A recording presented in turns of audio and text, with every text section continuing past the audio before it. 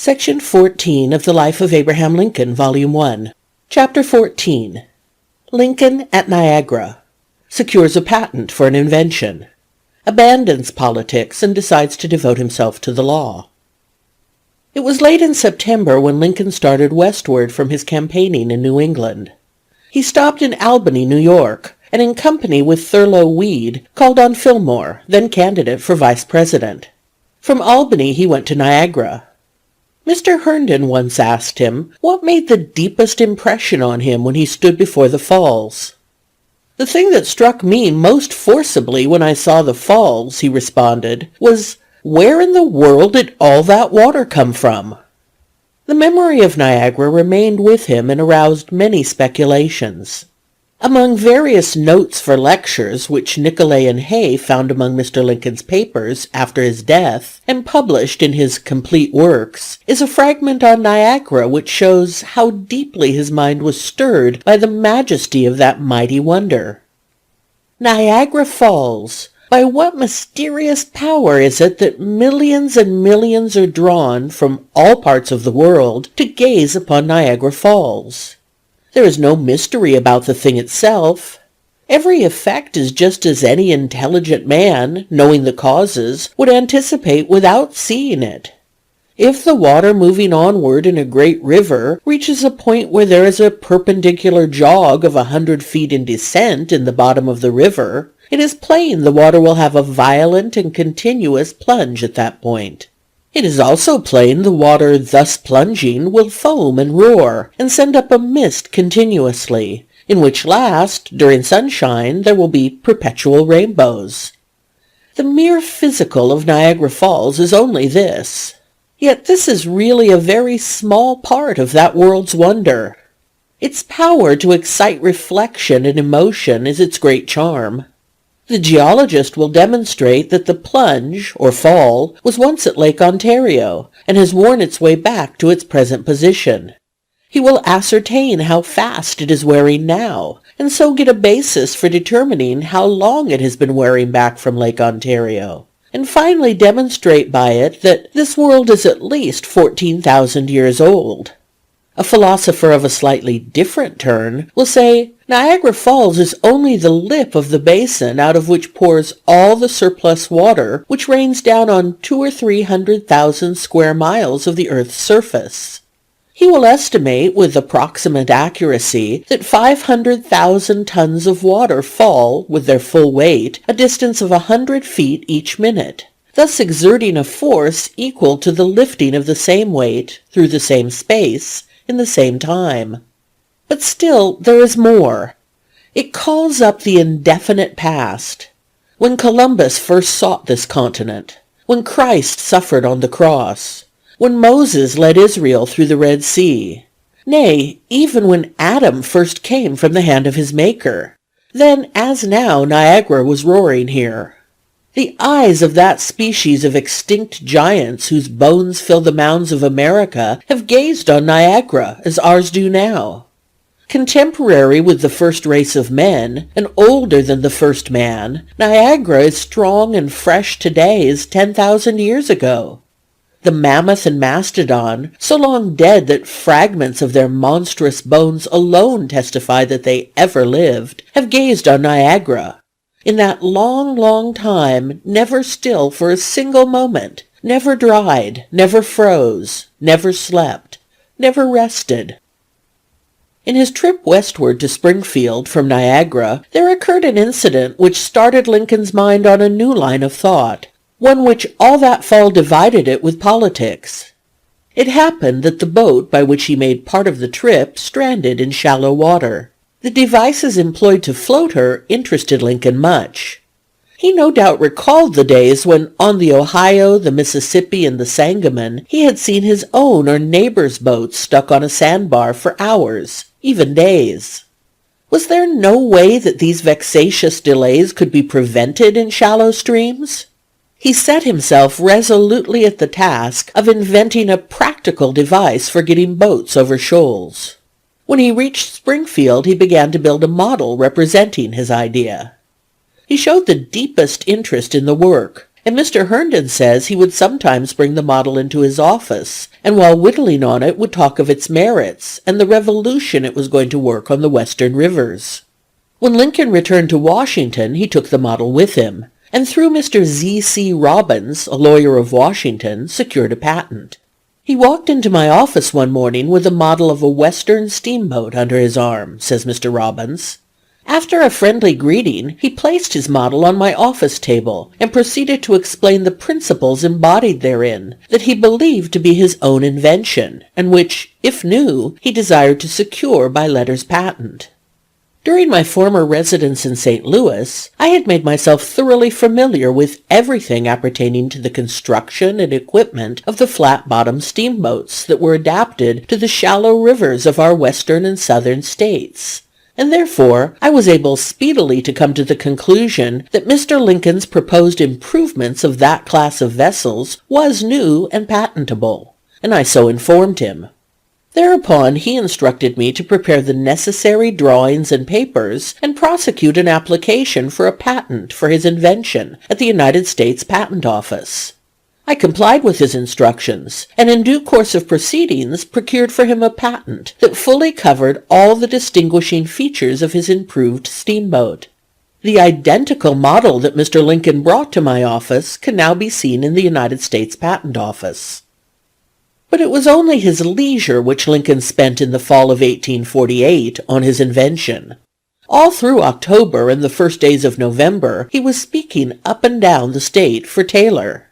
His zeal was rewarded in November by the election of the Whig ticket, and a few weeks later he went back to Washington for the final session of the 30th Congress. He went back resolved to do something regarding slavery. He seems to have seen but two things at that moment which could constitutionally be done. The first was to allow the slaveholder no more ground than he had. To accomplish this, he continued to vote for the Wilmot Proviso. The second was to abolish slavery in the District of Columbia. Over 10 years before, in 1837, Lincoln had declared in the Assembly of Illinois that the Congress of the United States had the power, under the Constitution, to abolish slavery in the District of Columbia, but that the power ought not to be exercised unless at the request of the people of the district. When he went to Washington in 1847, he found a condition of things which made him feel that Congress ought to exercise the power it had. There had existed for years in the city a slave market, a sort of Negro livery stable, where droves of Negroes were collected, temporarily kept, and finally taken to Southern markets, precisely like droves of horses, Lincoln said in describing it in later years. And this frightful place was in view from the windows of the Capitol. Morally and intellectually shocked and irritated by this spectacle, Lincoln brooded over it until now, in the second session of his term, he decided to ask that Congress exercise the power he had affirmed 10 years before belonged to it. And on January 16, 1849, he drew up and presented a bill to abolish slavery in the District of Columbia, with the consent of the voters of the district and with compensation to owners. The bill caused a noise in the House, but came to naught, as indeed, at that date, any similar bill was bound to do. It showed, however, more plainly than anything Lincoln had done so far in Congress, his fearlessness when his convictions were aroused. The inauguration of Taylor on March 4, 1849, ended Lincoln's congressional career. The principle, turnabout is fair play, which he had insisted on in 1846 when working for the nomination for himself, he regarded as quite as applicable now. It was not because he did not desire to return to Congress. "I made the declaration that I would not be a candidate again," he wrote Herndon in January 1848, "more from a wish to deal fairly with others, to keep peace among our friends, and to keep the district from going to the enemy, than from any cause personal to myself, so that, if it should so happen that nobody else wishes to be elected, I could not refuse the people the right of sending me again. But to enter myself as a competitor of others, or to authorize anyone so to enter me, is what my word and honor forbid." And yet he was not willing to leave public life. The term in Congress had only increased his fondness for politics. It had given him a touch of that fever for public office from which so few men who have served in Congress ever entirely recover. The Whigs owed much to him, and there was a general disposition to gratify any reasonable ambition he might have. I believe that, so far as the Whigs in Congress are concerned, I could have the General Land Office almost by common consent, he wrote Speed. But then Sweet and Don Morrison and Browning and Cyrus Edwards all want it, and what is worse, while I think I could easily take it myself, I fear I shall have trouble to get it for any other man in Illinois. Although he feared his efforts would be useless, he pledged his support to his friend Cyrus Edwards. While Lincoln was looking after Edwards' interests, a candidate appeared who was most objectionable to the Whigs, General Justin Butterfield. Lincoln did all he could to defeat Butterfield, save the one thing necessary, ask the position for himself. This he would not do until he learned that Edwards had no chance. Then he applied, but it was too late. Butterfield had secured the office while Lincoln had been holding back. When Edwards found that Lincoln had finally applied for the place, he accused him of treachery. Lincoln was deeply hurt by the suspicion. "The better part of one's life consists of his friendships," he wrote to Judge Gillespie, "and of them, mine with Mr. Edwards was one of the most cherished. I have not been false to it. At a word, I could have had the office any time before the department was committed to Mr. Butterfield. At least, Mr. Ewing and the President say as much. That word I forbore to speak, partly for other reasons, but chiefly for Mr. Edwards's sake, losing the office that he might gain it. I was always for him, but to lose his friendship by the effort for him would oppress me very much, were I not sustained by the utmost consciousness of rectitude. I first determined to be an applicant, unconditionally, on the 2nd of June, and I did so then upon being informed by a telegraphic dispatch that the question was narrowed down to Mr. B. and myself, and that the cabinet had postponed the appointment 3 weeks for my benefit. Not doubting that Mr. Edwards was wholly out of the question, I nevertheless would not then have become an applicant, had I supposed he would thereby be brought to suspect me of treachery to him. 2 or 3 days afterwards, a conversation with Levi Davis convinced me Mr. Edwards was dissatisfied, but I was then too far in to get out. His own letter, written on the 25th of April, after I had fully informed him of all that had passed, up to within a few days of that time, gave assurance that I had that entire confidence from him which I felt my uniform and strong friendship for him entitled me to. Among other things it says, "Whatever course your judgment may dictate as proper to be pursued shall never be accepted by me." I also had had a letter from Washington saying Chambers of the Republic had brought a rumor there that Mr. E. had declined in my favor, which rumor I judged came from Mr. E. himself, as I had not then breathed of his letter to any living creature. In saying I had never before the 2nd of June determined to be an applicant unconditionally, I mean to admit that before then I had said substantially I would take the office rather than it should be lost to the state, or given to one in the state whom the Whigs did not want. But I aver that in every instance in which I spoke of myself, I intended to keep, and now believe I did keep, Mr. E. above myself.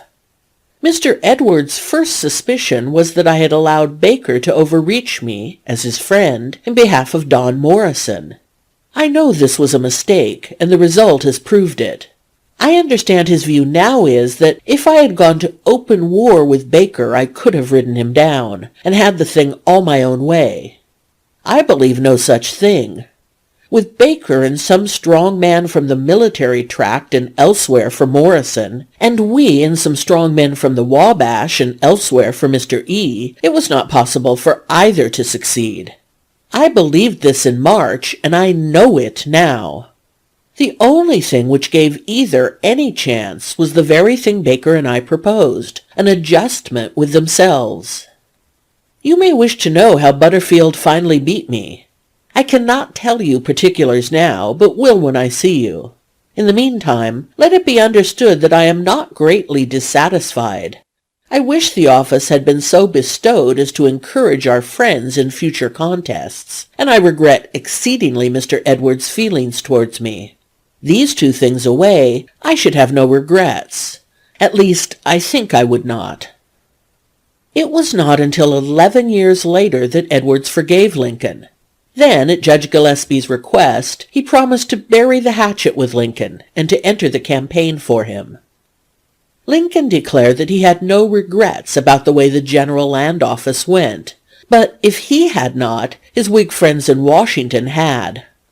They determined to do something for him, and in the summer of 1849 summoned him to the capital to urge him to accept the governorship of Oregon. The territory would soon be a state, it was believed, and Lincoln would then undoubtedly be chosen to represent it in the United States Senate. Unquestionably, a splendid political prospect was thus opened. Many of Lincoln's friends advised him to accept. His wife, however, disliked the idea of life in the far West, and on her account he refused the place. The events of the summer of 1849 seemed to Lincoln to end his political career. He had no time to brood over his situation, however. The necessity of earning a livelihood was too imperative. His financial obligations were, in fact, considerable. The old debt for the New Salem store still hung over him. He had a growing family, and his father and mother, who were still living in Coles County, whither they had moved in 1831, were dependent upon him for many of the necessaries as well as all the comforts of their lives. At intervals, ever since he had left home, he had helped them, now by saving their land from the foreclosing of a mortgage, now by paying their doctor's bills, now by adding to the cheerfulness of their home. He was equally kind to his other relatives, visiting them and aiding them in various ways. Among these relatives were two cousins, Abraham and Mordecai, the sons of his uncle Mordecai Lincoln, who lived in Hancock County, in his Congressional district. At Quincy, also in his district, lived with his family a brother of his mother, Joseph Hanks. Lincoln never went to Quincy without going to see his Uncle Joseph and Uncle Joe's Jake, as he called one of his cousins. On these occasions, writes one of the latter's family, Mr. J. M. Hanks of Florence, Colorado, mirth and jollity abounded, for Mr. Lincoln indulged his bent of storytelling to the utmost, until a late hour. His half-brother, John Johnston, he aided for many years. His help did not always take the form of money. Johnston was shiftless and always in debt, and consequently restless and discontented. In 1851, he was determined to borrow money or sell his farm, and move to Missouri. He proposed to Mr. Lincoln that he lend him $80. Mr. Lincoln answered, "What I propose is that you shall go to work, tooth and nail, for somebody who will give you money for it. I now promise you that for every dollar you will, between this and the 1st of May, get for your own labor, either in money or as your own indebtedness, I will then give you one other dollar. In this I do not mean you shall go off to St. Louis, or the lead mines, or the gold mines in California, but I mean for you to go at it for the best wages you can get close to home in Coles County. Now, if you will do this, you will soon be out of debt. And what is better, you will have a habit that will keep you from getting in debt again. But if I should now clear you out of debt, next year you would be just as deep in as ever. You say you would almost give your place in heaven for $70 or $80. Then you value your place in heaven very cheap, for I am sure you can, with the offer I make, get the $70 or $80 for 4 or 5 months' work." A few months later, Lincoln wrote Johnston in regard to his contemplated move to Missouri. "What can you do in Missouri better than here? Is the land any richer? Can you there, any more than here, raise corn and wheat and oats without work? Will anybody there, any more than here, do your work for you? If you intend to go to work, there is no better place than right where you are. If you do not intend to go to work, you cannot get along anywhere. Squirming and crawling about from place to place can do no good. You have raised no crop this year, and what you really want is to sell the land, get the money, and spend it. Part with the land you have, and my life upon it, you will never own a spot big enough to bury you in. Half you will get for the land you will spend in moving to Missouri, and the other half you will eat, drink, and wear out, and no foot of land will be bought. Now, I feel it my duty to have no hand in such a piece of foolery."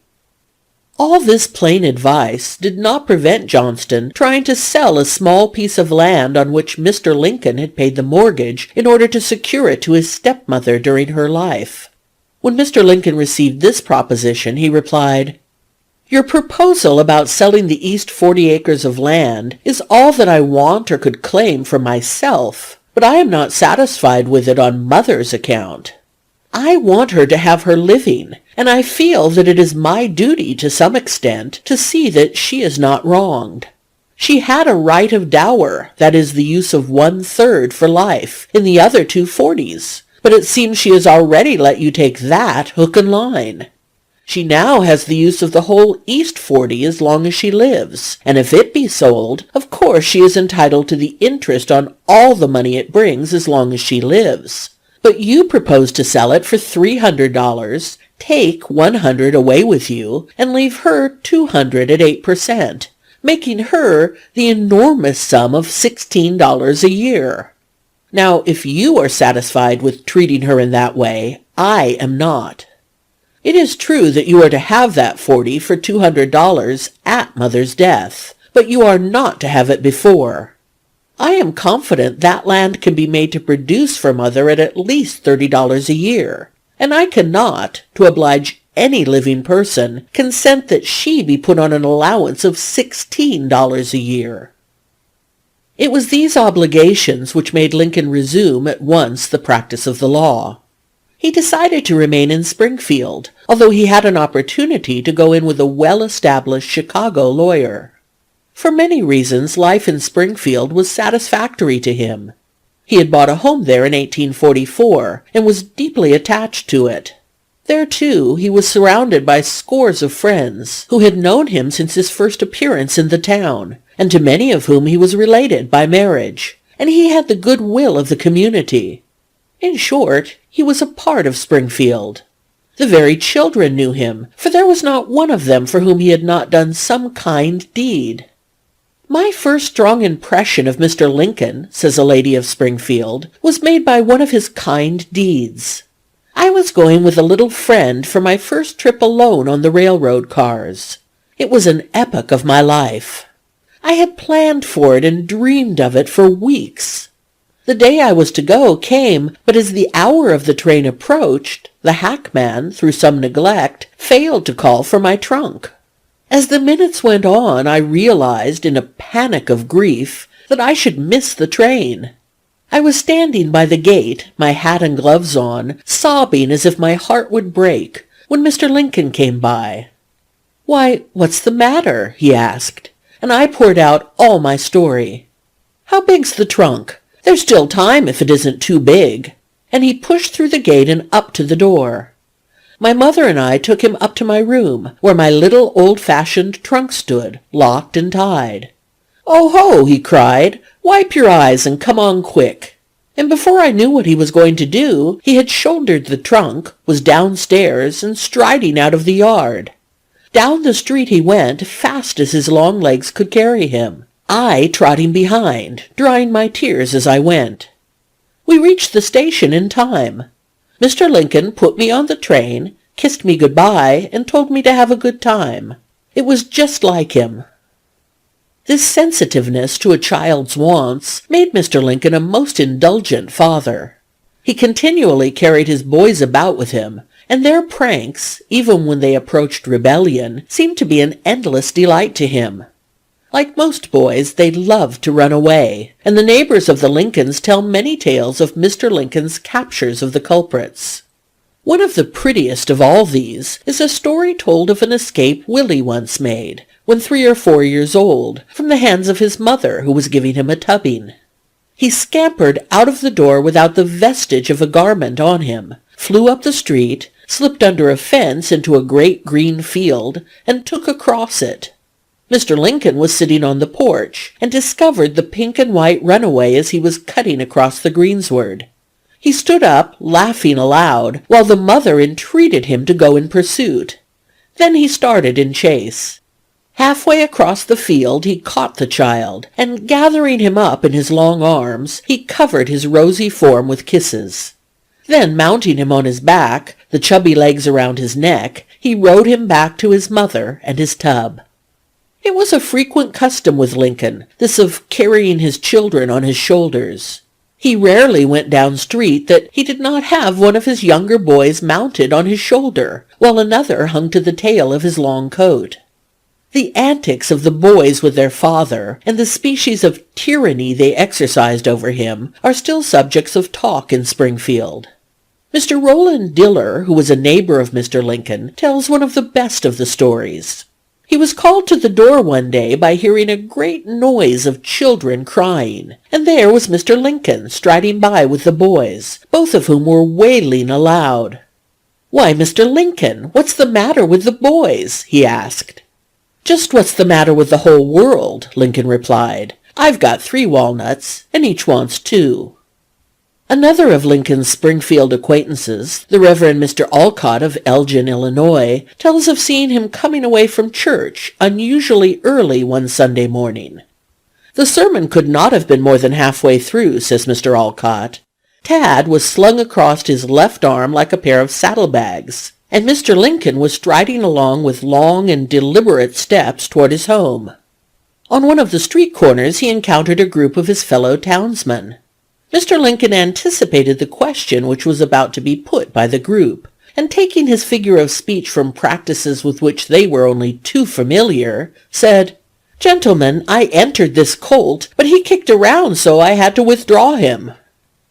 There was no institution in Springfield in which Lincoln had not taken an active interest in the first years of his residence, and now that he had decided to remain in the town, he resumed all his old relations, from the daily visits to the drugstores on the public square, which were the recognized rendezvous of Springfield politicians and lawyers, to his weekly attendance at the First Presbyterian Church.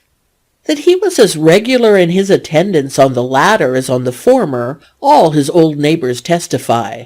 In fact, Lincoln all his life went regularly to church. The serious attention which he gave the sermons he heard is shown in a well-authenticated story of a visit he made in 1837, with a company of friends, to a camp meeting held 6 miles west of Springfield at the Salem Church. The sermon on this occasion was preached by one of the most vigorous and original individuals in the pulpit of that day, the Reverend Dr. Peter Akers. In this discourse was a remarkable and prophetic passage, long remembered by those who heard it. The speaker prophesied the downfall of castes, the end of tyrannies, and the crushing out of slavery. As Lincoln and his friends returned home, there was a long discussion of the sermon. "It was the most instructive sermon, and he is the most impressive preacher I have ever heard," Lincoln said. "It is wonderful that God has given such power to men. I firmly believe his interpretation of prophecy, so far as I understand it, and especially about the breaking down of civil and religious tyrannies. And odd as it may seem, when he described those changes and revolutions, I was deeply impressed that I should be somehow strangely mixed up with them." If Lincoln was not at this period a man of strictly orthodox beliefs, he certainly was, if we accept his own words, profoundly religious. In the letters which passed between Lincoln and Speed in 1841 and 1842, when the two men were doubting their own hearts and wrestling with their disillusions and forebodings, Lincoln frequently expressed the idea to Speed that the Almighty had sent their suffering for a special purpose. When Speed finally acknowledged himself happily married, Lincoln wrote to him, "I always was superstitious. I believe God made me one of the instruments of bringing your Fanny and you together, which union I have no doubt he had foreordained." Then, referring to his own troubled heart, he added, "Whatever he designs he will do for me yet. Stand still and see the salvation of the Lord, is my text just now." Only a few months after Lincoln decided to settle permanently in Springfield, his father, Thomas Lincoln, fell dangerously ill. Lincoln, in writing to John Johnston, his half-brother, said, "I sincerely hope father may recover his health, but at all events, tell him to remember to call upon and confide in our great and good and merciful Maker, who will not turn away from him in any extremity. He notes the fall of a sparrow and numbers the hairs of our heads, and he will not forget the dying man who puts his trust in him." Lincoln's return to the law was characterized by a marked change in his habits. He gave much more attention to study than he ever had before. His colleagues in Springfield and on the circuit noticed this change. After court closed in the town on the circuit, and the lawyers were gathered in the bar room or on the veranda of the tavern, telling stories and chaffing one another, Lincoln would join them, though often but for a few minutes. He would tell a story as he passed, and while they were laughing at its climax, would slip away to his room to study. Frequently this work was carried on far into the night. Placing a candle on a chair at the head of the bed, says Mr. Herndon, he would study for hours. I have known him to study in this position until 2 o'clock in the morning. Meanwhile, I and the others who chanced to occupy the same room would be safely and soundly asleep. Although he worked so late, he was in the habit of rising earlier than his brothers of the bar, says Judge Weldon. On such occasions he was wont to sit by the fire, having uncovered the coals, and muse, ponder, and soliloquize. But it was not only the law that occupied him. He began a serious course of general education, studying mathematics, astronomy, poetry, as regularly as a schoolboy who had lessons to recite. In the winter of 1849-50, he even joined a club of a dozen gentlemen of Springfield who had begun the study of German, the meetings of the class being held in his office. Much of Lincoln's devotion to study at this period was due to his desire to bring himself in general culture up to the men whom he had been meeting in the East. No man ever realized his own deficiencies in knowledge and experience more deeply than Abraham Lincoln, nor made a braver struggle to correct them. He often acknowledged to his friends the consciousness he had of his own limitations in the simplest matters of life. Mr. H.C. Whitney, one of his old friends, gives a pathetic example of this. Once on the circuit, his friends missed him after supper. When he returned, someone asked him where he had been. "Well, I have been to a little show up at the Academy," he said. He sat before the fire, says Mr. Whitney, and narrated all the sights of that most primitive of county shows, given chiefly to school children. Next night he was missing again. The show was still in town, and he stole in as before and entertained us with a description of new sights, a magic lantern, electrical machine, etc. I told him I had seen all these sights at school. "Yes," he said sadly, "I now have an advantage over you, for the first time in my life seeing these things, which are, of course, common to those who had what I did not, a chance at an education when they were young." It was to make up for the chance at an education which he did not have in youth that Abraham Lincoln, at 40 years of age, after having earned the reputation of being one of the ablest politicians in Illinois, spent his leisure. End of section 14.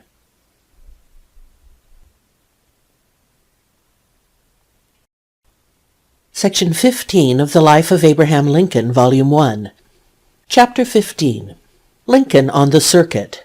His humor and persuasiveness. His manner of preparing cases, examining witnesses, and addressing juries. When, in 1849, Lincoln decided to abandon politics finally and to devote himself to the law, he had been practicing for 13 years. In spite of the many interruptions electioneering and office-holding had caused, he was well established. Rejoining his partner Herndon, the firm of Lincoln and Herndon had only been a name during Lincoln's term in Washington, he took up the law with a singleness of purpose which had never before characterized his practice. Lincoln's headquarters were in Springfield, but his practice was itinerant. The arrangements for the administration of justice in Illinois in the early days were suited to the conditions of the country, the state being divided into judicial circuits, including more or less territory according to the population. To each circuit a judge was appointed, who each spring and fall traveled from county seat to hold court. With the judge traveled a certain number of the best-known lawyers of the district. Each lawyer had, of course, a permanent office in one of the county seats, and often at several of the others he had partners, usually young men of little experience, for whom he acted as a counsel in special cases.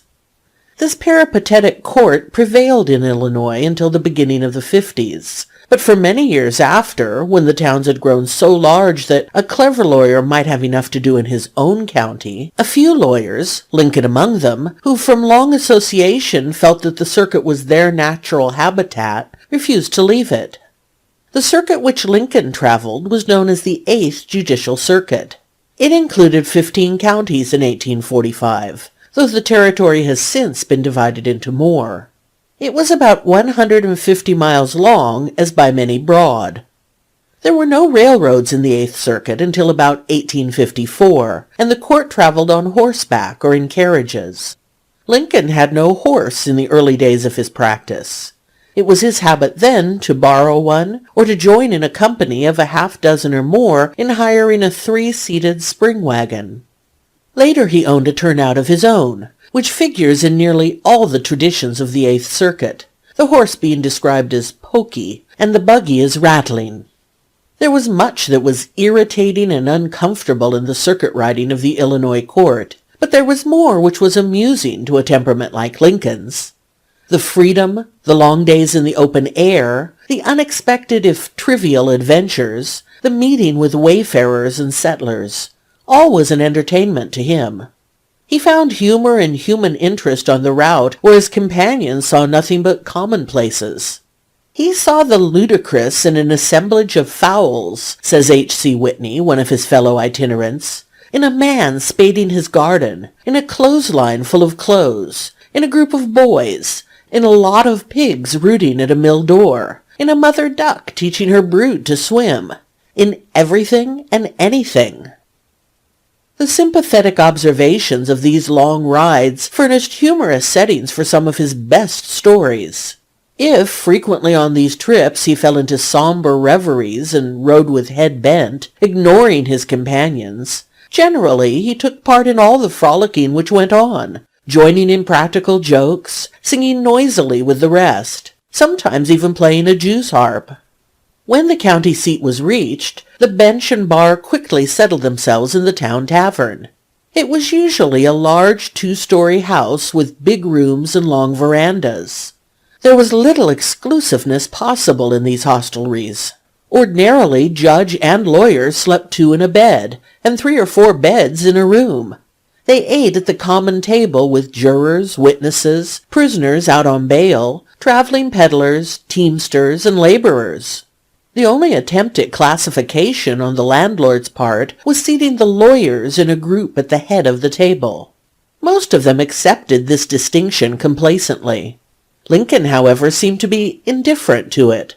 One day, when he had come in and seated himself at the foot with the Fourth Estate, the landlord called to him, "You're in the wrong place, Mr. Lincoln. Come up here."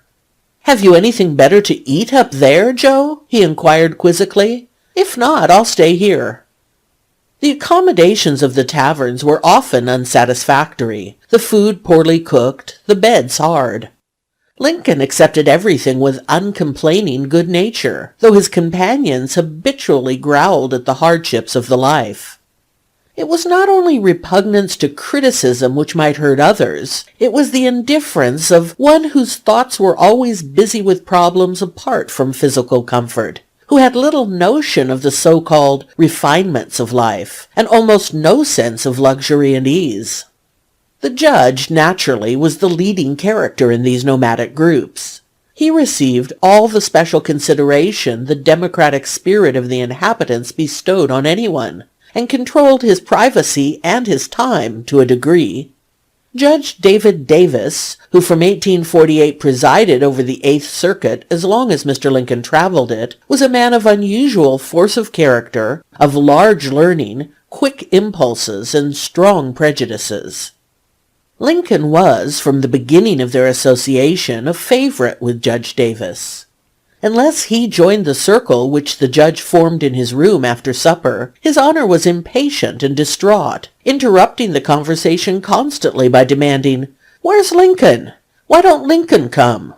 And when Lincoln did come, the judge would draw out story after story, quieting everybody who interrupted with an impatient, "Mr. Lincoln's talking." If anyone came to the door to see the host in the midst of one of Lincoln's stories, he would send a lawyer into the hall to see what was wanted, and as soon as the door closed, order Lincoln to go ahead. The appearance of the court in a town was invariably a stimulus to its social life. In all of the county seats there were a few fine homes, of which the dignity, spaciousness, and elegance still impressed the traveler through Illinois. The hospitality of these houses was generous. Dinners, receptions, and suppers followed one another as soon as the court began. Lincoln was a favorite figure at all these gatherings. His favorite field, however, was the court. The courthouses of Illinois, in which he practiced, were not log houses, as has been frequently taken for granted. It is not probable, says a leading member of the Illinois bar, Mr. Lincoln ever saw a log courthouse in central Illinois where he practiced law, unless he saw one in Decatur in Macon County. In a conversation between three members of the Supreme Court of Illinois, all of whom had been born in this state and had lived in it all their lives, and who were certainly familiar with the central portions of the state, all declared they had never seen a log courthouse in the state. The courthouses in which Lincoln practiced were stiff, old-fashioned wood or brick structures, usually capped by cupola or tower, and fronted by verandas with huge Doric or Ionic pillars. They were furnished inside in the most uncompromising style: hard white walls, unpainted woodwork, pine floors, wooden benches. Usually they were heated by huge Franklin stoves, with yards of stovepipe running wildly through the air, searching for an exit, and threatening, momentarily, to unjoint and tumble in sections. Few of the lawyers had offices in the town, and a corner of the courtroom, the shade of a tree in the courtyard, a sunny side of a building, were where they met with their clients and transacted business. In the courts themselves there was a certain indifference to formality engendered by the primitive surroundings, which, however, the judges never allowed to interfere with the seriousness of the work.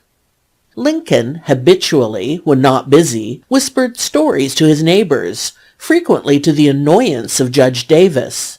If Lincoln persisted too long, the judge would rap on the chair and exclaim, "Come, come, Mr. Lincoln, I can't stand this. There is no use trying to carry on two courts. I must adjourn mine or you yours, and I think you will have to be the one." As soon as the group had scattered, the judge would call one of the men to him and ask, "What was that Lincoln was telling?" "I was never fined but once for contempt of court," says one of the clerks of the court in Lincoln's day. "Davis fined me $5. Mr. Lincoln had just come in, and leaning over my desk, had told me a story so irresistibly funny that I broke out into a loud laugh. The judge called me to order in haste, saying, 'This must be stopped. Mr. Lincoln, you are constantly disturbing this court with your stories.' Then to me, 'You may fine yourself $5 for your disturbance.' I apologized, but told the judge that the story was worth the money. In a few minutes the judge called me to him. 'What was the story Lincoln told you?' he asked. I told him, and he laughed aloud in spite of himself. 'Remit your fine,' he ordered." The partiality of Judge Davis for Lincoln was shared by the members of the court generally. The unaffected friendliness and helpfulness of his nature had more to do with this than his wit and cleverness. If there was a new clerk in court, a stranger, unused to the ways of the place, Lincoln was the first, sometimes the only one, to shake hands with him and congratulate him on his election. No lawyer on the circuit was more unassuming than was Mr. Lincoln, says one who practiced with him. He arrogated to himself no superiority over anyone, not even the most obscure member of the bar. He treated everyone with that simplicity and kindness that friendly neighbors manifest in their relations with one another. He was remarkably gentle with young lawyers becoming permanent residents at the several county seats in the circuit where he had practiced for so many years. The result was he became the much-beloved senior member of the bar. No young lawyer ever practiced in the courts with Mr. Lincoln who did not in all his after life have a regard for him akin to personal affection. I remember with what confidence I always went to him, says Judge Lawrence Weldon, who first knew Lincoln at the bar in 1854, because I was certain he knew all about the matter and would most cheerfully help me. I can see him now, through the decaying memories of 30 years, standing in the corner of the old courtroom, and as I approached him with a paper I did not understand, he said, "Wait until I fix this plug of my gallus, and I will pitch into that like a dog at a root." While speaking, he was busily engaged in trying to connect his suspenders with his pants by making a plug perform the function of a button.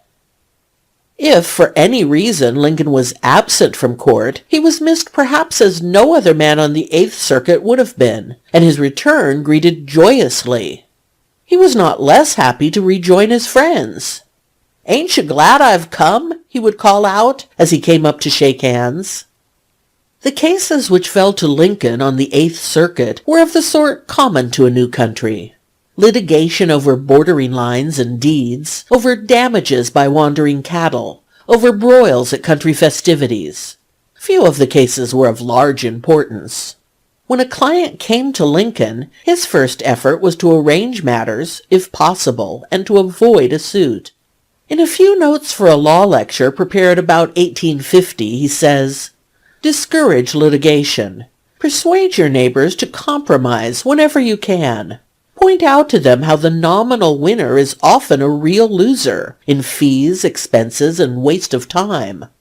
As a peacemaker, the lawyer has a superior opportunity of being a good man. There will still be business enough. Never stir up litigation. A worse man can scarcely be found than one who does this. Who can be more nearly a fiend than he who habitually overhauls the register of deeds in search of defects in titles, whereon to stir up strife and put money in his pocket? A moral tone ought to be infused into the profession which should drive such men out of it." He carried out this in his practice. "Who was your guardian?" he asked a young man who came to him to complain that a part of the property left him had been withheld. "Enoch Kingsbury," replied the young man. "I know Mr. Kingsbury," said Lincoln, "and he is not the man to have cheated you out of a cent, and I can't take the case, and advise you to drop the subject." And it was dropped. "We shall not take your case," he said to a man who had shown that by a legal technicality he could win property worth $600. "You must remember that some things legally right are not morally right. We shall not take your case, but will give you a little advice for which we will charge you nothing. You seem to be a sprightly, energetic man. We would advise you to try your hand at making $600 in some other way." Where he saw injustice, he was quick to offer his services to the wronged party. A pleasant example of this is related by Joseph Jefferson in his autobiography. In 1839, Jefferson, then a lad of 10 years, traveled through Illinois with his father's theatrical company. After playing at Chicago, Quincy, Peoria, and Pekin, the company went in the fall to Springfield, where the sight of the legislature tempted the elder Jefferson and his partner to remain throughout the season. But there was no theater. Not to be daunted, they built one. But hardly had they completed it before a religious revival broke out in the town, and the church people turned all their influence against the theater. So effectually did they work that a law was passed by the municipality imposing a license which was practically prohibitory. "In the midst of our trouble," says Jefferson, "a young lawyer called on the managers. He had heard of the injustice, and offered, if they would place the matter in his hands, to have the license taken off, declaring that he only desired to see fair play. The young lawyer began his harangue. He handled the subject with tact, skill, and humor, tracing the history of the drama from the time when Thespis acted in a cart to the stage of today. He illustrated his speech with a number of anecdotes, and kept the council in a roar of laughter. His good humor prevailed, and the exorbitant tax was taken off. The young lawyer was Lincoln. Having accepted a case, Lincoln's first object seemed to be to reduce it to its simplest elements. "If I can clean this case of technicalities and get it properly swung to the jury, I'll win it," he told his partner Herndon one day. He began by getting at what seemed to him the pivot on which it rested. Sure of that, he cared little for anything else. He trusted very little to books, a great deal to common sense and his ideas of right and wrong. In the make of his character, Mr. Lincoln had many elements essential to the successful circuit lawyer, says one of his fellow practitioners. He knew much of the law as written in the books, and had that knowledge ready for use at all times. That was a valuable possession in the absence of law books, where none were obtainable on the circuit. But he had more than a knowledge of the law. He knew right and justice, and knew how to make their application to the affairs of everyday life. That was an element in his character that gave him power to prevail with the jury when arguing a case before them. Few lawyers ever had the influence with a jury that Mr. Lincoln had. When a case was clear to him and he was satisfied of its justice, he trusted to taking advantage of the developments of the trial to win. For this reason he made few notes beforehand, rarely writing out his plan of argument. Those he left are amusingly brief. For instance, the notes made for a suit he had brought against a pension agent who had withheld as fee half of the pension he had obtained for the aged widow of a Revolutionary soldier. Lincoln was deeply indignant at the agent, and had resolved to win his suit. He read up the Revolutionary War afresh, and when he came to address the jury, drew a harrowing picture of the private soldier's sufferings, and of the trials of his separation from his wife. The notes for this argument ran as follows: no contract, not professional services, unreasonable charge, money retained by defendant not given by plaintiff. Revolutionary War, soldier's bleeding feet, plaintiff's husband, soldier leaving home for the army, skin defect, clothes. Lincoln's reason for not taking notes, as he told it to H.W. Beckwith when a student in the Danville office of Herndon and Lamon, was, "Notes are a bother, taking time to make, and more to hunt them up afterwards. Lawyers who do so soon get the habit of referring to them so much that it confuses and tires the jury." He relied on his well-trained memory, says Mr. Beckwith, that recorded and indexed every passing detail. And by his skillful questions, a joke, or pat retort as the trial progressed, he steered his jury from the bayous and eddies of side issues, and kept them clear of the snags and sandbars, if any were put in the real channel of his case.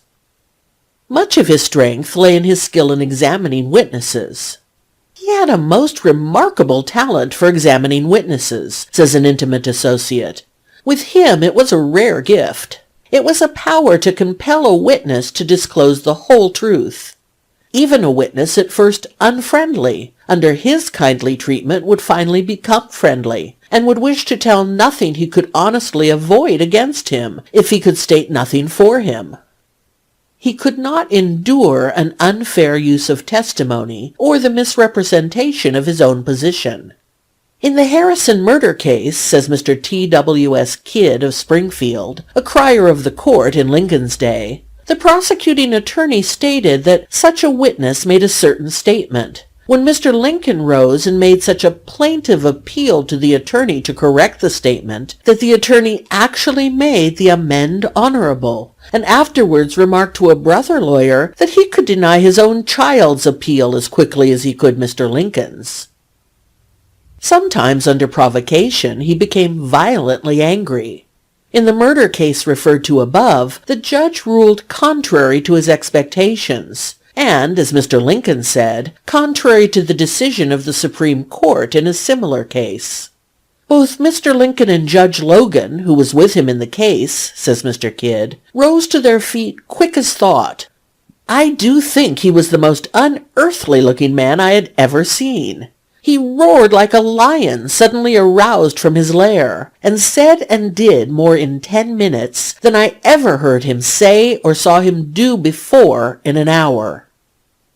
He depended a great deal upon his stories in pleading, using them as illustrations which demonstrated the case more conclusively than argument could have done.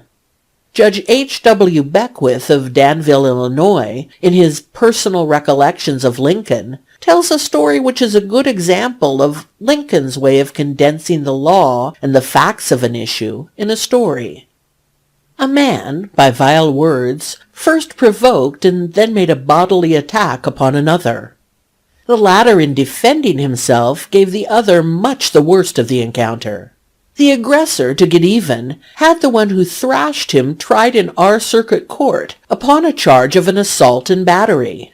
Mr. Lincoln defended, and told the jury that his client was in the fix of a man who, in going along the highway with a pitchfork on his shoulder, was attacked by a fierce dog that ran out at him from a farmer's dooryard. In parrying off the brute with the fork, its prong stuck into the brute and killed him. "What made you kill my dog?" said the farmer. "What made him try to bite me?"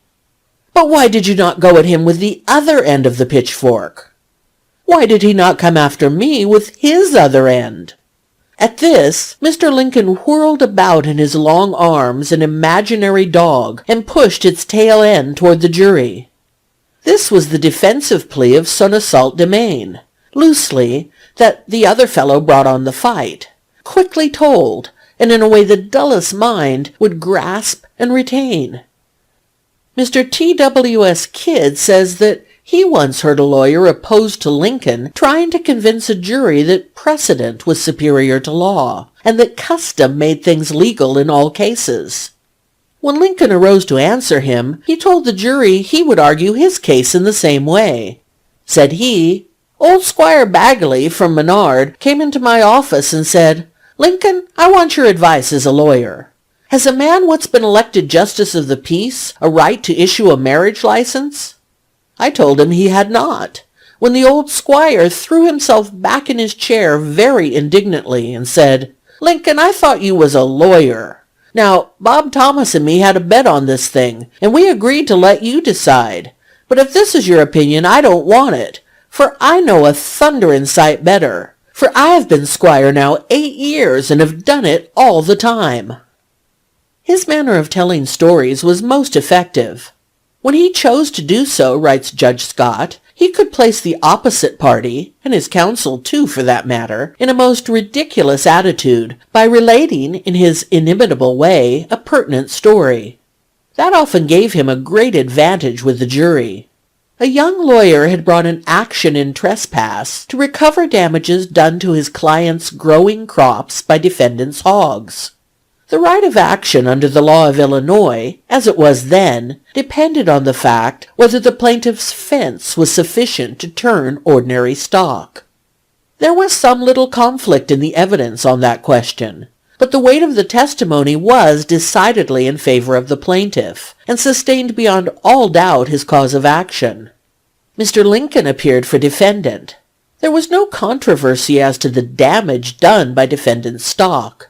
The only thing in the case that could possibly admit of any discussion was the condition of plaintiff's fence, and as the testimony on that question seemed to be in favor of plaintiff, and as the sum involved was little in amount, Mr. Lincoln did not deem it necessary to argue the case seriously, but by way of saying something in behalf of his client, he told a little story about a fence that was so crooked that when a hog went through an opening in it, invariably it came out on the same side from whence it started.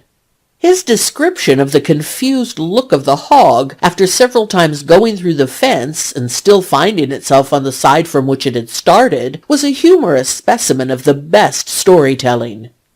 The effect was to make plaintiff's case appear ridiculous, and while Mr. Lincoln did not attempt to apply the story to the case, the jury seemed to think it had some kind of application to the fencing controversy. Otherwise, he would not have told it, and shortly returned a verdict for the defendant. Those unfamiliar with his methods frequently took his stories as an effort to wring a laugh from the jury. A lawyer, a stranger to Mr. Lincoln, once expressed to General Linder the opinion that this practice of Lincoln was a waste of time. "Don't lay that flattering unction to your soul," Linder answered. "Lincoln is like Tansey's horse. He breaks to win." But it was not his stories, it was his clearness which was his strongest point. He meant that the jury should see that he was right. For this reason he never used a word which the dullest juryman could not understand. Rarely, if ever, did a Latin term creep into his arguments. A lawyer, quoting a legal maxim one day in court, turned to Lincoln and said, "That is so, is it not, Mr. Lincoln?" "If that's Latin," Lincoln replied, "you had better call another witness." His illustrations were almost always of the homeliest kind. He did not care to go among the ancients for figures, he said. Much of the force of his argument, writes Judge Scott, lay in his logical statement of the facts of a case. When he had, in that way, secured a clear understanding of the facts, the jury and the court would seem naturally to follow him in his conclusions as to the law of the case. His simple and natural presentation of the facts seemed to give the impression that the jury themselves were making the statement. He had the happy and unusual faculty of making the jury believe they, and not he, were trying the case. Mr. Lincoln kept himself in the background, and apparently assumed nothing more than to be an assistant counsel to the court or jury, on whom the primary responsibility for the final decision of the case, in fact, rested. He rarely consulted books during a trial, lest he lose the attention of the jury, and, if obliged to, translated their statements into the simplest terms. In his desire to keep his case clear, he rarely argued points which seemed to him unessential. "In law it is good policy never to plead what you need not, lest you oblige yourself to prove what you cannot," he wrote.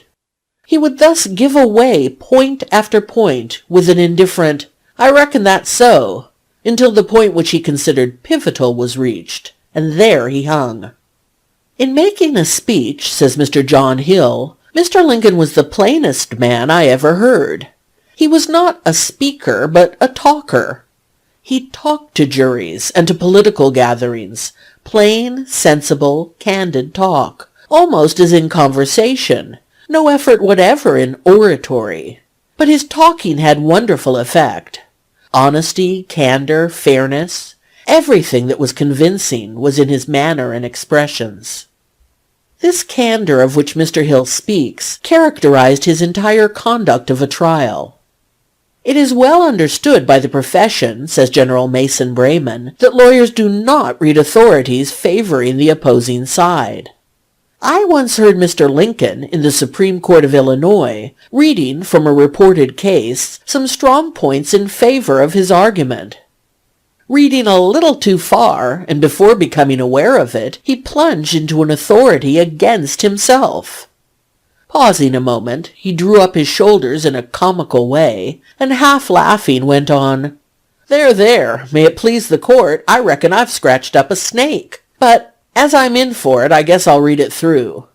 Then, in his most ingenious and matchless manner, he went on with his argument, and won his case, convincing the court that it was not much of a snake after all. End of section 15.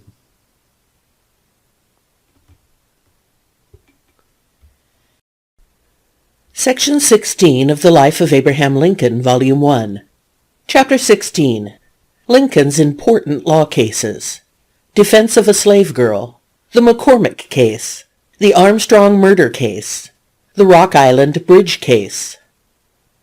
Abraham Lincoln's place in the legal circle of Illinois has never been clearly defined. The ordinary impression is that though he was a faithful and trusted lawyer, he never rose to the first rank of his profession. This idea has come from imperfect information concerning his legal career. An examination of the reports of the Illinois Supreme Court from 1840, when he tried his first case before that body, to 1861, when he gave up his profession to become President of the United States, shows that in this period of 20 years, broken as it was from 1847 to 1849 by a term in Congress, and interrupted constantly from 1854 to 1860 by his labors in opposition to the repeal of the Missouri Compromise, Lincoln was engaged in nearly 100 cases before that court, some of them of great importance. This fact shows him to have been one of the leading lawyers of his state. Between 90 and 100 cases before the Supreme Court of a state in 20 years is a record surpassed by but few lawyers. It was exceeded by none of Lincoln's Illinois contemporaries. Among the cases in which he was prominent, and of which we have reports, there are several of dramatic import, viewing them, as we can now, in connection with his later life. One of the first in which he appeared before the Illinois Supreme Court involved the freedom of a Negro girl called Nance. In spite of the fact that Illinois had been free since its admission as a state, many traces of slavery still remained, particularly in the southern and central parts of the state. Among the scattered slaveholders was one Nathan Cromwell of Tazewell County, who for some years had in his service a Negro girl, Nance.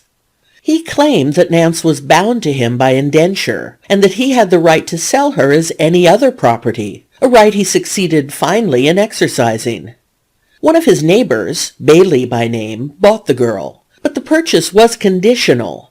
Bailey was to pay for his property only when he received from Cromwell title papers, showing that Nance was bound to serve under the laws of the state. These papers Cromwell failed to produce before his death. Later, his heirs sued Bailey for the purchase price. Bailey employed Lincoln to defend him. The case was tried in September 1839 and decided against Bailey. Then, in July 1841, it was tried again before the Supreme Court of the state. Lincoln proved that Nance had lived for several years in the state, that she was over 21 years of age, that she declared herself to be free, and that she had even purchased goods on her own account. The list of authorities he used in the trial to prove that Nance could not be held in bondage shows that he was already familiar with both federal and state legislation on the slavery question up to that date. He went back to the Ordinance of 1787 to show that slavery was forbidden in the Northwest Territory. He recalled the Constitution that had made the state free in 1818. He showed that by the law of nations, no person can be sold in a free state. His argument convinced the court. The judgment of the lower court was overruled, and Nance was free. After Lincoln's return from Congress in 1849, he was engaged in some of the most important cases of the day. One of these was a contest between the Illinois Central Railroad, at that time building, and McLean County, Illinois. This road had been exempted by the legislature from all state taxation, on condition that it pay perpetually into the state treasury 7% of its annual gross earnings. When the line was laid in McLean County, the county authorities declared that the state legislature could not excuse the railroad company from paying county taxes. Accordingly, the company's property was assessed and a tax levied. If this claim of the county could be sustained, it was certain to kill the railroad, and great preparations were made for the defense. The solicitor of the Illinois Central at that time was General Mason Brayman, who retained Lincoln. The case was tried at Bloomington before the Supreme Court, and largely through the efforts of Lincoln was won for the road. According to Herndon, Lincoln charged for his services a fee of $2,000. Going to Chicago, he presented his bill.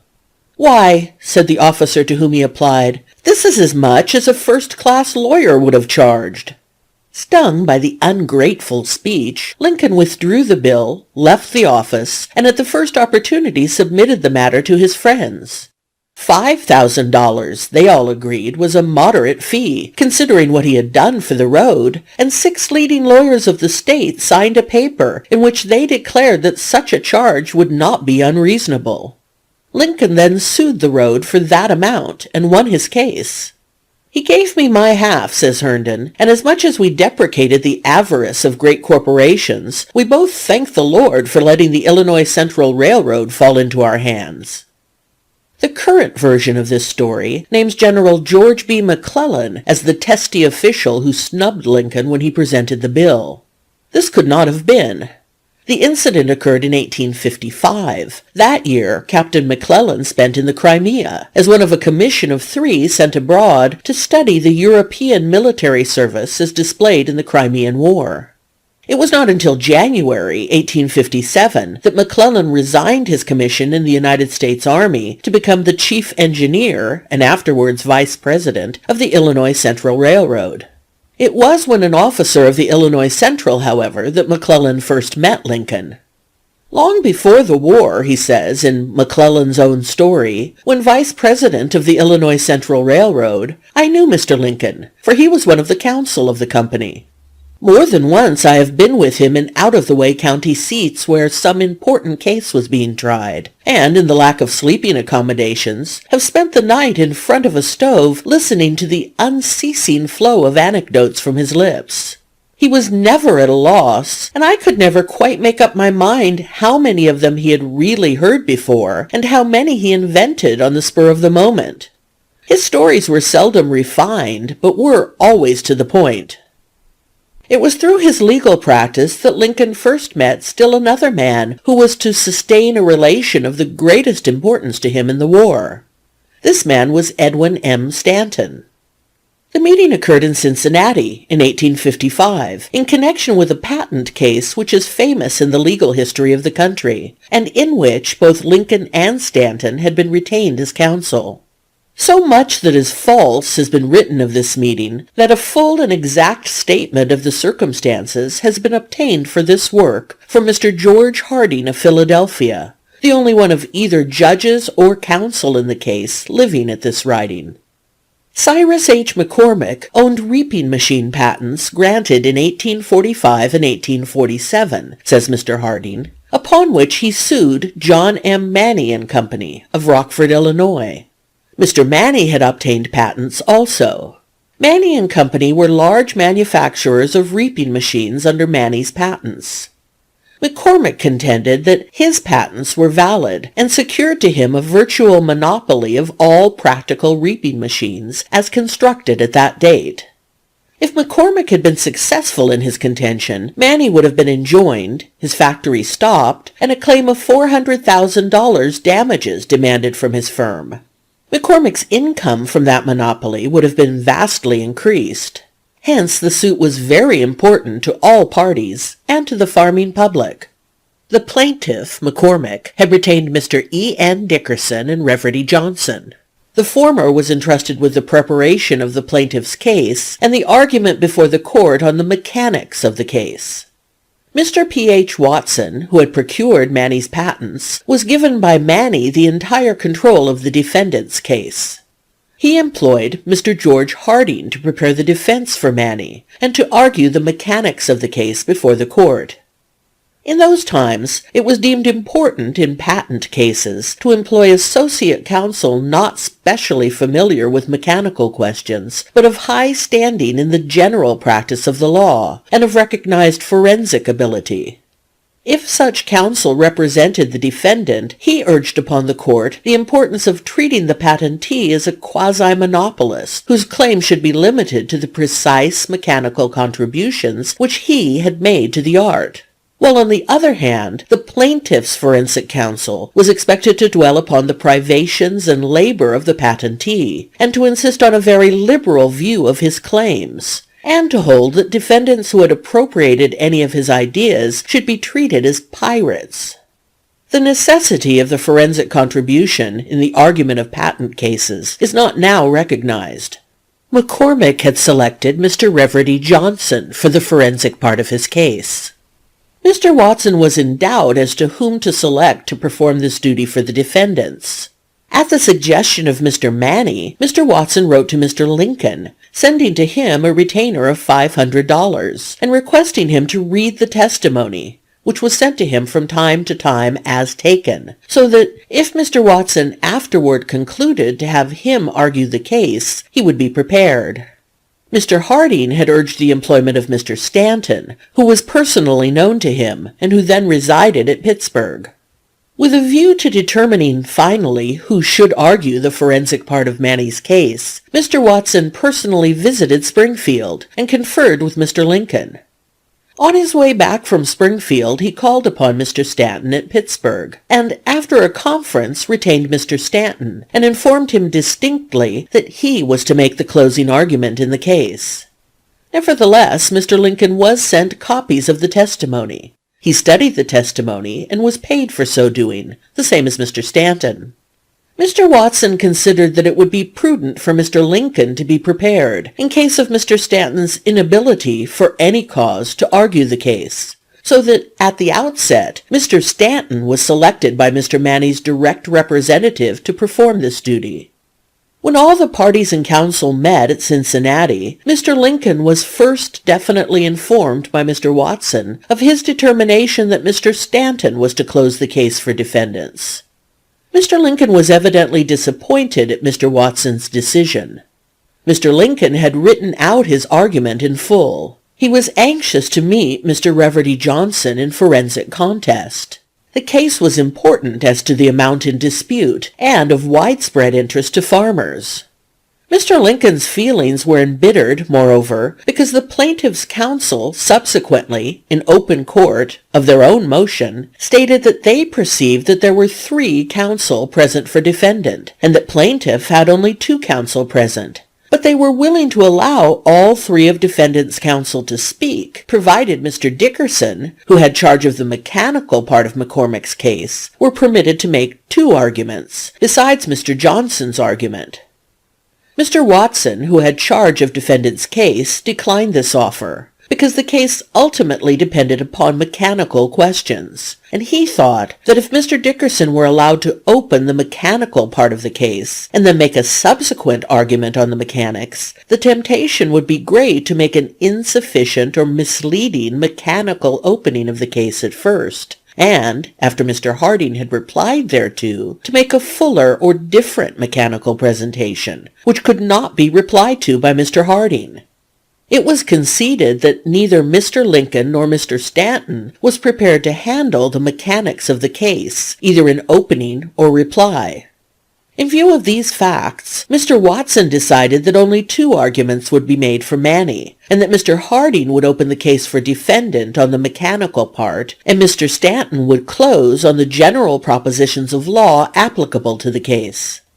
Mr. Stanton said in court that personally he had no desire to speak, but he agreed with Mr. Watson that only 2 arguments should be made for defendants, whether he spoke or not. Mr. Lincoln, knowing Mr. Watson's wishes, insisted that Mr. Stanton should make the closing argument, and that he would not himself speak.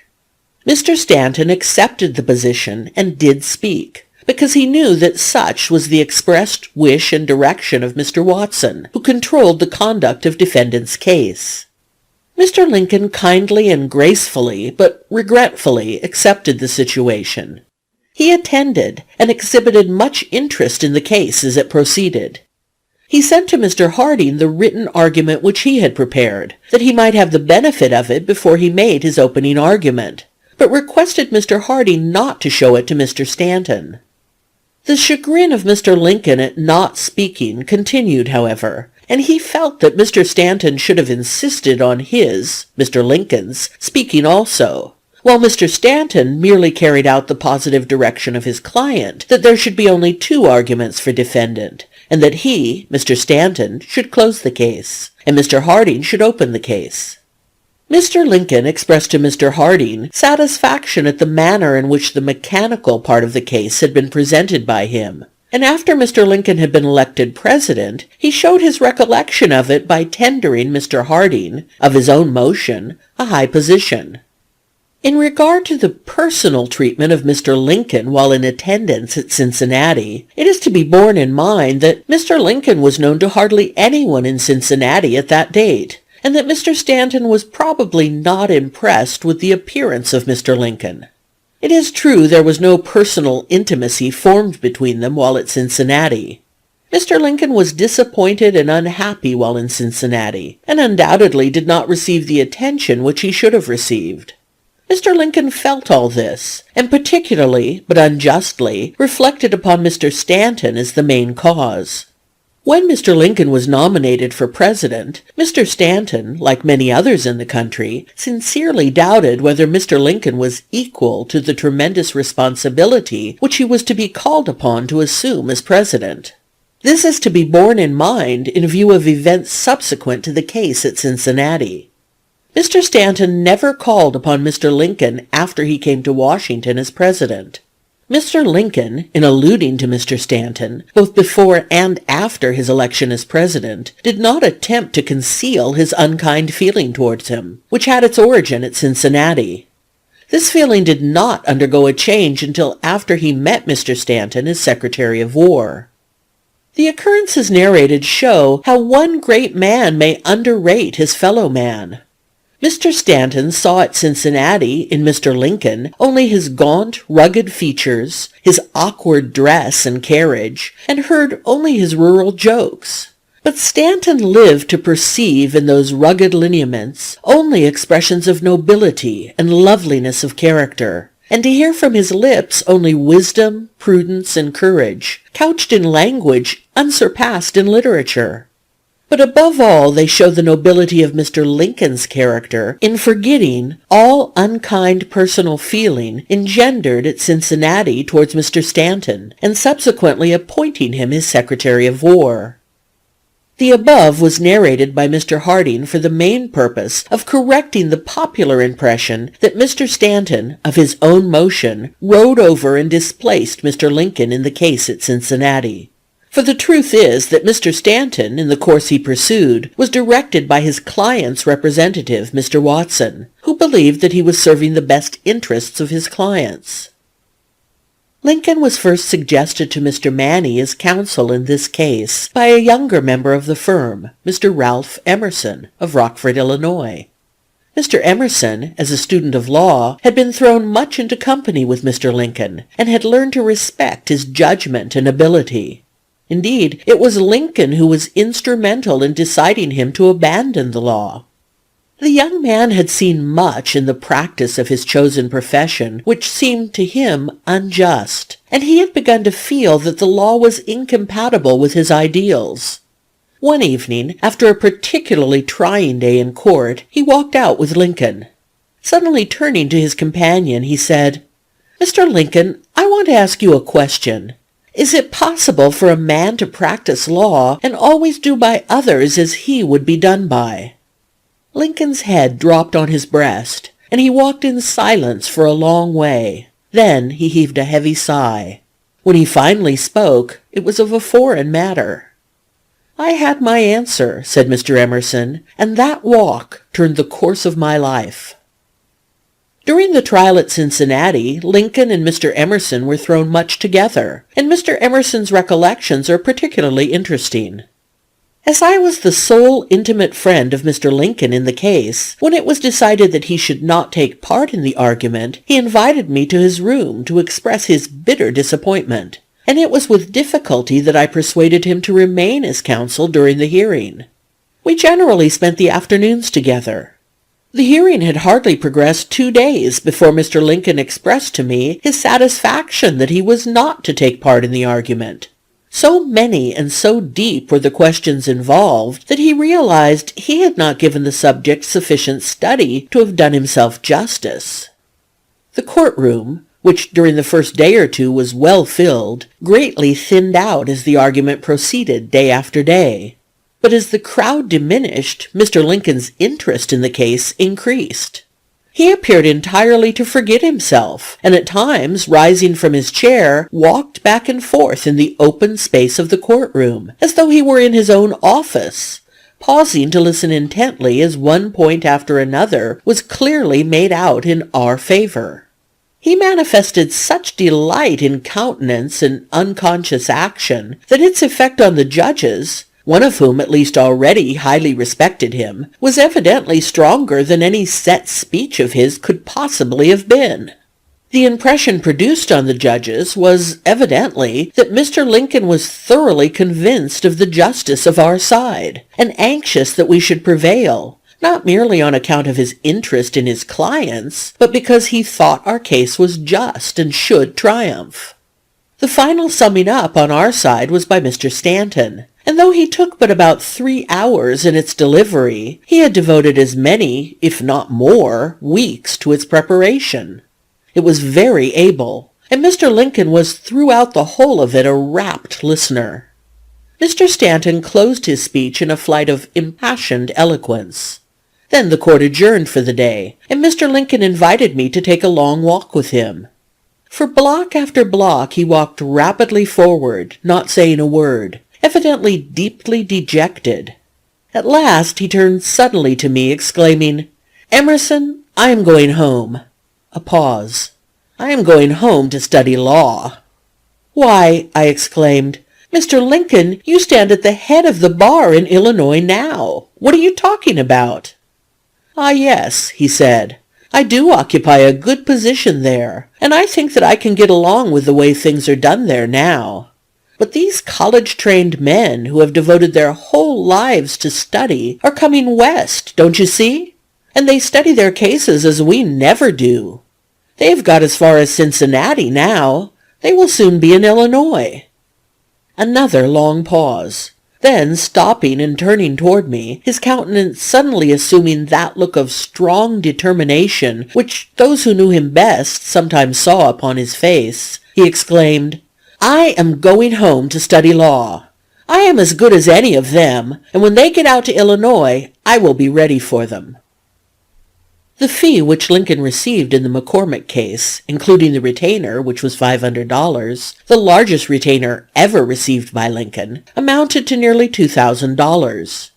Except the sum paid him by the Illinois Central Railroad, it was probably the largest fee he ever received. The two sums came to him about the same time, and undoubtedly helped to tide over the rather unfruitful period, from a financial standpoint, which followed. The period of his contest with Douglas for the Senate. Lincoln never made money. From 1850 to 1860, his income averaged from $2,000 to $3,000 a year. In the 40s, it was considerably less. The fee book of Lincoln and Herndon for 1847 shows total earnings of only $1,500. The largest fee entered was one of $100. There are several of $50, a number of $20, more of $10, still more of $5, and a few of $3. But Lincoln's fees were, as a rule, smaller than his clients expected, or his fellow lawyers approved of.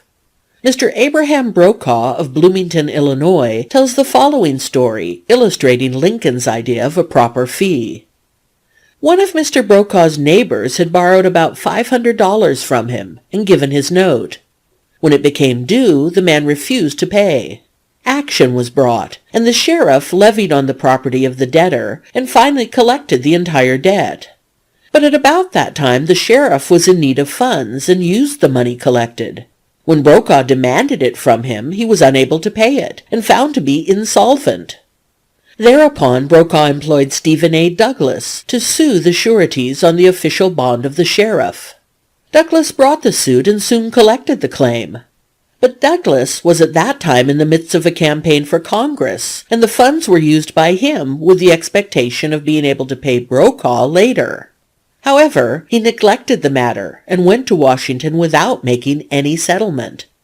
Brokaw, although a lifelong and ardent Democrat and a great admirer of Douglas, was a thrifty German and did not propose to lose sight of his money.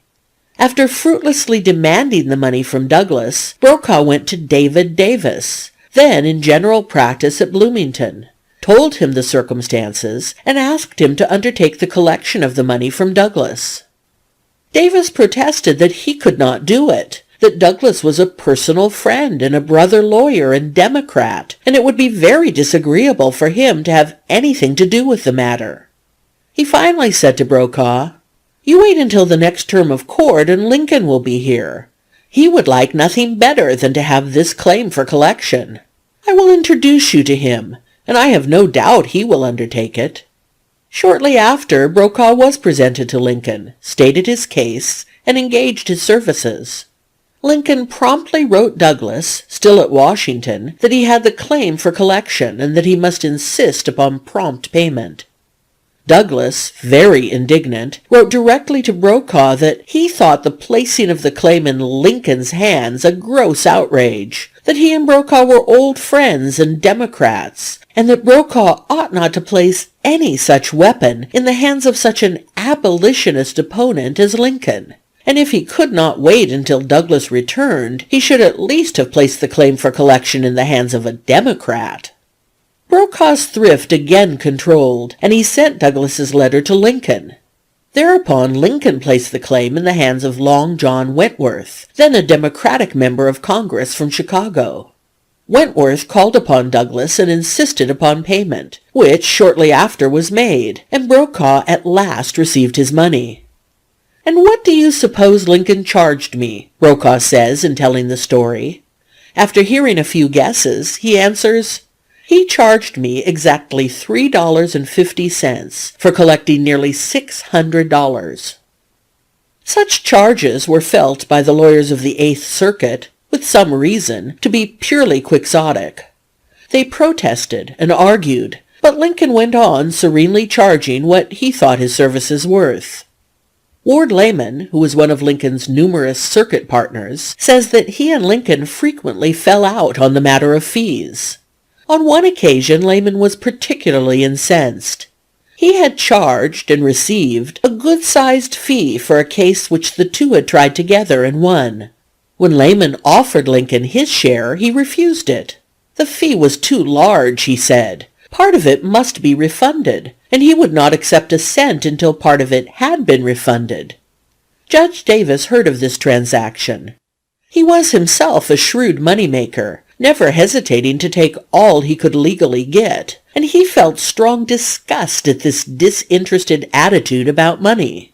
Calling Lincoln to him, the judge scolded roundly. "You are pauperizing this court, Mr. Lincoln. You are ruining your fellows. Unless you quit this ridiculous policy, we shall all have to go to farming."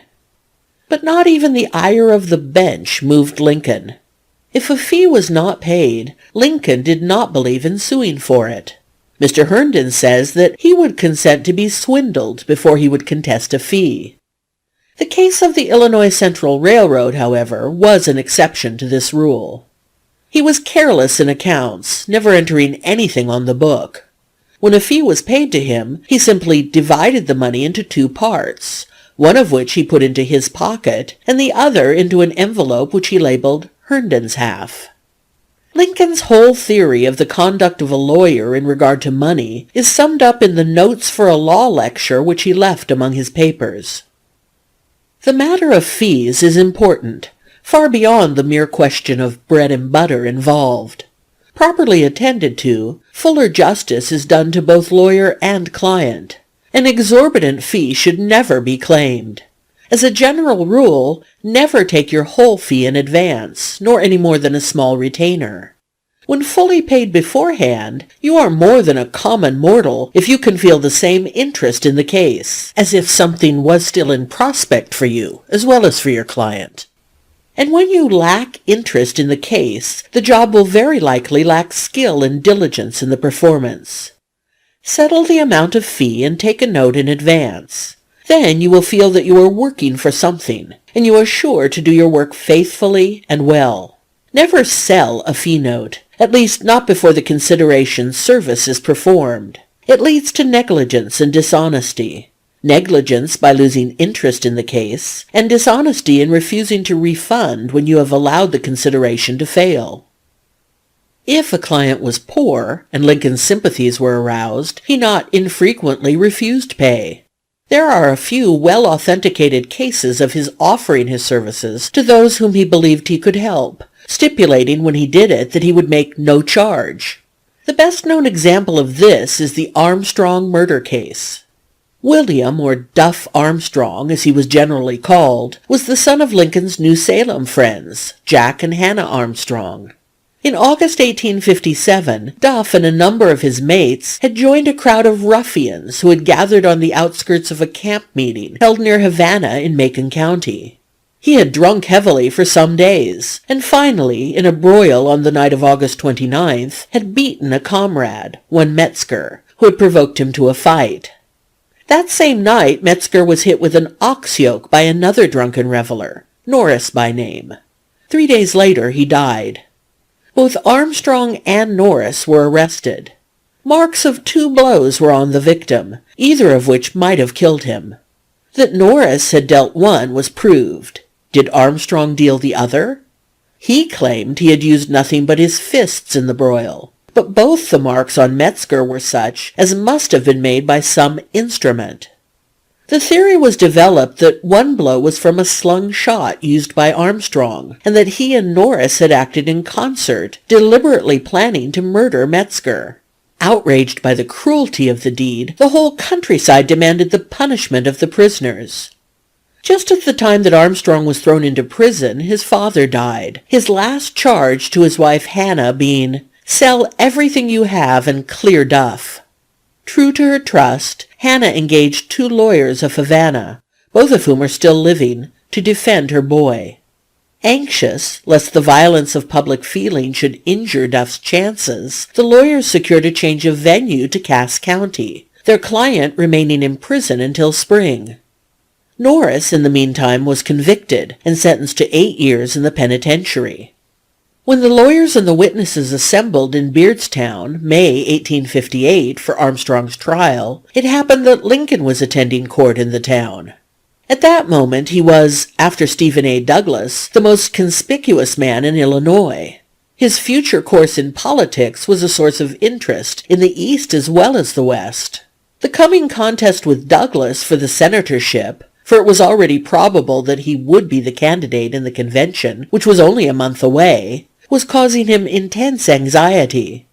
Yet, occupied as he was with his profession, and harassed by the critical political situation, he did not hesitate an instant when Hannah Armstrong came to him for advice. Going to her lawyers, he said he should like to assist them. They, of course, were glad of his aid, and he at once took the case in hand. His first care was the selection of a jury. Not knowing the neighborhood well, he could not discriminate closely as to individuals, but he took pains, as far as he could control the choice, to have only young men chosen, believing that they would be more favorable to the prisoner. A surviving witness in the case estimates that the average age of the jury was not over 23 years. The jury impaneled, the examination of witnesses seems to have been conducted, on behalf of the defense, chiefly by Lincoln. Many of the witnesses bore familiar names. Some were sons of Clary's Grove boys, and Lincoln had known their fathers. The witnesses were kept out of the courtroom until called to testify, says William A. Douglas. I happened to be the first witness called, and so heard the whole trial. When William Killian was called to the stand, Lincoln asked him his name. William Killian, was the reply. Bill Killian, Lincoln repeated in a familiar way. Tell me, are you a son of old Jake Killian? Yes, sir, answered the witness. Well, said Lincoln, somewhat aside, you are a smart boy if you take after your dad. As the trial developed, it became evident that there could have been no collusion between Armstrong and Norris, but there was strong evidence that Armstrong had used a slung shot. The most damaging evidence was that of one Allen, who swore that he had seen Armstrong strike Metzger about 10 or 11 o'clock in the evening. When asked how he could see, he answered that the moon shone brightly. Under Lincoln's questioning, he repeated the statement until it was impossible that the jury should forget it. With Allen's testimony unimpeached, conviction seemed certain. Lincoln's address to the jury was full of genuine pathos. It was not as a hired attorney that he was there, he said, but to discharge a debt of friendship. Uncle Abe, says Duff Armstrong himself, did his best talking when he told the jury what true friends my father and mother had been to him in the early days. He told how he used to go out to Jack Armstrong's and stay for days, how kind mother was to him, and how many a time he had rocked me to sleep in the old cradle. But Lincoln was not relying on sympathy alone to win his case. In closing, he reviewed the evidence, showing that all depended on Allen's testimony, and this, he said, he could prove to be false. Allen never saw Armstrong strike Metzger by the light of the moon, for at the hour when he said he saw the fight, between 10 and 11 o'clock, the moon was not in the heavens. Then, producing an almanac, he passed it to the judge and jury. The moon, which was on that night only in its first quarter, had set before midnight. This unexpected overthrow of the testimony, by which Lincoln had taken care that the jury should be most deeply impressed, threw them into confusion. There was a complete change of feeling. Lincoln saw it, and as he finished his address and the jury left the room, turning to the boy's mother, he said, "Aunt Hannah, your son will be free before sundown." Lincoln had not misread his jury. Duff Armstrong was discharged as not guilty. There has long been a story current that the dramatic introduction of the almanac, by which certainly the audience and jury were won, was a pure piece of trickery on Lincoln's part, that the almanac was not one of 1857, but of 1853, in which the figure 3 had been changed throughout to 7. The best reply to this charge of forgery is the very evident one that it was utterly unnecessary. The almanac for August 1857 shows that the moon was exactly in the position where it served Lincoln's client's interests best. He did not need to forge an almanac, the one of the period being all that he could want. Another murder case in which Lincoln defended the accused occurred in August 1859. The victim was a student in his own law office, Greek Crafton. The murderer, Peachy Harrison, was the grandson of Lincoln's old political antagonist, Peter Cartwright. Both young men were connected with the best families of the county. The brother of one was married to the sister of the other. They had been lifelong friends. In an altercation upon some political question, hot words were exchanged, and Harrison, beside himself, stabbed Crafton, who 3 days later died from the wound. The best-known lawyers of the state were engaged for the case. Senator John M. Palmer and General A. McClernand were on the side of the prosecution. Among those who represented the defendant were Lincoln, Herndon, Logan, and Senator Shelby M. Cullom. The tragic pathos of a case which involved, as this did, the deepest affections of almost an entire community reached its climax in the appearance in court of the venerable Peter Cartwright. No face in Illinois was better known than his. No life had been spent in a more relentless war on evil. Eccentric and aggressive as he was honored far and wide. And when he arose in the witness stand, his white hair crowned with this cruel sorrow, the most indifferent spectator felt that this examination would be unbearable. It fell to Lincoln to question Cartwright. With the rarest gentleness, he began to put his questions. "How long have you known the prisoner?" Cartwright's head dropped on his breast for a moment. Then, straightening himself, he passed his hand across his eyes and answered in a deep, quavering voice, "I have known him since a babe. He laughed and cried on my knee." The examination ended by Lincoln drawing from the witness the story of how Crafton had said to him, just before his death, "I am dying. I will soon part with all I love on earth, and I want you to say to my slayer that I forgive him. I want to leave this earth with a forgiveness of all who have in any way injured me." This examination made a profound impression on the jury. Lincoln closed his argument by picturing the scene anew, appealing to the jury to practice the same forgiving spirit that the murdered man had shown on his deathbed. It was undoubtedly to his handling of the grandfather's evidence that Harrison's acquittal was due. A class of legal work which Lincoln enjoyed particularly was that in which mathematical or mechanical problems were involved. He never lost interest in his youthful pot-boiling profession of surveying, and would go out himself to make sure of boundaries if a client's case required particular investigation.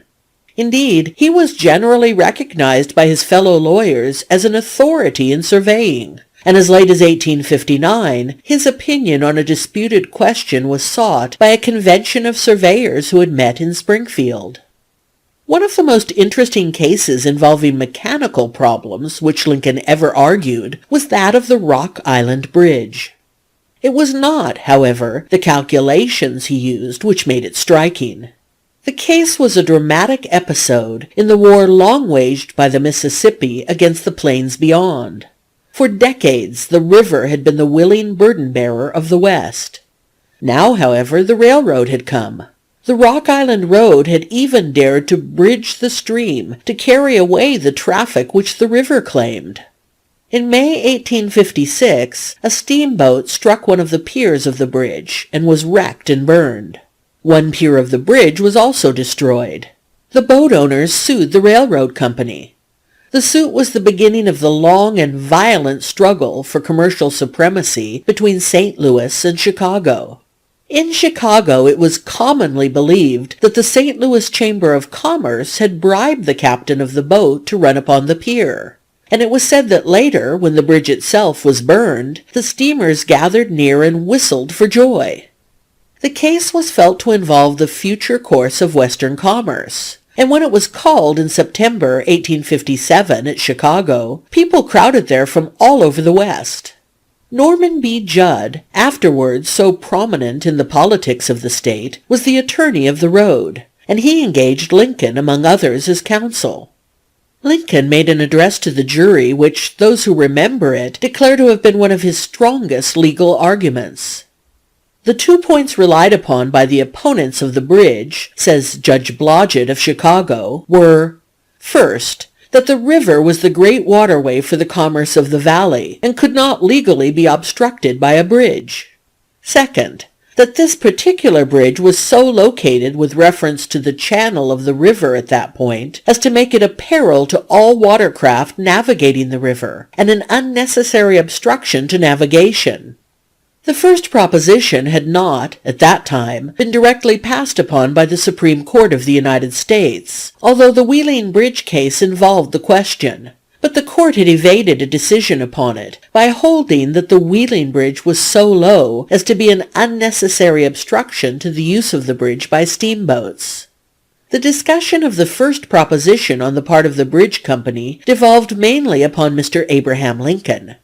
I listened with much interest to his argument on this point, and while I was not impressed by it as a specially eloquent effort, as the word eloquent is generally understood, I have always considered it as one of the ablest efforts I ever heard from Mr. Lincoln at the bar. His illustrations were apt and forcible, his statements clear and logical, and his reasons in favor of the policy, and necessarily the right, to bridge the river, and thereby encourage the settlement and building up of the vast area of fertile country to the west of it, were broad and statesmanlike. The pith of his argument was in his statement that one man has as good a right to cross a river as another had to sail up or down it, that these were equal and mutual rights, which must be exercised so as not to interfere with each other, like the right to cross a street or highway and the right to pass along it. From this undeniable right to cross the river, he then proceeded to discuss the means for crossing. Must it always be by canoe or ferry boat? Must the products of all the boundless, fertile country lying west of the river for all time be compelled to stop on its western bank, be unloaded from the cars and loaded upon a boat, and after the transit across the river, be reloaded into cars on the other side to continue their journey east? In this connection he drew a vivid picture of the future of the great West lying beyond the river, and argued that the necessities of commerce demanded that the bridges across the river be a conceded right, which the steamboat interests ought not to be allowed to successfully resist, and thereby stay the progress of development and civilization in the region to the west. While I cannot recall a word or sentence of the argument, I well remember its effect on all who listened to it, and the decision of the court fully sustained the right to bridge, so long as it did not unnecessarily obstruct navigation. All the papers in regard to the trial are supposed to have been burned in the Chicago fire of 1871, but the speech, which was reported by Congressman Hitt of Illinois, at that time court stenographer, was published on September 24, 1857, in the Chicago Daily Press, afterwards united with the Tribune. According to this report, the first part of the speech was devoted to the points Judge Blodgett outlines. The second part was given to a careful explanation of the currents of the Mississippi at the point where the bridge crossed. Lincoln succeeded in showing that had the pilot of the boat been as familiar as he ought to have been with the river, he could easily have prevented the accident. His argument was full of nice mathematical calculations, clearly put, and was marked by perfect candor.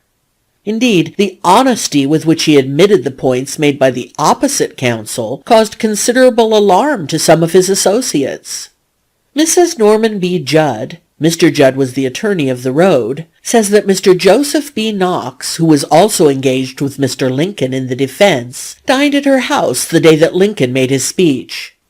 He sat down at the dinner table in great excitement, writes Mrs. Judd, saying, "Lincoln has lost the case for us. The admissions he made in regard to the currents in the Mississippi at Rock Island and Moline will convince the court that a bridge at that point will always be a serious and constant detriment to navigation on the river."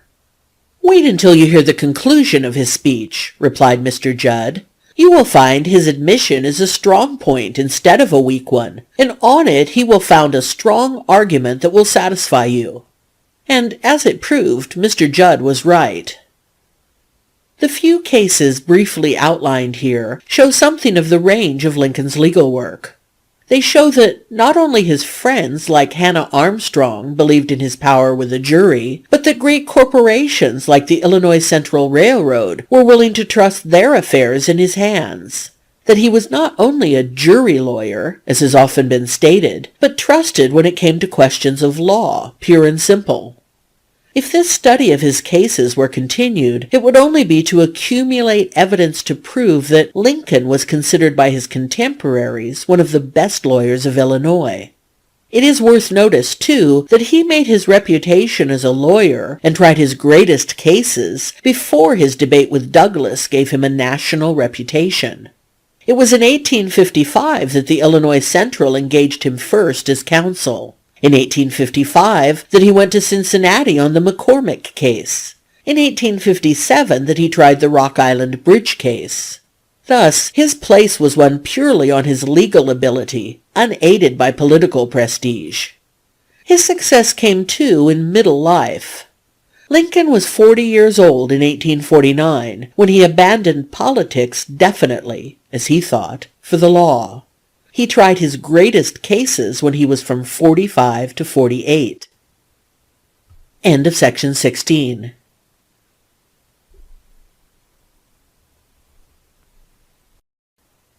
Section 17 of the Life of Abraham Lincoln, Volume 1. Chapter 17. Lincoln Re-Enters Politics. From 1849 to 1854, Abraham Lincoln gave almost his entire time to his profession. Politics received from him only the attention which any public-spirited citizen without personal ambition should give. He kept close watch upon federal, state, and local affairs. He was active in the efforts made in Illinois in 1851 to secure a more thorough party organization. In 1852 he was on the Scott electoral ticket and did some canvassing. But this was all. He was yearly becoming more absorbed in his legal work, losing more and more of his old inclination for politics, when in May 1854 the repeal of the Missouri Compromise aroused him as he had never been before in all his life. The Missouri Compromise was the second in that series of noble provisions for making new territory free territory, which liberty-loving men have wrested from the United States Congress whenever the thirst for expansion has seized this country. The first of these was the Ordinance of 1787, prohibiting slavery in all the great Northwest Territory. The second, the Missouri Compromise, passed in 1820, was the result of a struggle to keep the Louisiana Purchase free. It provided that Missouri might come in as a slave state if slavery was never allowed north of 36 degrees 30 minutes north latitude. The next great expansion of the United States after the Louisiana Purchase resulted from the annexation of Texas and of territory acquired by the Mexican War. The North was determined that this new territory should be free. The South wanted it for slaves. The struggle between them threatened the Union for a time, but it was adjusted by the Compromise of 1850, in which, according to Mr. Lincoln's summing up, the South got their new fugitive slave law, and the North got California, by far the best part of our acquisition from Mexico, as a free state. The South got a provision that New Mexico and Utah, when admitted as states, may come in with or without slavery, as they may then choose, and the North got the slave trade abolished in the District of Columbia. The North got the western boundary of Texas thrown farther back eastward than the South desired. But in turn, they gave Texas $10 million with which to pay her old debts. For 3 years, matters were quiet. Then Nebraska sought territorial organization.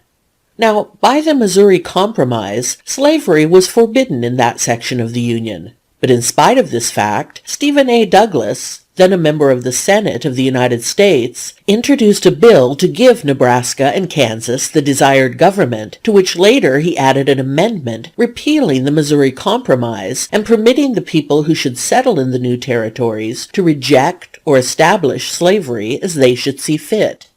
It was the passage of this bill which brought Abraham Lincoln from the courtroom to the stump.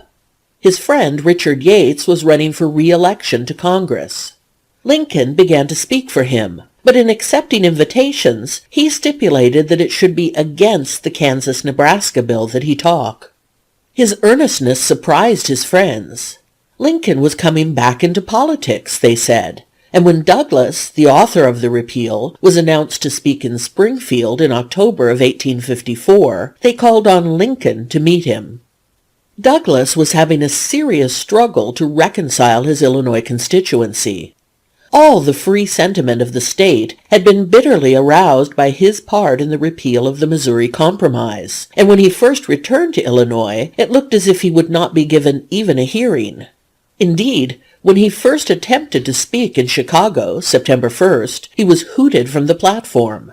With every day in the state, however, he won back his friends, so great was his power over men, and he was beginning to arouse something of his old enthusiasm when he went to Springfield to speak at the annual state fair. There was a great crowd present from all parts of the state, and Douglas spoke for 3 hours. When he closed, it was announced that Lincoln would answer him the next day. Lincoln's friends expected him to do well in his reply, but his speech was a surprise even to those who knew him best. It was profound, finished, vigorous, eloquent. When had he mastered the history of the slavery question so completely? They asked each other. The anti-Nebraska speech of Mr. Lincoln, said the Springfield Journal the next day, was the profoundest, in our opinion, that he has made in his whole life. He felt upon his soul the truth's burn which he uttered, and all present felt that he was true to his own soul. His feelings once or twice swelled within, and came near stifling utterance. He quivered with emotion. The whole house was as still as death. He attacked the Nebraska bill with unusual warmth and energy, and all felt that a man of strength was its enemy, and that he intended to blast it, if he could, by strong and manly efforts. He was most successful, and the House approved the glorious triumph of truth by loud and continued huzzas. The vigor and earnestness of Lincoln's speech aroused the crowd to such enthusiasm that Senator Douglas felt obliged to reply to him the next day. These speeches of October 3rd, 4th, and 5th, 1854, form really the first of the series of Lincoln-Douglas debates. They proved conclusively to the anti-Nebraska politicians in Illinois that Lincoln was to be their leader in the fight they had begun against the extension of slavery. Although the speech of October 4th was not preserved, we know from Paul Selby, at that time editor of an independent paper in Jacksonville, Illinois, which had been working hard against the repeal of the Missouri Compromise, that Lincoln's speech at Springfield was practically the same as one delivered 12 days later at Peoria in reply to Douglas. Of this latter, a full report was preserved. In his reply at Peoria, Lincoln began by a brief but sufficient resume of the efforts of the North to apply the Declaration of Independence to all new territory which it acquired, and failing in that, to provide, for the sake of peace, a series of compromises reserving as much territory as possible to freedom. He showed that the Kansas-Nebraska bill was a direct violation of one of the greatest of these solemn compromises. This, he declared, was wrong. Wrong in its direct effect, letting slavery into Kansas and Nebraska, and wrong in its prospective principle, allowing it to spread to every other part of the wide world where men can be found inclined to take it. This declared indifference, but, as I must think, covert real zeal for the spread of slavery, I cannot but hate. I hate it because of the monstrous injustice of slavery itself. I hate it because it deprives our Republican example of its just influence in the world, enables the enemies of free institutions with plausibility to taunt us as hypocrites, causes the real friends of freedom to doubt our sincerity, and especially because it forces so many men among ourselves into an open war with the very fundamental principles of civil liberty, criticizing the Declaration of Independence, and insisting that there is no right principle of action but self-interest. Disavowing all prejudice against the Southern people, he generously declared, "They are just what we would be in their situation. If slavery did not exist among them, they would not introduce it. If it did now exist among us, we should not instantly give it up. I surely will not blame them for not doing what I should not know how to do myself.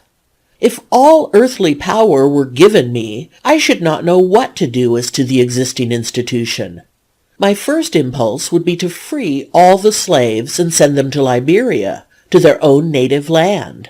But a moment's reflection would convince me that whatever of high hope there may be in this in the long run, its sudden execution is impossible.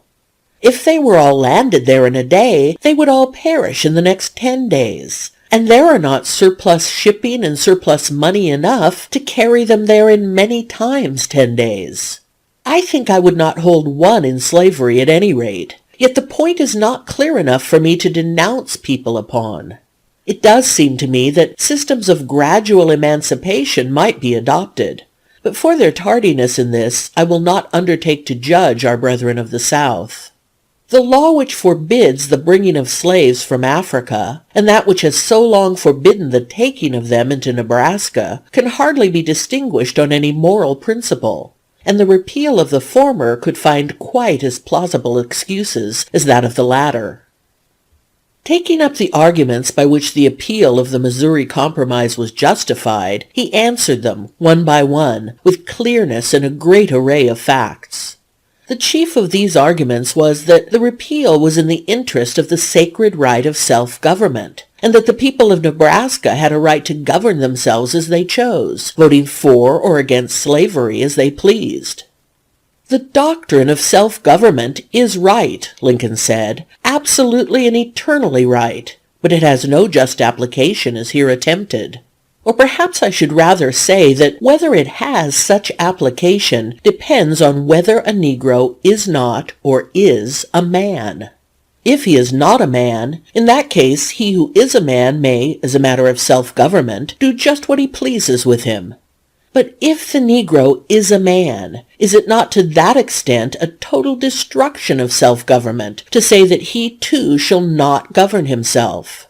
When the white man governs himself, that is self-government. But when he governs himself and also governs another man, that is more than self-government. That is despotism. If the Negro is a man, why then my ancient faith teaches me that all men are created equal, and that there can be no moral right in connection with one man's making a slave of another. Judge Douglas frequently, with bitter irony and sarcasm, paraphrases our argument by saying, "The white people of Nebraska are good enough to govern themselves, but they are not good enough to govern a few miserable Negroes." Well, I doubt not that the people of Nebraska are, and will continue to be, as good as the average of people elsewhere. I do not say the contrary. What I do say is that no man is good enough to govern another man without that other's consent. I say this is the leading principle, the sheet anchor of American republicanism. This Peoria speech, which is very long, is particularly interesting to students of Mr. Lincoln's speeches, because in it is found the germ of many of the arguments which he elaborated in the next 6 years, and used with tremendous effect. With the Peoria speech, Douglas had had enough of Lincoln as an antagonist, and he made a compact with him that neither should speak again in the campaign. It was characteristic of Douglas that on his way to Chicago he should stop and deliver a speech at Princeton. But though Lincoln had temporarily withdrawn from the stump, he was by no means abandoning the struggle. The iniquity of the Kansas-Nebraska bill grew greater to him every day. He meant to fight it to the end, and he wanted to go where he could fight it directly. He became a candidate for the General Assembly of Illinois from Sangamon County, and was elected by a large majority in November. A little later he saw an opportunity for a larger position.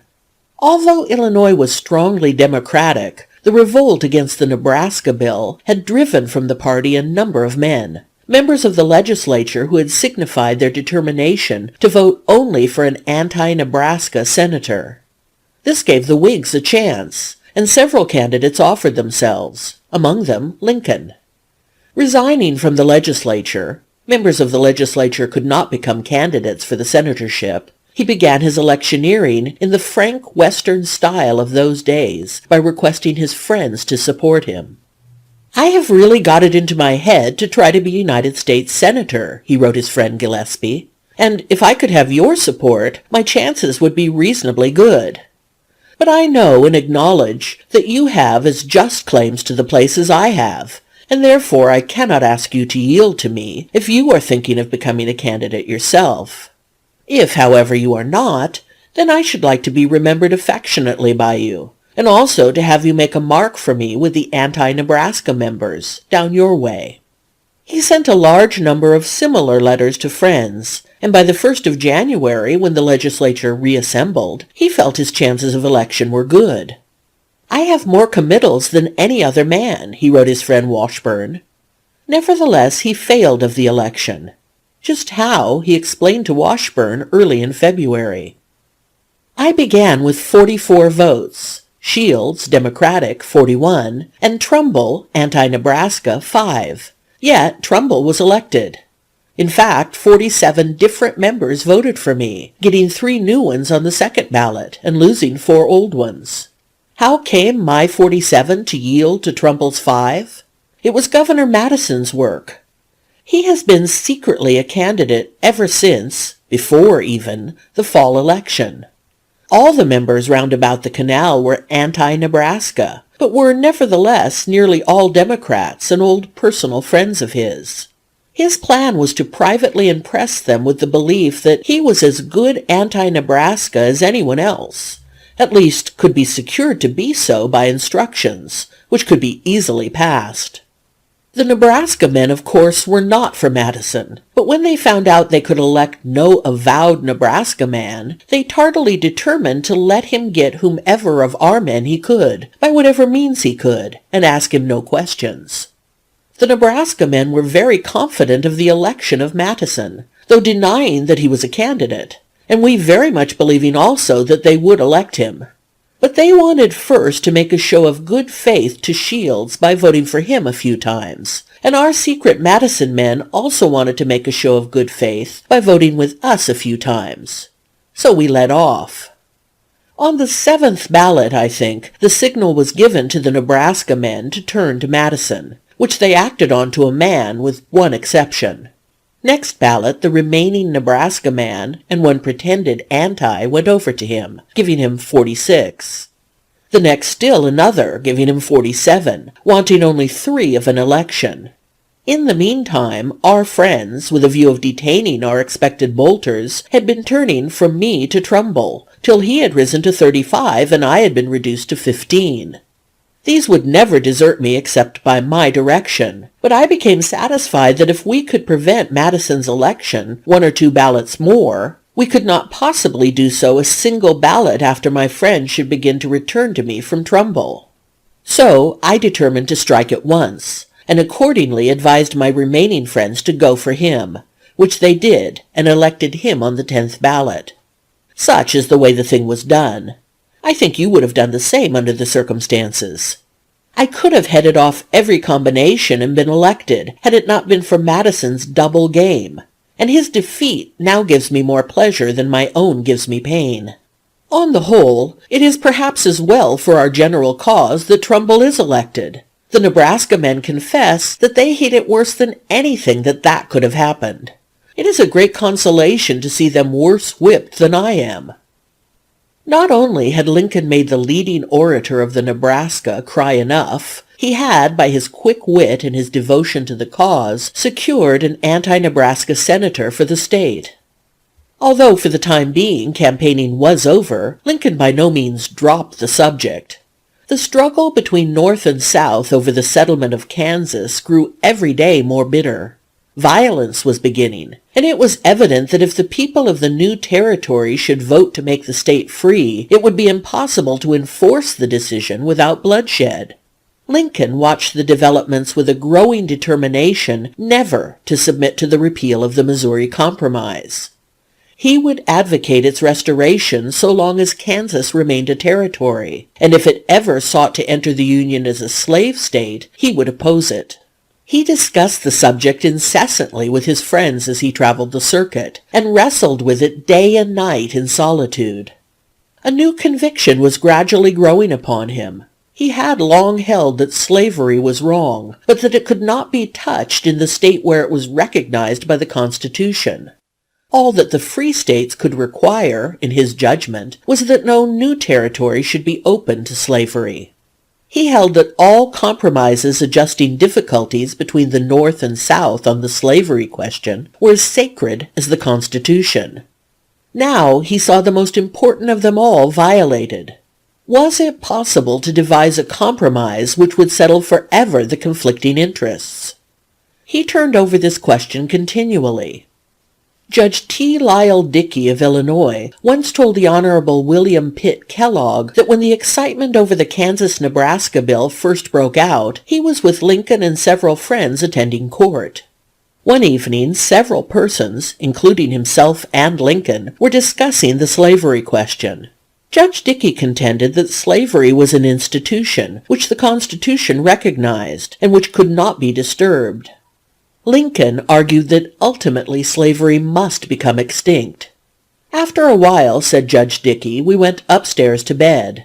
There were 2 beds in our room, and I remember that Lincoln sat up in his nightshirt on the edge of the bed, arguing the point with me. At last we went to sleep.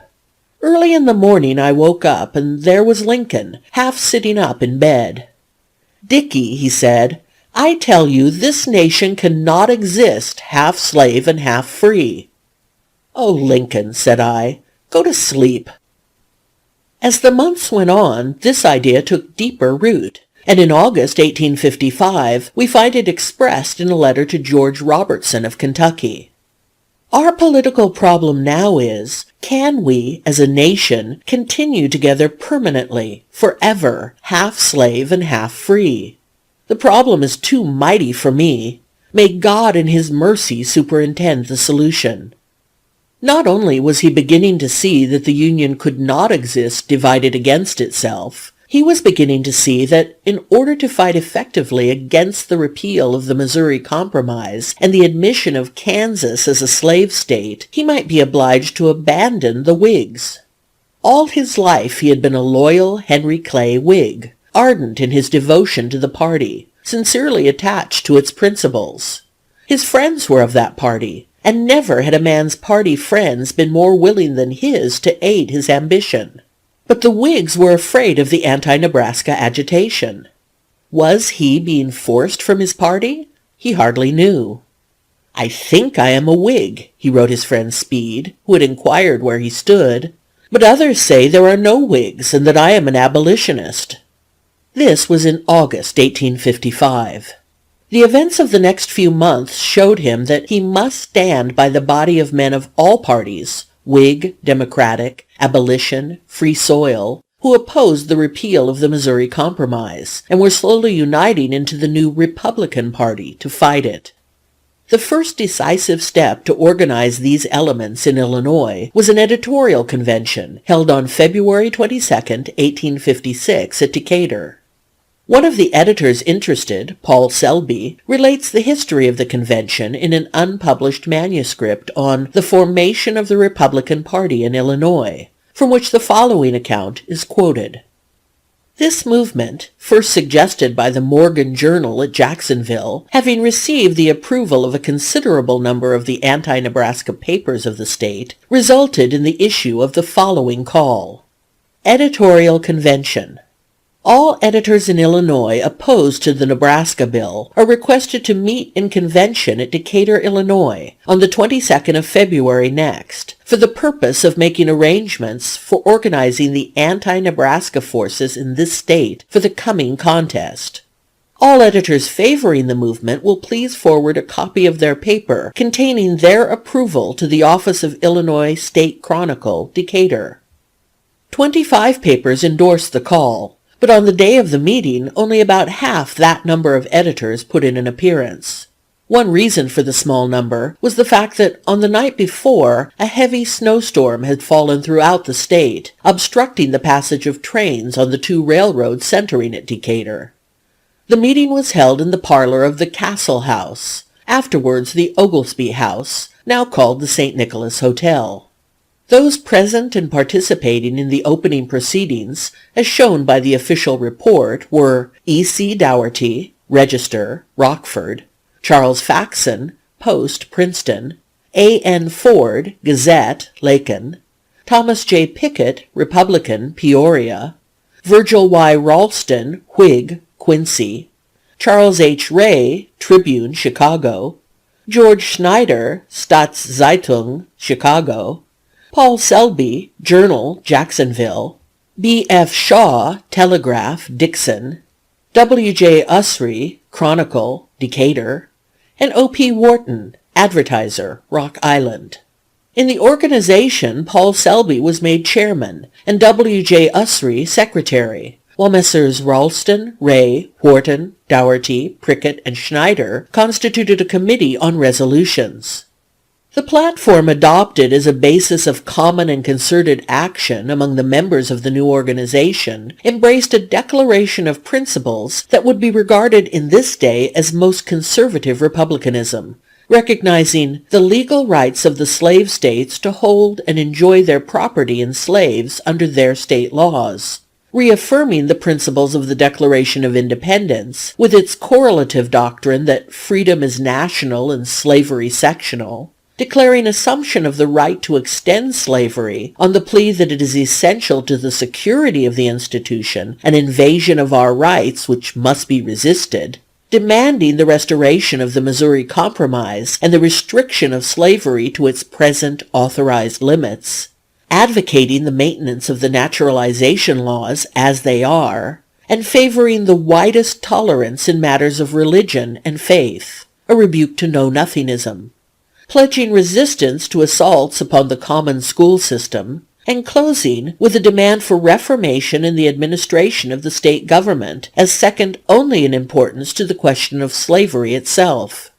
Mr. Lincoln was present in Decatur during the day, and although he did not take part in the public deliberations of the convention, he was in close conference with the Committee on Resolutions, and the impress of his hand is seen in the character of the platform adopted. Messrs. Ray and Schneider of the Chicago Press were also influential factors in shaping the declaration of principles with which the new party in Illinois started on its long career of almost uninterrupted success. The day's proceedings ended with a complimentary banquet given to the editors at the same hotel by the citizens of Decatur.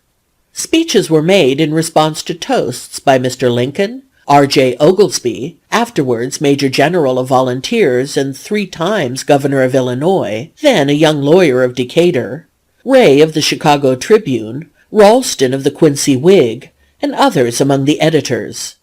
In the course of his speech, referring to a movement which some of the editors present had inaugurated to make him the anti-Nebraska candidate for governor at the ensuing election, Mr. Lincoln spoke, in substance, as follows: "I wish to say why I should not be a candidate. If I should be chosen, the Democrats would say it was nothing more than an attempt to resurrect the dead body of the old Whig party. I would secure the vote of that party and no more, and our defeat will follow as a matter of course. But I can suggest a name that will secure not only the old Whig vote, but enough anti-Nebraska Democrats to give us the victory. That man is Colonel William H. Bissell." Here Mr. Lincoln again displayed his characteristic unselfishness and sagacity. That he would at that time have regarded an election to the governorship of the great state of Illinois as an honor not worth contending for will scarcely be presumed. He was seeking more important results, however, in the interest of freedom and good government, the ending of the political chaos that had prevailed for the past 2 years, and the consolidation of the forces opposed to slavery extension in a compact political organization. Bissell had been an officer in the Mexican War with a good record, had afterwards, as a member of Congress from the Bellevue district, opposed the Kansas-Nebraska bill, and had refused to be browbeaten by Jefferson Davis into the retraction of statements he had made on the floor of Congress. As will appear later, he was nominated, and Lincoln's judgment vindicated by his election and the unification of the elements which afterwards composed the Republican Party. One of the last acts of the editorial convention was the appointment of a state central committee, consisting of 1 member for each congressional district and 2 for the state at large. Some of the names were suggested by Mr. Lincoln, while others received his approval. A supplementary resolution recommended the holding of a state convention at Bloomington on the 29th of May following, and requested the committee just appointed to issue the necessary call. It is a coincidence of some interest that on the day the Illinois editors were in session at Decatur, a convention of representatives from different states with a similar object in view for the country at large was in session at Pittsburgh, Pennsylvania. The latter was presided over by the Venerable Francis P. Blair of Maryland, while among its most prominent members appear such names as those of Governor E. D. Morgan of New York, Horace Greeley, Preston King, David Wilmot, Oliver P. Morton, Joshua R. Giddings, Zachariah Chandler, and many others of national reputation. A national committee there appointed called the First National Convention of the Republican Party, held at Philadelphia on the 17th of June.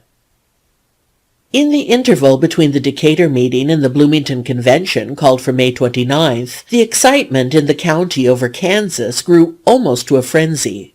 The new state was in the hands of a pro-slavery mob, her governor a prisoner, her capital in ruins, her voters intimidated. The newspapers were full of accounts of the attack on Sumner in the United States Senate by Brooks. One of the very men who had been expected to be a leader in the Bloomington Convention, Paul Selby, was lying at home prostrated by a cowardly blow from a political opponent. Little wonder, then, that when the convention met, its members were resolved to take radical action. The convention was opened with John M. Palmer, afterwards United States Senator, in its chair, and in a very short time it had adopted a platform, appointed delegates to the National Convention, nominated a state ticket, completed, in short, all the work of organizing the Republican Party in Illinois.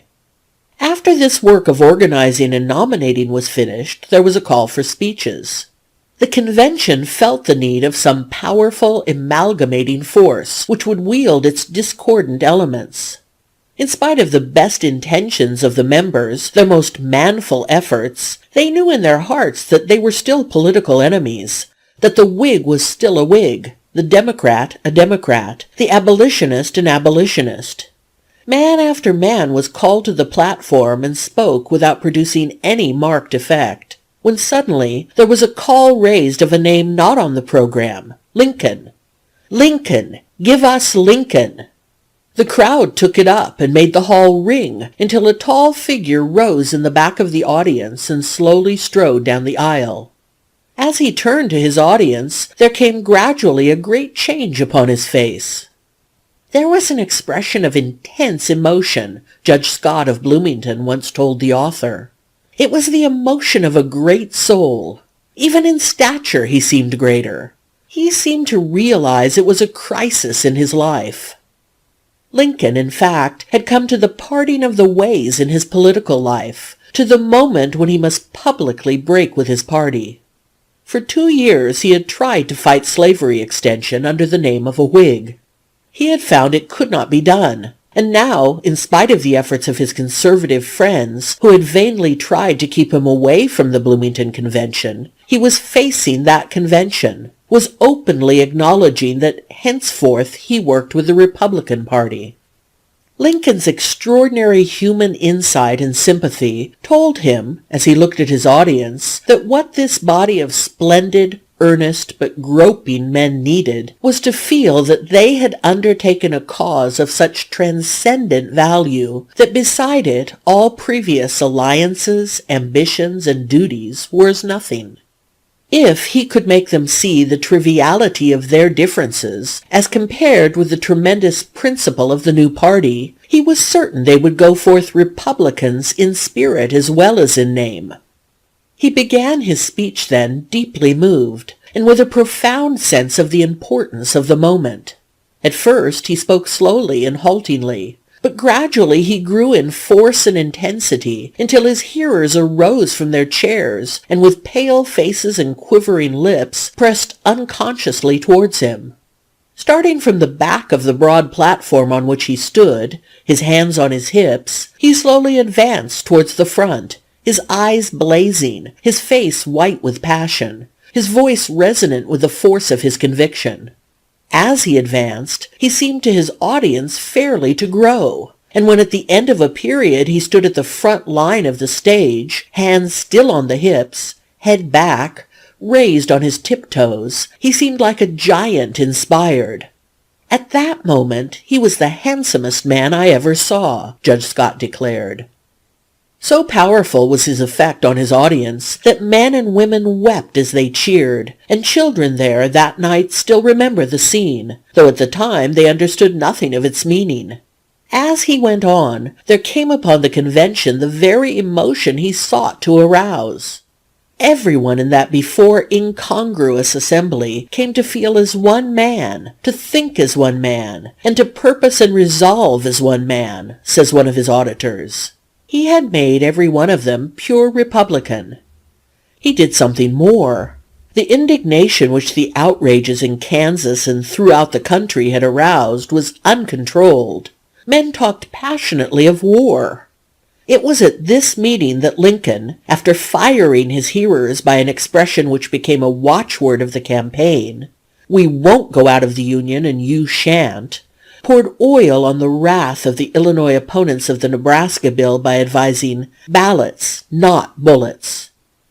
Nothing illustrates better the extraordinary power of Lincoln's speech at Bloomington than the way he stirred up the newspaper reporters. It was before the stenographer had become acclimated in Illinois, though longhand reports were regularly taken. Of course, all the leading papers of the state, leaning towards the new party, had reporters at the convention. Among these was Mr. Joseph Medill. "It was my journalistic duty," says Mr. Medill, though a delegate to the convention, to make a longhand report of the speeches delivered for the Chicago Tribune. I did make a few paragraphs of what Lincoln said in the first 8 or 10 minutes, but I became so absorbed in his magnetic oratory that I forgot myself and ceased to take notes, and joined with the convention in cheering and stamping and clapping to the end of his speech. I well remember that after Lincoln sat down and calm had succeeded the tempest, I waked out of a sort of hypnotic trance, and then thought of my report for the Tribune. There was nothing written but an abbreviated introduction. It was some sort of satisfaction to find that I had not been scooped, as all the newspaper men present had been equally carried away by the excitement caused by the wonderful oration, and had made no report or sketch of the speech. A number of Lincoln's friends, young lawyers most of them, were accustomed to taking notes of speeches, and as usual sharpened their pencils as he began. I attempted for about 15 minutes, says Mr. Herndon, Lincoln's law partner, as was usual with me then, to take notes, but at the end of that time I threw pen and paper away, and lived only in the inspiration of the hour. The result of this excitement was that when the convention was over, there was no reporter present who had anything for his newspaper. They all went home and wrote burning editorials about the speech and its great principle, but as to reproducing it, they could not. Men came to talk of it all over Illinois. They realized that it had been a purifying fire for the party, but as to what it contained, no one could say. Gradually it became known as Lincoln's lost speech. From the very mystery of it, its reputation grew greater as time went on. But though the convention so nearly to a man lost its head, there was at least one auditor who had enough control to pursue his usual habit of making notes of the speeches he heard. This was a young lawyer on the same circuit as Lincoln, Mr. H.C. Whitney. For some 3 weeks before the convention, Lincoln and Whitney had been attending court at Danville. They had discussed the political situation in the state carefully, and to Whitney Lincoln had stated his convictions and determinations. In a way, Whitney had absorbed Lincoln's speech beforehand, as indeed anyone must have done who was with Lincoln when he was preparing an address, it being his habit to discuss points and to repeat them aloud, indifferent to who heard him. Whitney had gone to the convention intending to make notes, knowing as he did that Lincoln had not written out what he was going to say. Fortunately, he had a cool enough head to keep to his purpose. He made his notes, and on returning to Judge Davis's home in Bloomington, where he, with Lincoln and 1 or 2 others, were staying, he enlarged them while the others discussed the speech. These notes Whitney kept for many years, always intending to write them out, but never attending to it until the author, in 1896, learned that he had them, and urged him to expand them. This Mr. Whitney did, and the speech was first published in McClure's Magazine for September 1896. Mr. Whitney does not claim that he has made a full report. He does claim that the argument is correct, and that in many cases the expressions are exact. A few quotations will show anyone familiar with Lincoln's speeches that Mr. Whitney has caught much of their style. For instance, the following. We are here assembled together, to protest, as well as we can, against a great wrong, and to take measures, as well as we now can, to make that wrong right.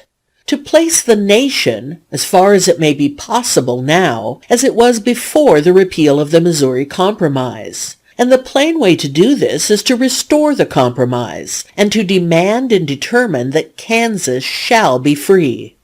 While we affirm, and reaffirm if necessary, our devotions to the principles of the Declaration of Independence, let our practical work here be limited to the above. We know that there is not a perfect agreement of sentiment here on the public questions which might be rightfully considered in this convention, and that the indignation which we all must feel cannot be helped. But all of us must give up something for the good of the cause. There is one desire which is uppermost in the mind, one wish common to us all, to which no dissent will be made. And I counsel you earnestly to bury all resentment, to sink all personal feeling, make all things work to a common purpose in which we are united and agreed about, and which all present will agree is absolutely necessary. which must be done by any rightful mode if there be such. Slavery must be kept out of Kansas. The test, the pinch, is right there. If we lose Kansas to freedom, an example will be set which will prove fatal to freedom in the end. We, therefore, in the language of the Bible, must lay axe to the root of the tree. Temporizing will not do longer. Now is the time for decision, for firm, persistent, resolute action. We have made a good beginning here today. As our Methodist friends would say, I feel it is good to be here. While extremists may find some fault with the moderation of our platform, they should remember that the battle is not always to the strong, nor the race to the swift. In grave emergencies, moderation is generally safer than radicalism. And as this struggle is likely to be long and earnest, we must not, by our action, repel any who are in sympathy with us in the main, but rather win all that we can to our standard. We must not belittle nor overlook the facts of our condition, that we are new and comparatively weak, while our enemies are entrenched and relatively strong. They have the administration and the political power, and right or wrong, at present they have the numbers. Our friends who urge an appeal to arms with so much force and eloquence should recollect that the government is arrayed against us, and that the numbers are now arrayed against us as well. Or, to state it nearer to the truth, they are not yet expressly and affirmatively for us, and we should repel friends rather than gain them by saying anything savoring of revolutionary methods. As it now stands, we must appeal to the sober sense and patriotism of the people. We will make converts day by day. We will grow strong by calmness and moderation. We will grow strong by the violence and injustice of our adversaries. And, unless truth be a mockery and justice a hollow lie, we will be in the majority after a while. And then, the revolution which we will accomplish will be none the less radical from being the result of pacific measures. The battle of freedom is to be fought out on principle. Slavery is a violation of the eternal right. We have temporized with it from the necessities of our condition, but as sure as God reigns and school children read, that black foul lie can never be consecrated into God's hallowed truth.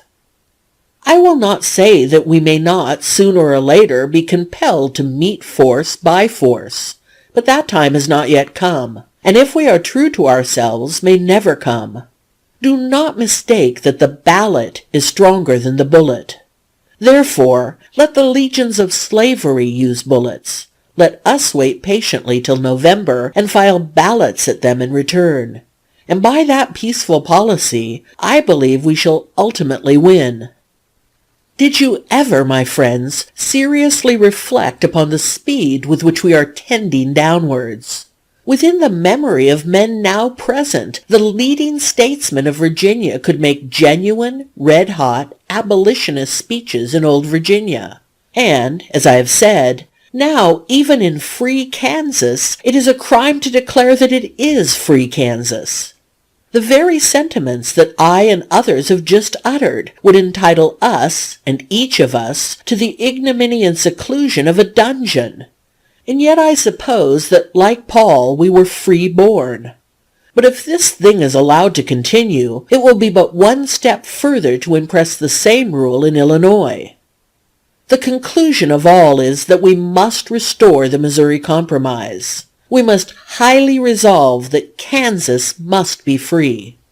We must reinstate the birthday promise of the Republic. We must reaffirm the Declaration of Independence. We must make good, in essence as well as in form, Madison's avowal that the word slave ought not to appear in the Constitution. And we must even go further, and decree that only local law, and not that time-honored instrument, shall shelter a slaveholder.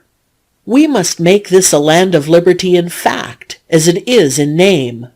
But in seeking to attain these results, so indispensable if the liberty which is our pride and boast shall endure, we will be loyal to the Constitution and to the flag of our Union, and no matter what our grievance, even though Kansas shall come in as a slave state, and no matter what theirs, even if we shall restore the compromise, we will say to the Southern disunionists, we won't go out of the Union, and you shan't. End of section 17.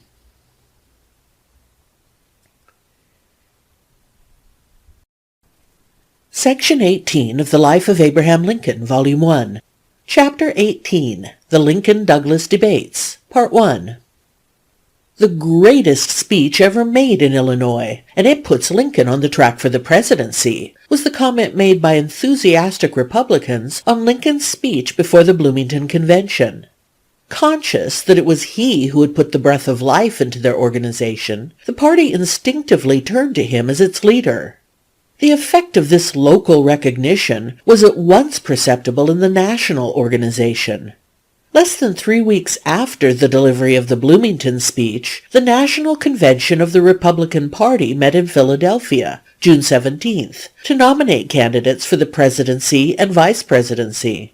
Lincoln's name was the second proposed for the latter office, and on the first ballot he received 110 votes.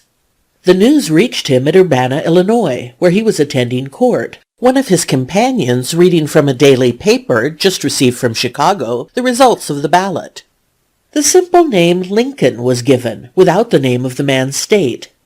Lincoln said indifferently that he did not suppose it could be himself, and added that there was another great man of the name, a man from Massachusetts. The next day, however, he knew that it was himself to whom the convention had given so strong an endorsement. He also knew that the ticket chosen was Fremont and Dayton. The campaign of the following summer and fall was one of intense activity for Lincoln. In Illinois and the neighboring for 50 speeches, only fragments of which have been preserved. One of the first important ones was delivered on July 4th, 1856, at a great mass meeting at Princeton, the home of the Lovejoys and the Bryants. The people were still irritated by the outrages in Kansas and by the attack on Sumner in the Senate, and the temptation to deliver a stirring and indignant oration must have been strong.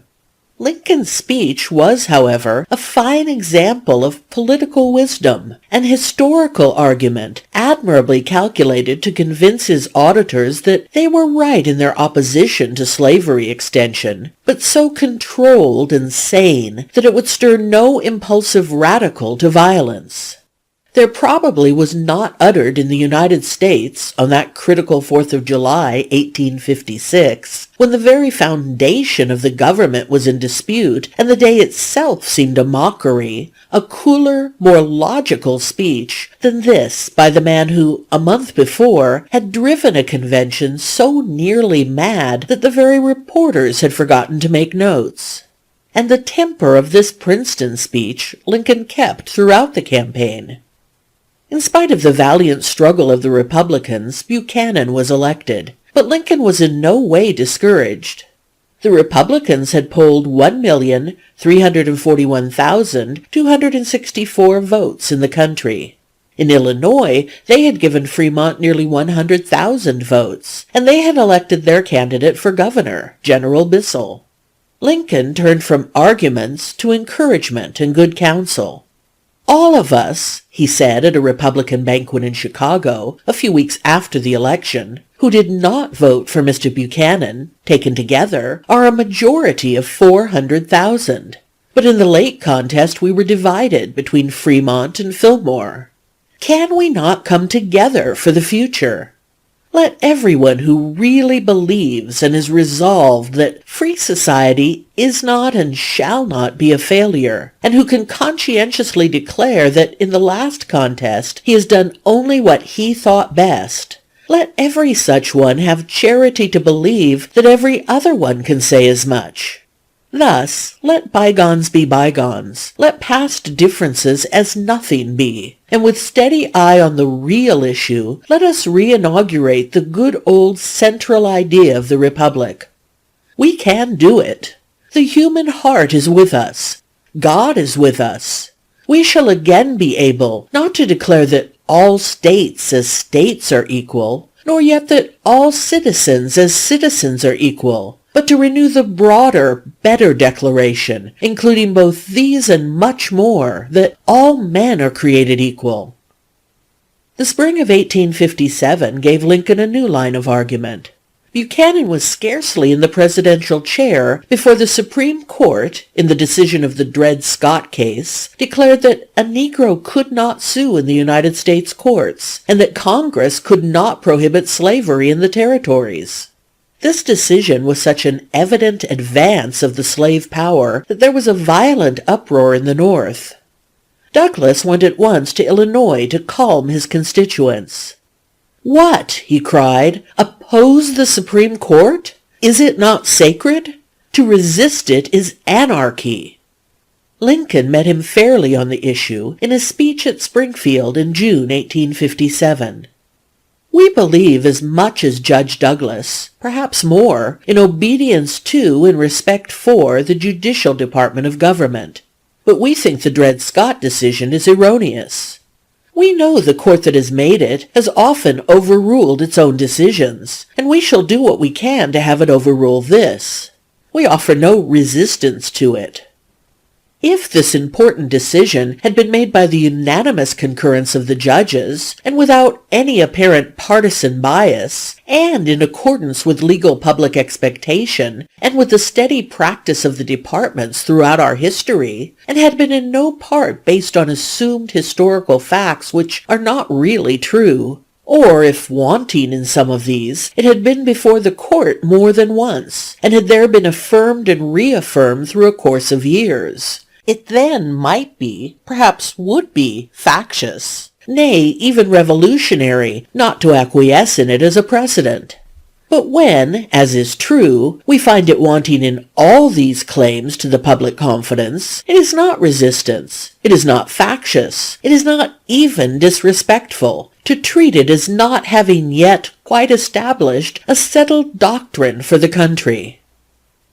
Let Douglas cry awful, anarchy, revolution, as much as he would, Lincoln's arguments against the Dred Scott decision appealed to common sense and won him commendation all over the country.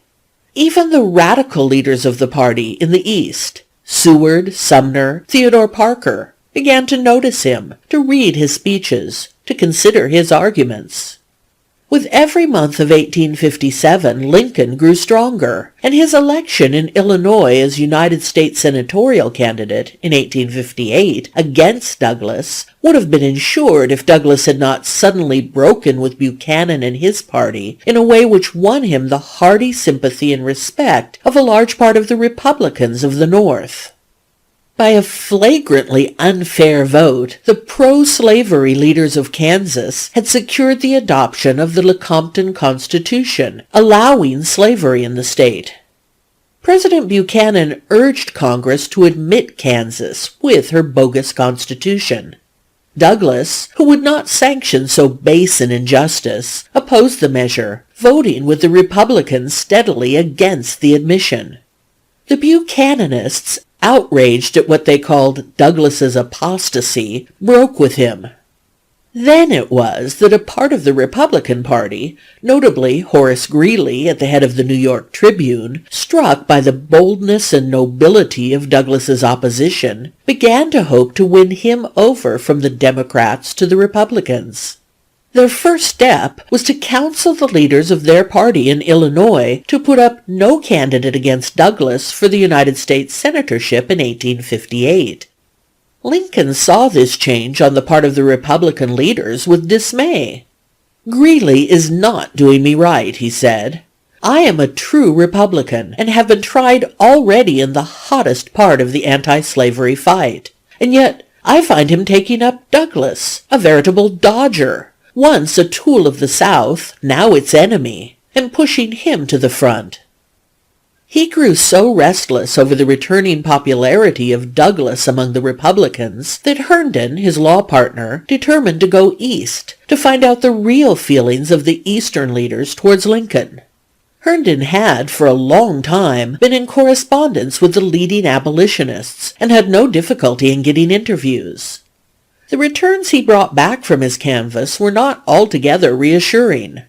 Seward, Sumner, Phillips, Garrison, Beecher, Theodore Parker, all spoke favorably of Lincoln, and Seward sent him word that the Republicans would never take up so slippery a quantity as Douglas had proved himself. But Greeley, the all-important Greeley, was lukewarm.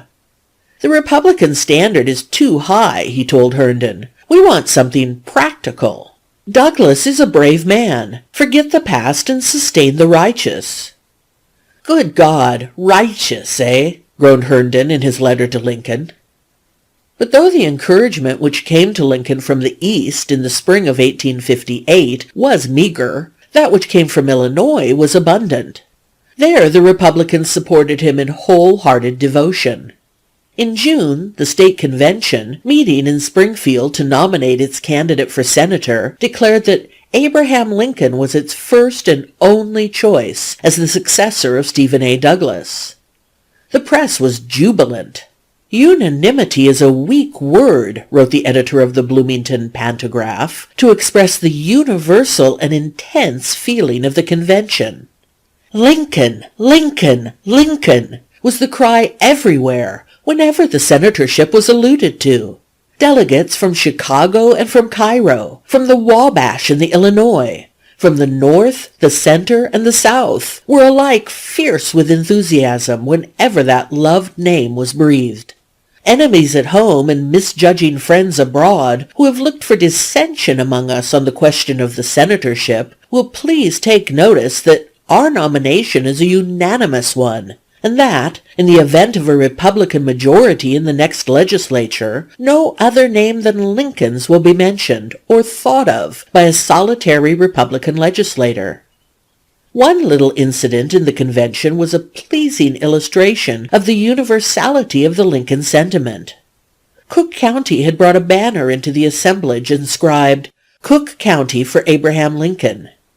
During a pause in the proceedings, a delegate from another county rose and proposed, with the consent of the Cook County delegation, to amend the banner by substituting for Cook County the word which I hold in my hand, at the same time unrolling a scroll and revealing the word Illinois in huge capitals. The Cook delegation promptly accepted the amendment, and amidst a perfect hurricane of hurrahs, the banner was duly altered to express the sentiment of the whole Republican party of the state, thus, "Illinois for Abraham Lincoln."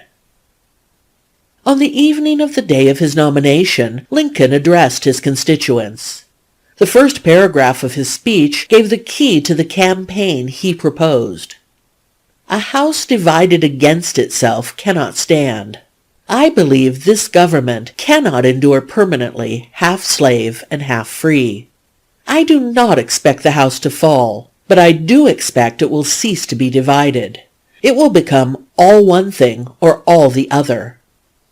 Then followed the famous charge of conspiracy against the slavery advocates, the charge that Pierce, Buchanan, Chief Justice Taney, and Douglas had been making a concerted effort to legalize the institution of slavery in all the states, old as well as new, North as well as South. He marshaled one after another of the measures that the pro-slavery leaders had secured in the past 4 years, and clinched the argument by one of his inimitable illustrations. When we see a lot of framed timbers, different portions of which we know have been gotten out at different times and places, and by different workmen, Stephen, Franklin, Roger, and James, for instance, and when we see these timbers joined together and see they exactly make the frame of a house or a mill, all the tenons and mortises exactly fitting, and all the lengths and proportions of the different pieces exactly adapted to their respective places, and not a piece too many or too few, not omitting even scaffolding. Or, if a single piece be lacking, we see the place in the frame exactly fitted and prepared yet to bring such a piece in. In such a case, we find it impossible not to believe that Stephen and Franklin and Roger and James all understood one another from the beginning, and all worked upon a common plan or draft, drawn up before the first blow was struck. The speech was severely criticized by Lincoln's friends. It was too radical. It was sectional. He heard the complaints unmoved. "If I had to draw a pen across my record," he said one day, "and erase my whole life from sight, and I had one poor gift or choice left as to what I should save from the wreck, I should choose that speech and leave it to the world unerased." The speech was, in fact, one of great political adroitness. It forced Douglas to do exactly what he did not want to do in Illinois: explain his own record during the past 4 years. Explain the true meaning of the Kansas-Nebraska bill. Discuss the Dred Scott decision. Say whether or not he thought slavery so good a thing that the country could afford to extend it instead of confining it where it would be in course of gradual extinction. Douglas wanted the Republicans of Illinois to follow Greeley's advice: forgive the past. He wanted to make the most among them of his really noble revolt against the attempt of his party to fasten an unjust constitution on Kansas.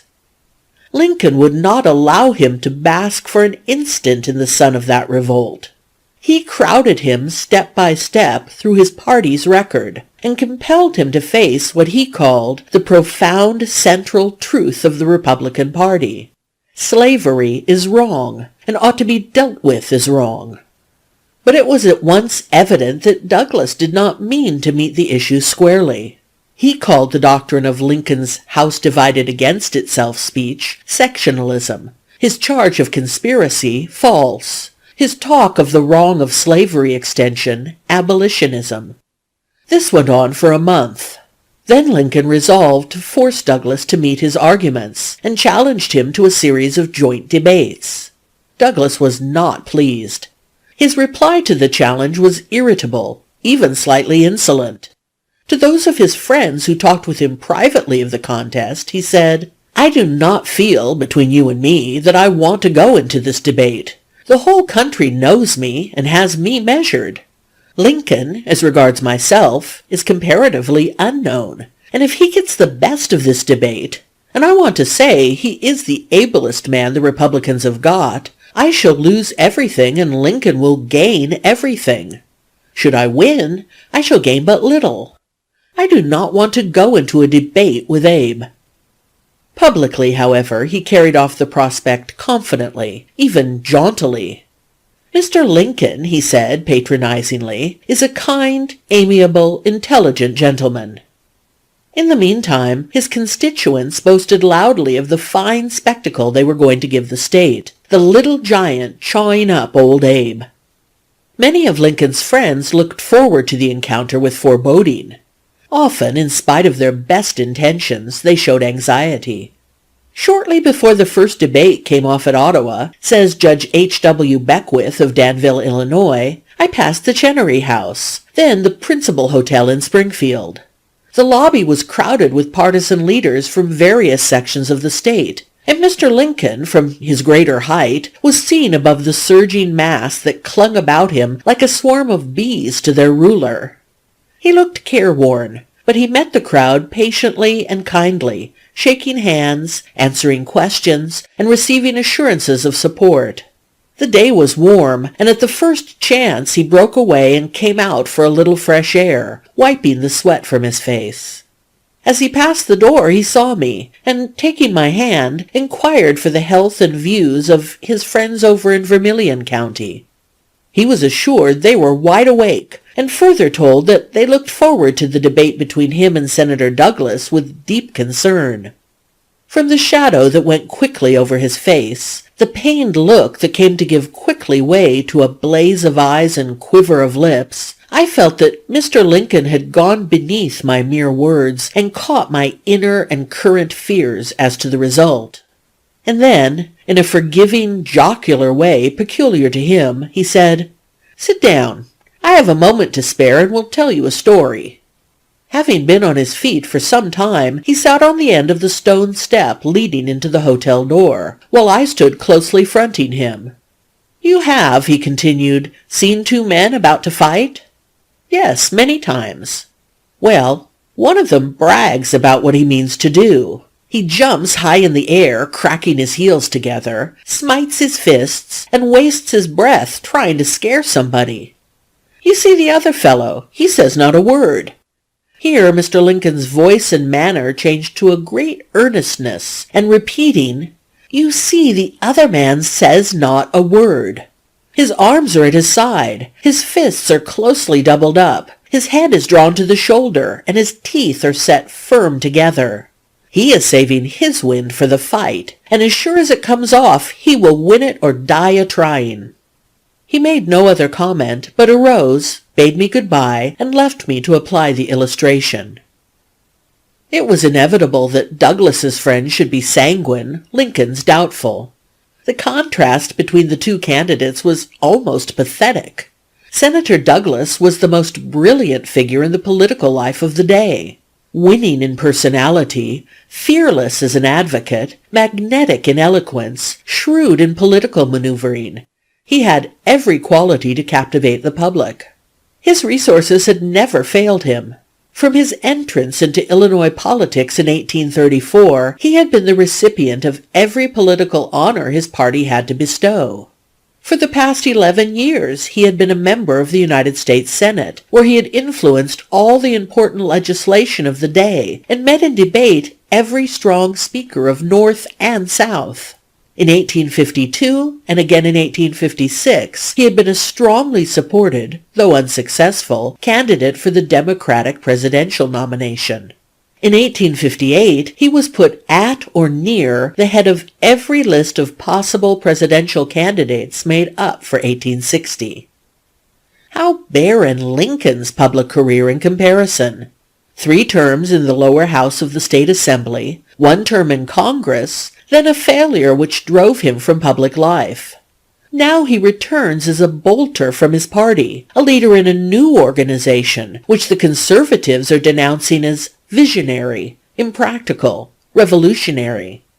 No one recognized more clearly than Lincoln the difference between himself and his opponent. "With me," he said sadly, in comparing the careers of himself and Douglas, "the race of ambition has been a failure, a flat failure. With him it has been one of splendid success." He warned his party at the outset that, with himself as a standard-bearer, the battle must be fought on principle alone, without any of the external aids which Douglas's brilliant career gave. "Senator Douglas is of world-wide renown," he said. "All the anxious politicians of his party, or who have been of his party for years past, have been looking upon him as certainly, at no distant day, to be the President of the United States. They have seen in his round, jolly, fruitful face, post offices, land offices, marshalships and cabinet appointments, chargeships and foreign missions, bursting and sprouting out in wonderful exuberance, ready to be laid hold of by their greedy hands.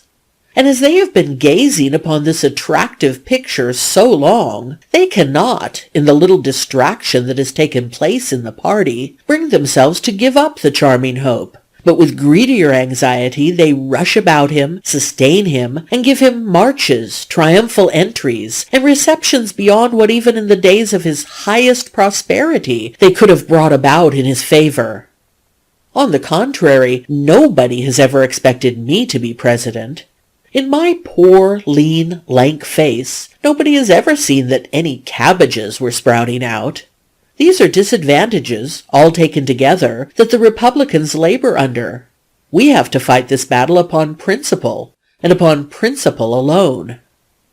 If one will take a map of Illinois and locate the points of the Lincoln and Douglas debates held between August 21st and October 15th, 1858, he will see that the whole state was traversed in the contest.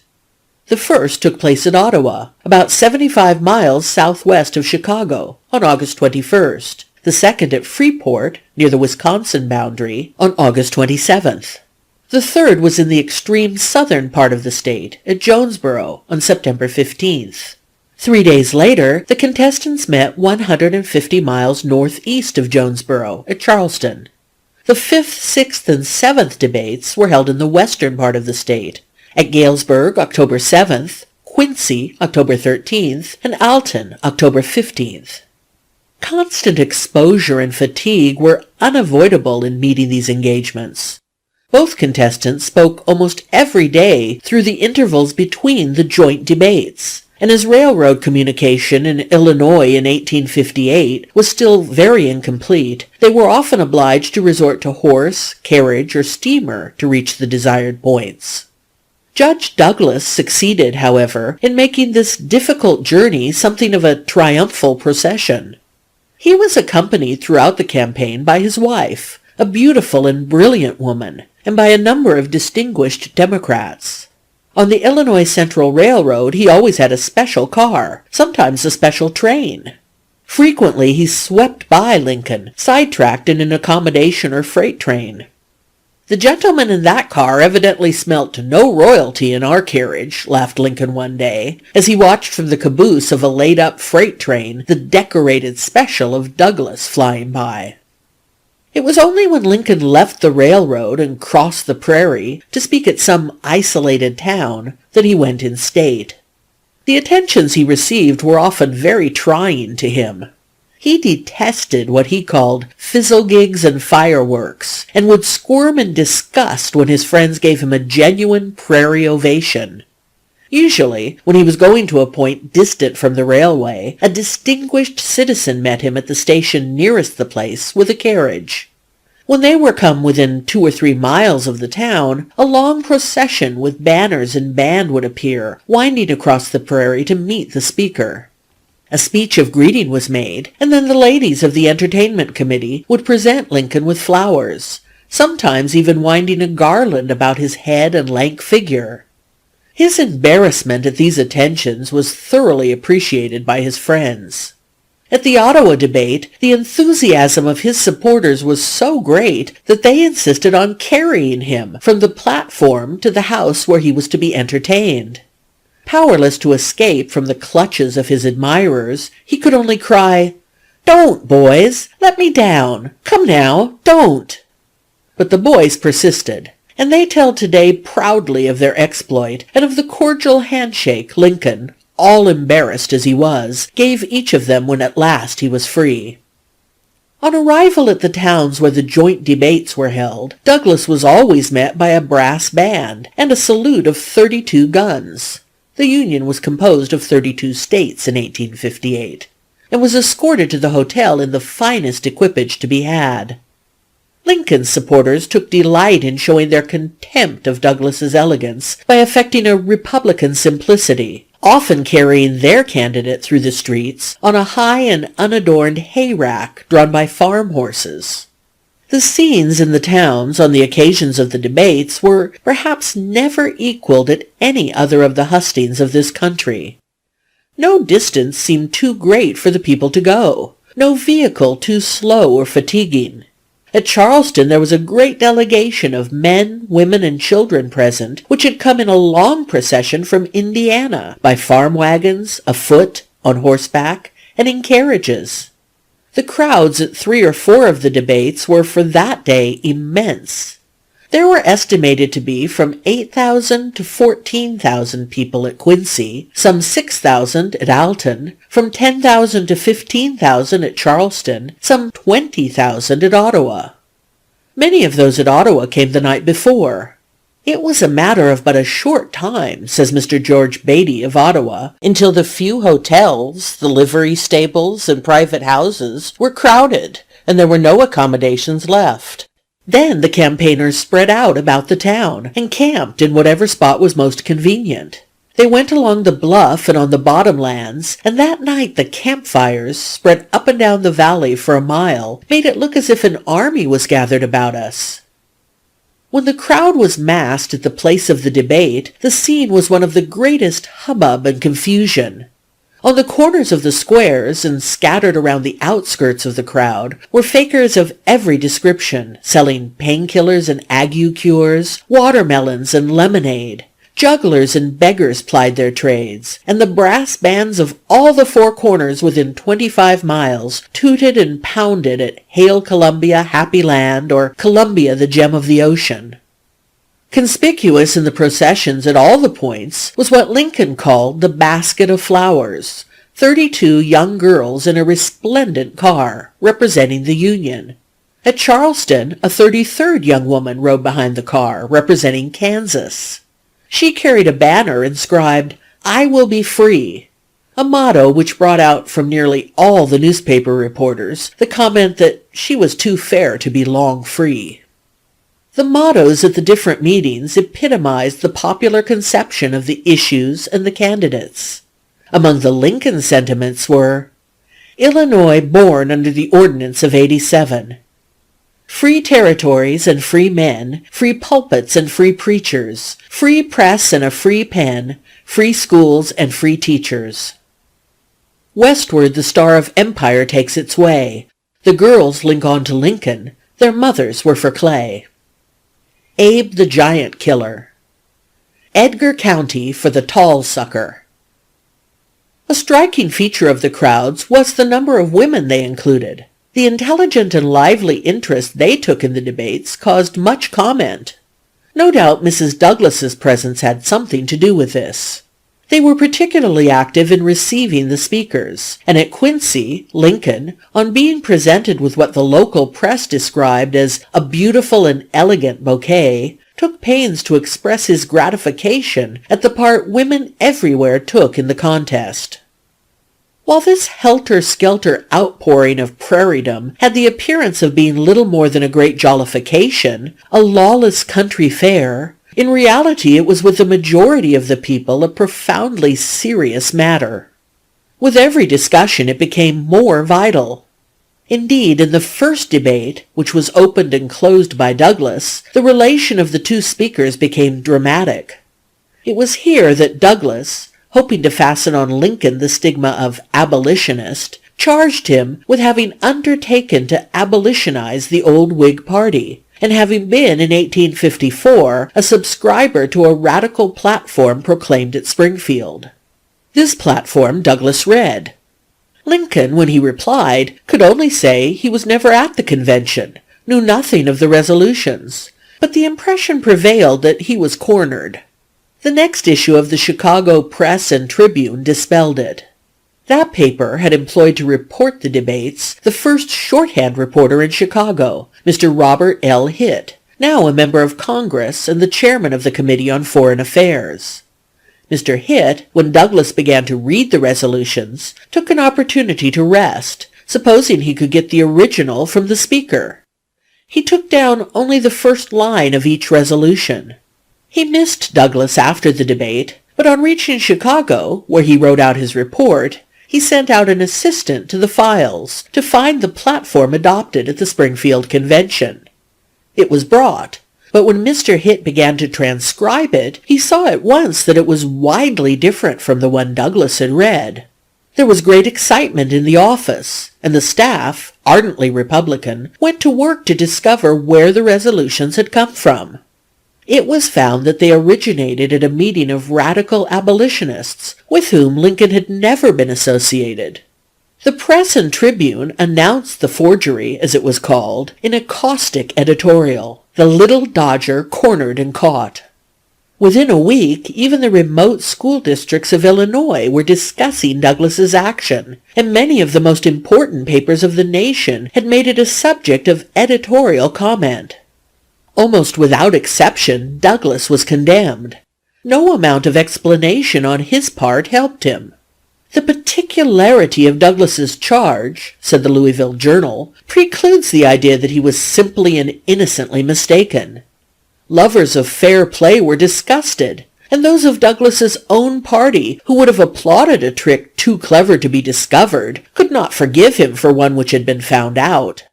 Greeley came out bitterly against him, and before long wrote to Lincoln and Herndon that Douglas was like the man's boy who, he said, didn't weigh so much as he expected, and he always knew he wouldn't. Douglas's error became a sharp-edged sword in Lincoln's hand. Without directly referring to it, he called his hearer's attention to the forgery every time he quoted a document by his elaborate explanation that he believed, unless there was some mistake on the part of those with whom the matter originated, and which he had been unable to detect, that this was correct. Once when Douglas brought forth a document, Lincoln blandly remarked that he could scarcely be blamed for doubting its genuineness since the introduction of the Springfield resolutions at Ottawa. End of section 18.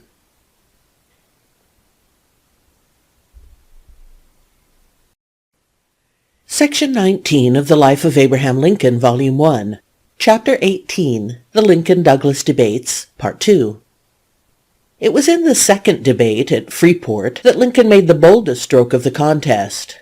Soon after the Ottawa debate, in discussing his plan for the next encounter with a number of his political friends, Washburne, Cook, Judd, and others, he told them he proposed to ask Douglas 4 questions, which he read. One and all cried halt at the second question. Under no condition, they said, must he put it. If it were put, Douglas would answer it in such a way as to win the senatorship. The morning of the debate, while on the way to Freeport, Lincoln read the same questions to Mr. Joseph Medill. "I do not like this second question, Mr. Lincoln," said Mr. Medill. The 2 men argued to their journey's end, but Lincoln was still unconvinced. Even after he reached Freeport, several Republican leaders came to him pleading, "Do not ask that question." He was obdurate, and he went on the platform with a higher head, a haughtier step than his friends had noted in him before. Lincoln was going to ruin himself, the committee said despondently. One would think he did not want the senatorship. The mooted question ran in Lincoln's notes, "Can the people of a United States territory, in any lawful way, against the wish of any citizen of the United States, exclude slavery from its limits prior to the formation of a state constitution?" Lincoln had seen the irreconcilableness of Douglas's own measure of popular sovereignty, which declared that the people of a territory should be left to regulate their domestic concerns in their own way, subject only to the Constitution, and the decision of the Supreme Court in the Dred Scott case that slaves, being property, could not under the Constitution be excluded from a territory. He knew that if Douglas said no to this question, his Illinois constituents would never return him to the Senate. He believed that if he said yes, the people of the South would never vote for him for President of the United States. He was willing himself to lose the senatorship in order to defeat Douglas for the presidency in 1860. "I am after larger game. The battle of 1860 is worth 100 of this," he said confidently. The question was put, and Douglas answered it with rare artfulness. "It matters not," he cried, "what way the Supreme Court may hereafter decide as to the abstract question whether slavery may or may not go into a territory under the Constitution. The people have the lawful means to introduce it or exclude it as they please, for the reason that slavery cannot exist a day or an hour anywhere unless it is supported by local police regulations. Those police regulations can only be established by the local legislature, and if the people are opposed to slavery, they will elect representatives to that body who will, by unfriendly legislation, effectually prevent the introduction of it into their midst. If, on the contrary, they are for it, their legislation will favor its extension." His Democratic constituents went wild over the clever way in which Douglas had escaped Lincoln's trap. He now practically had his election. The Republicans shook their heads. Lincoln only was serene. He alone knew what he had done. The Freeport debate had no sooner reached the pro-slavery press than a storm of protest went up. Douglas had betrayed the South. He had repudiated the Supreme Court decision. He had declared that slavery could be kept out of the territories by other legislation than a state constitution. The Freeport Doctrine, or the theory of unfriendly legislation as it became known, spread month by month, and slowly but surely made Douglas an impossible candidate in the South. The force of the question was not realized in full by Lincoln's friends until the Democratic Party met in Charleston, South Carolina in 1860, and the Southern delegates refused to support Douglas because of the answer he gave to Lincoln's question in the Freeport debate of 1858. Do you recollect the argument we had on the way up to Freeport 2 years ago over the question I was going to ask Judge Douglas? Lincoln asked Mr. Joseph Medill when the latter went to Springfield a few days after the election of 1860. Yes, said Medill, I recollect it very well. Don't you think I was right now? We were both right. The question hurt Douglas for the presidency, but it lost you the senatorship. Yes, and I have won the place he was playing for. From the beginning of the campaign, Lincoln supplemented the strength of his arguments by inexhaustible good humor.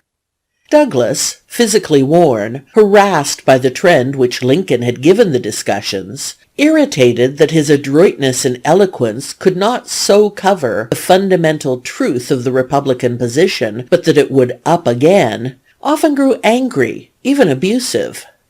Lincoln answered him with most effective raillery. At Havana, where he spoke the day after Douglas, he said, I am informed that my distinguished friend yesterday became a little excited, nervous perhaps, and he said something about fighting, as though referring to a pugilistic encounter between him and myself. Did anybody in this audience hear him use such language? Cries of yes. I am informed further that somebody in his audience, rather more excited and nervous than himself, took off his coat and offered to take the job off Judge Douglas's hands and fight Lincoln himself. Did anybody here witness that warlike proceeding? Laughter and cries of yes. Well, I merely desire to say that I shall fight neither Judge Douglas nor his second. I shall not do this for 2 reasons, which I will now explain. In the first place, a fight would prove nothing which is an issue in this contest. It might establish that Judge Douglas is a more muscular man than myself, or it might demonstrate that I am a more muscular man than Judge Douglas. But this question is not referred to in the Cincinnati platform, nor in either of the Springfield platforms. Neither result would prove him right nor me wrong, and so of the gentleman who volunteered to do this fighting for him. If my fighting Judge Douglas would not prove anything, it would certainly prove nothing for me to fight his bottle holder. My second reason for not having a personal encounter with the judge is that I don't believe he wants it himself. He and I are about the best friends in the world, and when we get together, he would no more think of fighting me than of fighting his wife. Therefore, ladies and gentlemen, when the judge talked about fighting, he was not giving vent to any ill feeling of his own, but merely trying to excite, enthusiasm against me on the part of his audience. And as I find he was tolerably successful, we will call it quits. More difficult for Lincoln to take good-naturedly than threats and hard names was the irrelevant matters which Douglas dragged into the debates to turn attention from the vital arguments. Thus Douglas insisted repeatedly on taunting Lincoln because his zealous friends had carried him off the platform at Ottawa. Lincoln was so frightened by the questions put to him, said Douglas, that he could not walk. He tried to arouse the prejudice of the audience by absurd charges of abolitionism. Lincoln wanted to give Negroes social equality. He wanted a Negro wife. He was willing to allow Fred Douglass to make speeches for him. Again, he took up a good deal of Lincoln's time by forcing him to answer to a charge of refusing to vote supplies for the soldiers in the Mexican War. Lincoln denied and explained, until at last at Charleston he turned suddenly to Douglas's supporters, dragging one of the strongest of them, the Honorable O.B. Ficklin, with whom he had been in Congress in 1848, to the platform. I do not mean to do anything with Mr. Ficklin, he said, except to present his face and tell you that he personally knows it to be a lie. And Mr. Ficklin had to acknowledge that Lincoln was right. Judge Douglas, said Lincoln in speaking of this policy, is playing cuttlefish, a small species of fish that has no mode of defending himself when pursued except by throwing out a black fluid which makes the water so dark the enemy cannot see it, and thus it escapes. The question at stake was too serious in Lincoln's judgment for platform jugglery.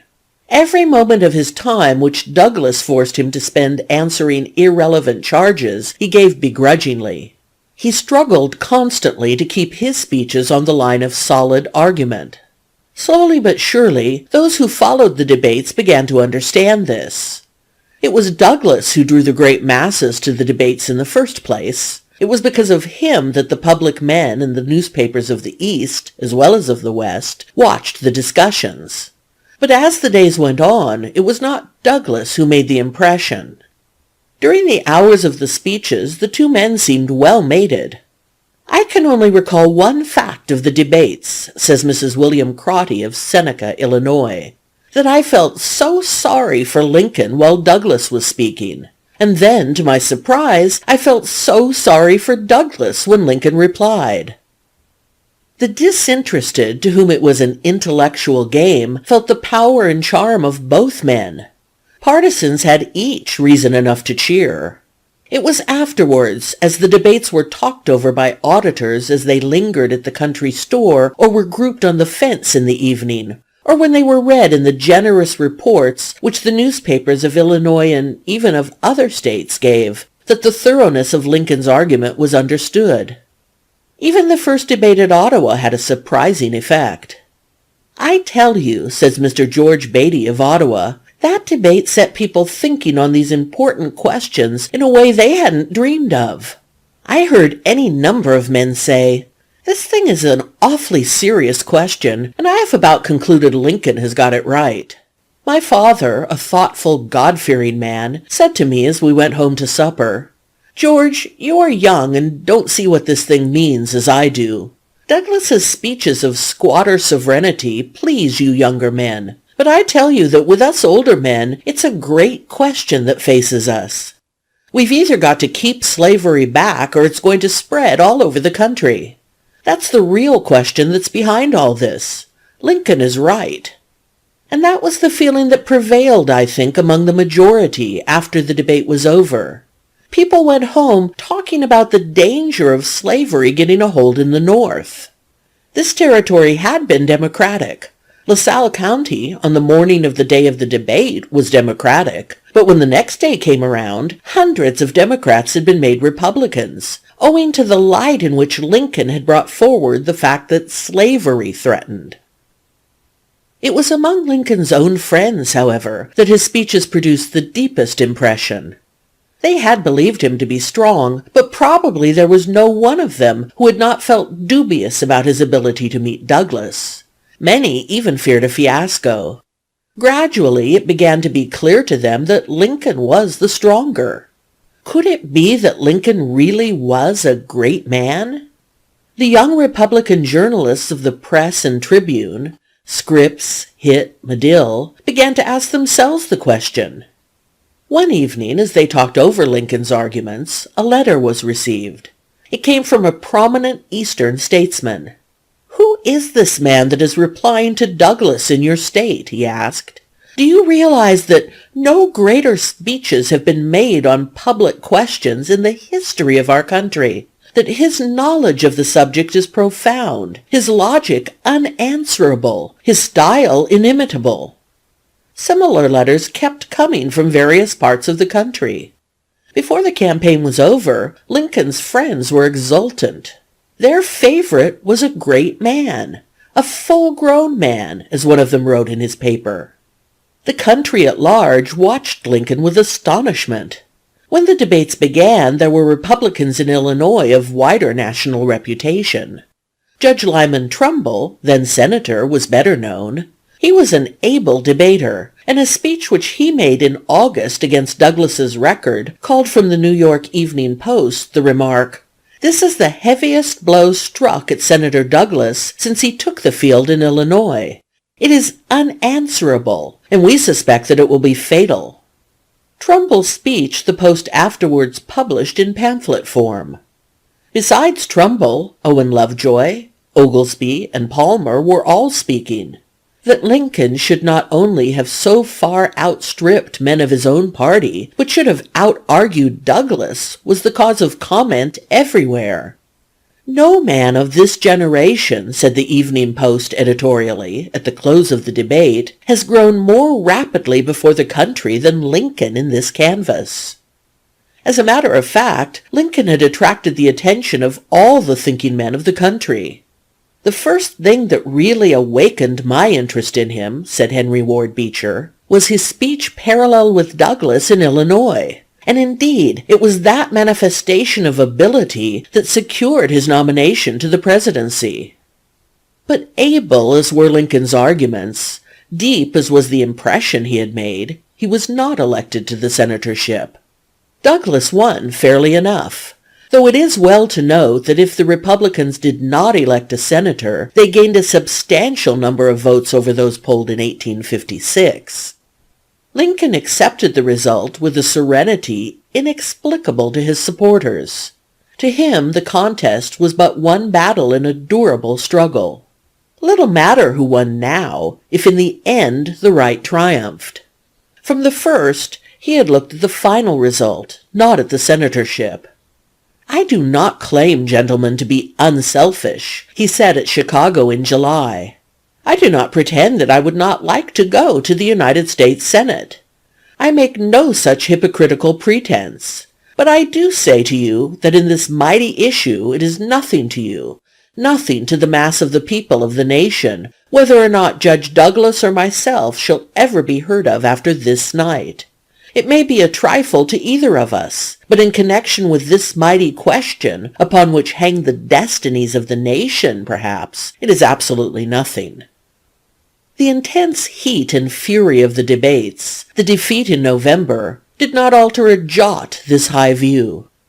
"I am glad I made the late race," he wrote Mr. A. G. Henry. "It gave me a hearing on the great and durable question of the age, which I would have had in no other way. And though I now sink out of view and shall be forgotten, I believe I have made some marks which will tell for the cause of civil liberty long after I am gone." At that date, perhaps no one appreciated the value of what Lincoln had done as well as he did himself. He was absolutely sure he was right, and that in the end people would see it. Though he might not rise, he knew his cause would. Douglas had the ingenuity to be supported in the late contest, both as the best means to break down and to uphold the slave interest, he wrote. "No ingenuity can keep these antagonistic elements in harmony long. Another explosion will soon occur." His whole attention was given to conserving what the Republicans had gained.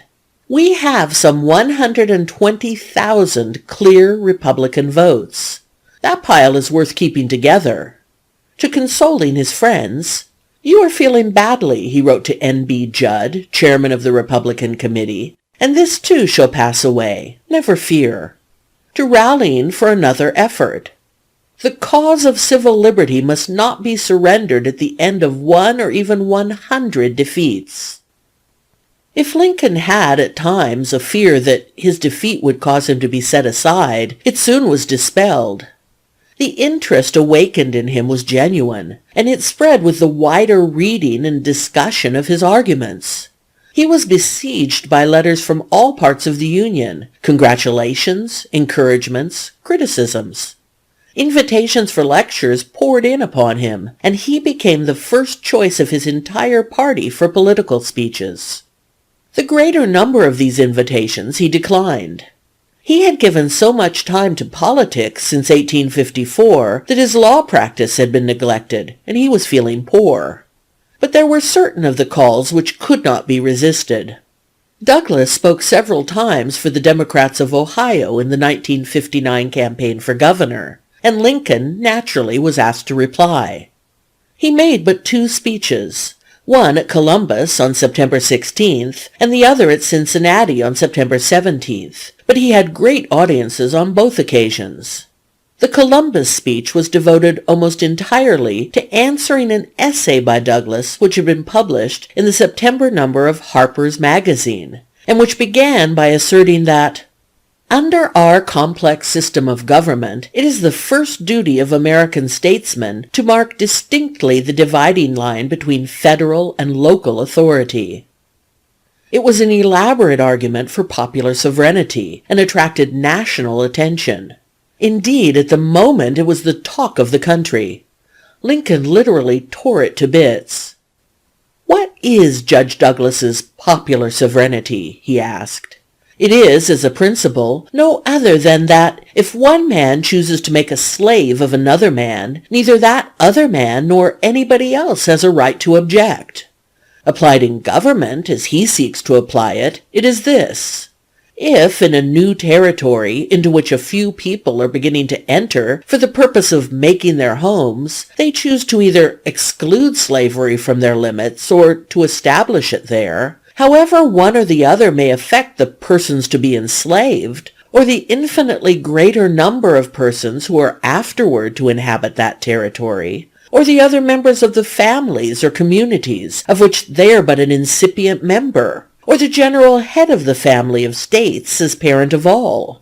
However their action may affect one or the other of these, there is no power or right to interfere." That is Douglas's popular sovereignty applied. It was in this address that Lincoln uttered the oft-quoted paragraphs. "I suppose the institution of slavery really looks small to him. He is so put up by nature that a lash upon his back would hurt him, but a lash upon anybody else's back does not hurt him. That is the build of the man, and consequently he looks upon the matter of slavery in this unimportant light. Judge Douglas ought to remember, when he is endeavoring to force this policy upon the American people, that while he is put up that way, a good many are not. He ought to remember that there was once in this country a man by the name of Thomas Jefferson, supposed to be a Democrat, a man whose principles and policy are not very prevalent among Democrats today, it is true. But that man did not take exactly this view of the insignificance of the element of slavery which our friend Judge Douglas does. In contemplation of this thing, we all know he was led to exclaim, 'I tremble for my country when I remember that God is just.' We know how he looked upon it when he thus expressed himself.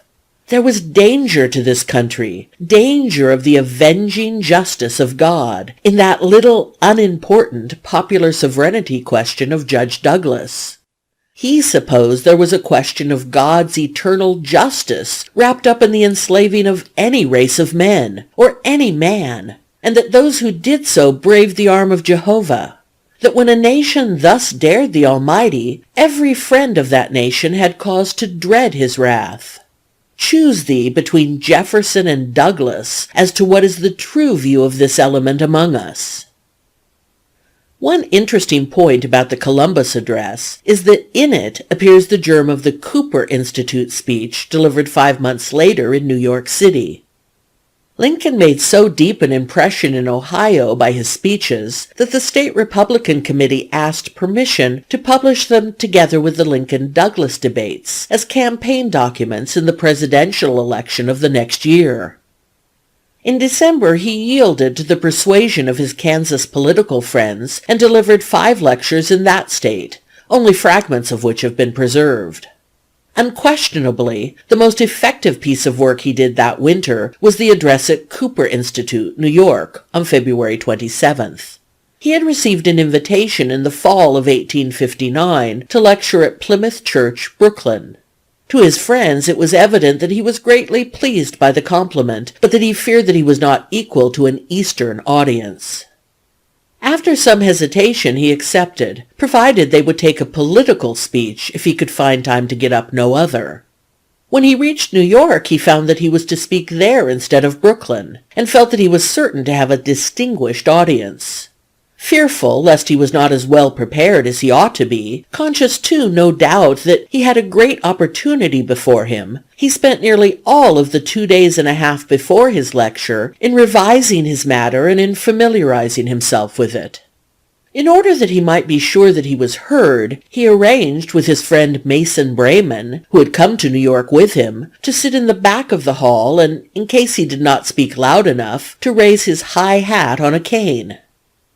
Mr. Lincoln's audience was a notable one, even for New York. It included William Cullen Bryant, who introduced him, Horace Greeley, David Dudley Field, and many more well-known men of the day.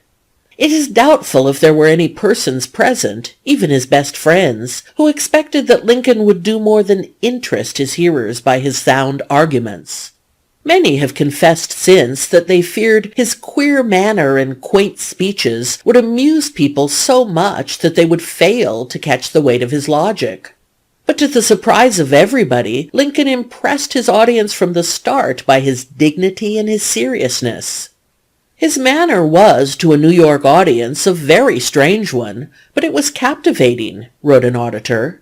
He held the vast meetings spellbound, and as one by one his oddly expressed but trenchant and convincing arguments confirmed the soundness of his political conclusions, the House broke out in wild and prolonged enthusiasm. I think I never saw an audience more thoroughly carried away by an orator. The Cooper Union speech was founded on a sentence from one of Douglas's Ohio speeches. Our fathers, when they framed the government under which we live, understood this question just as well, and even better, than we do now. Douglas claimed that the fathers held that the Constitution forbade the federal government controlling slavery in the territories. Lincoln, with infinite care, had investigated the opinions and votes of each of the fathers, whom he took to be the 39 men who signed the Constitution, and showed conclusively that a majority of them certainly understood that no proper division of local from federal authority, nor any part of the Constitution, forbade the federal government to control slavery in the federal territories. Not only did he show this of the 39 framers of the original Constitution, but he defied anybody to show that one of the 76 members of the Congress which framed the amendments to the Constitution ever held any such view. Let all, he said, who believe that our fathers who framed the government under which we live understood this question just as well and even better than we do now, speak as they spoke and act as they acted upon it. This is all Republicans ask, all Republicans desire in relation to slavery. As those fathers marked it, so let it be again marked, as an evil not to be extended, but to be tolerated and protected only because of, and so far as, its actual presence among us makes that toleration and protection a necessity. Let all the guarantees those fathers gave it be not grudgingly but fully and fairly maintained. For this Republicans contend, and with this, so far as I know or believe, they will be content. One after another he took up and replied to the charges the South was making against the North at the moment: sectionalism, radicalism, giving undue prominence to the slave question, stirring up insurrection among slaves, refusing to allow constitutional rights, and to each he had an unimpassioned answer impregnable with facts.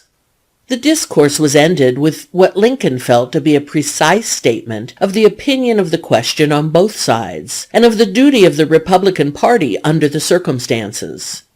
This portion of his address is one of the finest early examples of that simple and convincing style in which most of his later public documents were written. If slavery is right, he said, all words, acts, laws, and constitutions against it are themselves wrong, and should be silenced and swept away. If it is right, we cannot justly object to its nationality, its universality. If it is wrong, they cannot justly insist upon its extension, its enlargement. All they ask we could readily grant if we thought slavery right. All we ask they could as readily grant if they thought it wrong. Their thinking it right and our thinking it wrong is the precise fact upon which depends the whole controversy. Thinking it right as they do, they are not to blame for desiring its full recognition as being right. But thinking it wrong as we do, can we yield to them? Can we cast our votes with their view, and against our own? In view of our moral, social, and political responsibilities, can we do this? Wrong, as we think slavery is, we can yet afford to let it alone where it is, because that much is due to the necessity arising from its actual presence in the nation. But can we, while our votes will prevent it, allow it to spread into the national territories, and to overrun us here in these free states? If our sense of duty forbids this, then let us stand by our duty fearlessly and effectively. Let us be diverted by none of those sophistical contrivances wherewith we are so industriously plied and belabored, contrivances such as groping for some middle ground between the right and the wrong. Vain is the search for a man who should be neither a living man nor a dead man, such as a policy of don't care, on a question about which all true men do care, such as union appeals beseeching true union men to yield to disunionists, reversing the divine rule, and calling not the sinners but the righteous to repentance, such as invocations to Washington imploring men to unsay what Washington said and undo what Washington did. Neither let us be slandered from our duty by false accusations against us, nor frightened from it by menaces of destruction to the government, nor of dungeons to ourselves.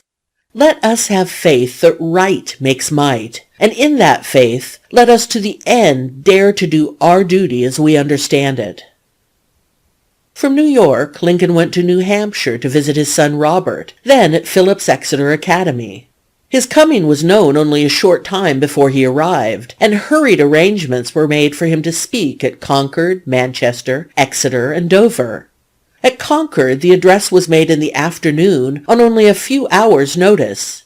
Nevertheless, he had a great audience, so eager were men at the time to hear anybody who had serious arguments on the slavery question.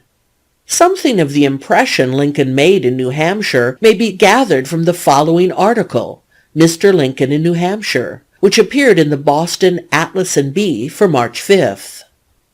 The Concord Statesman says that notwithstanding the rain of Thursday, rendering traveling very inconvenient, the largest hall in that city was crowded to hear Mr. Lincoln.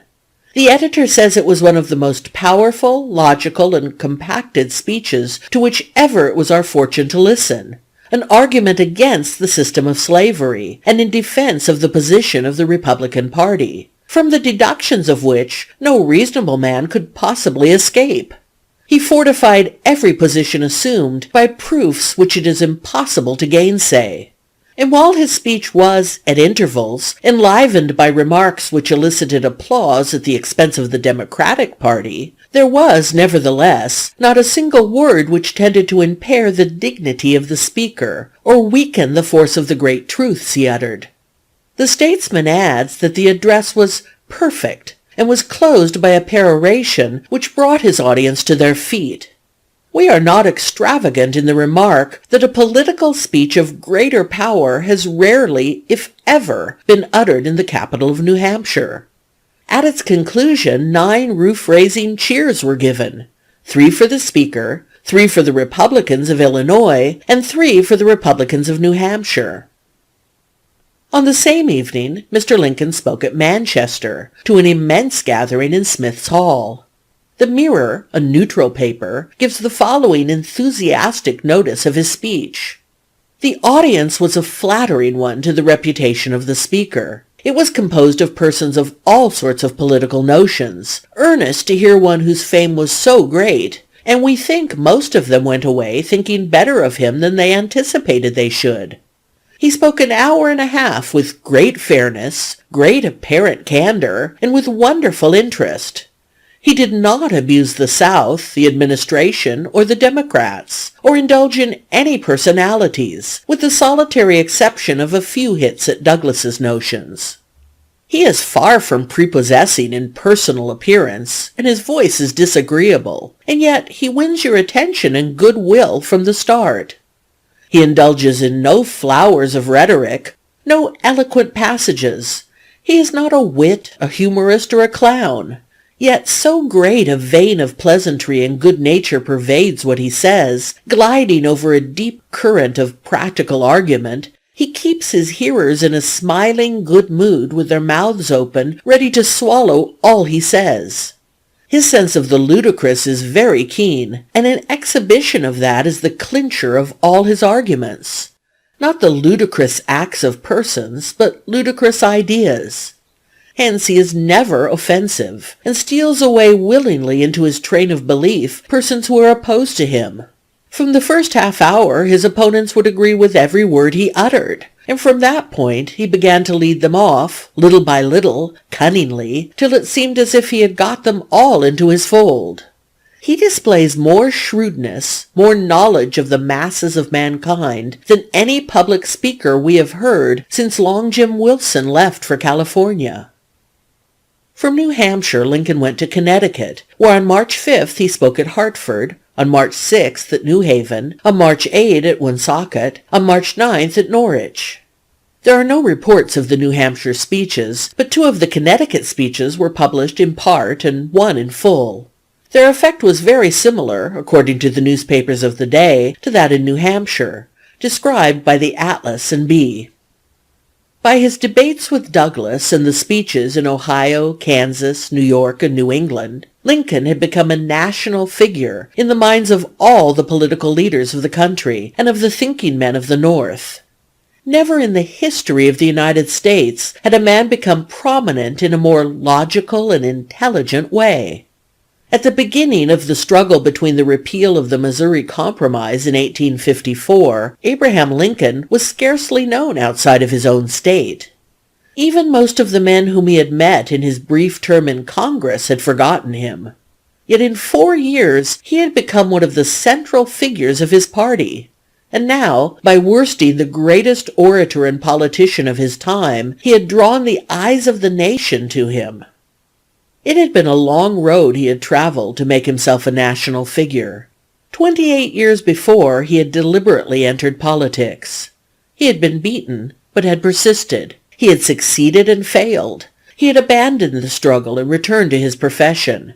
His outraged sense of justice had driven him back, and for 6 years he had traveled up and down Illinois trying to prove to men that slavery extension was wrong.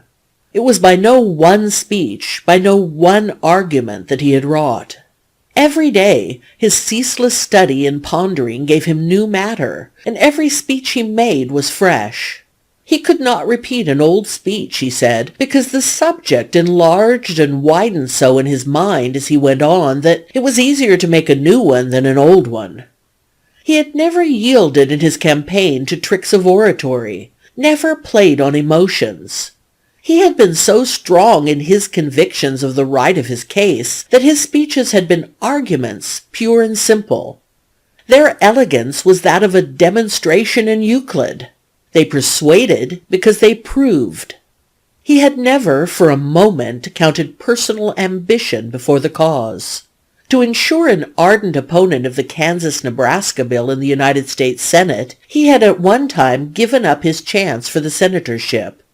To show the fallacy of Douglas's argument, he had asked a question which his party pleaded with him to pass by, assuring him that it would lose him the election.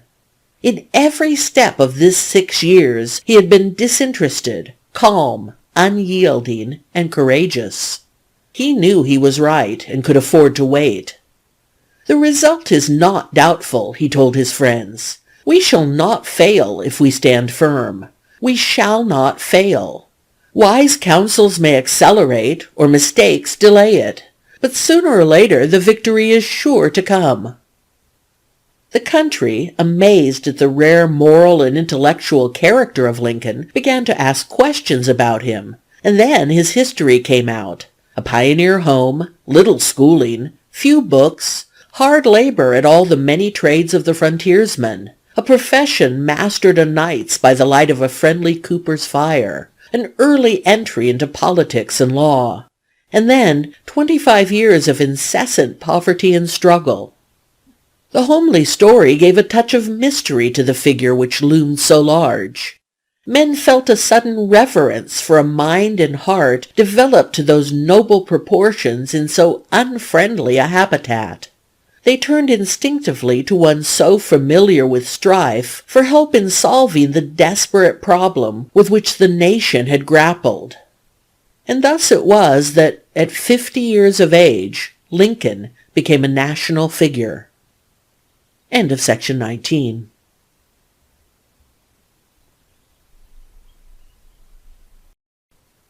Section 20 of the Life of Abraham Lincoln, Volume 1.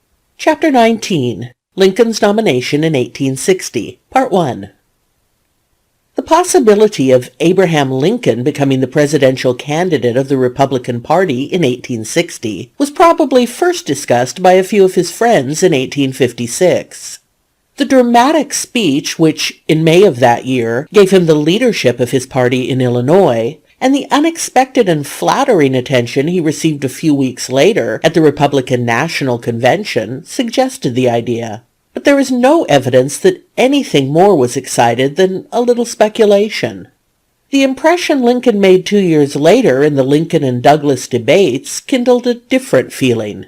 It convinced a number of astute Illinois politicians that judicious effort would make Lincoln strong enough to justify the presentation of his name as a candidate in 1860 on the ground of pure availability.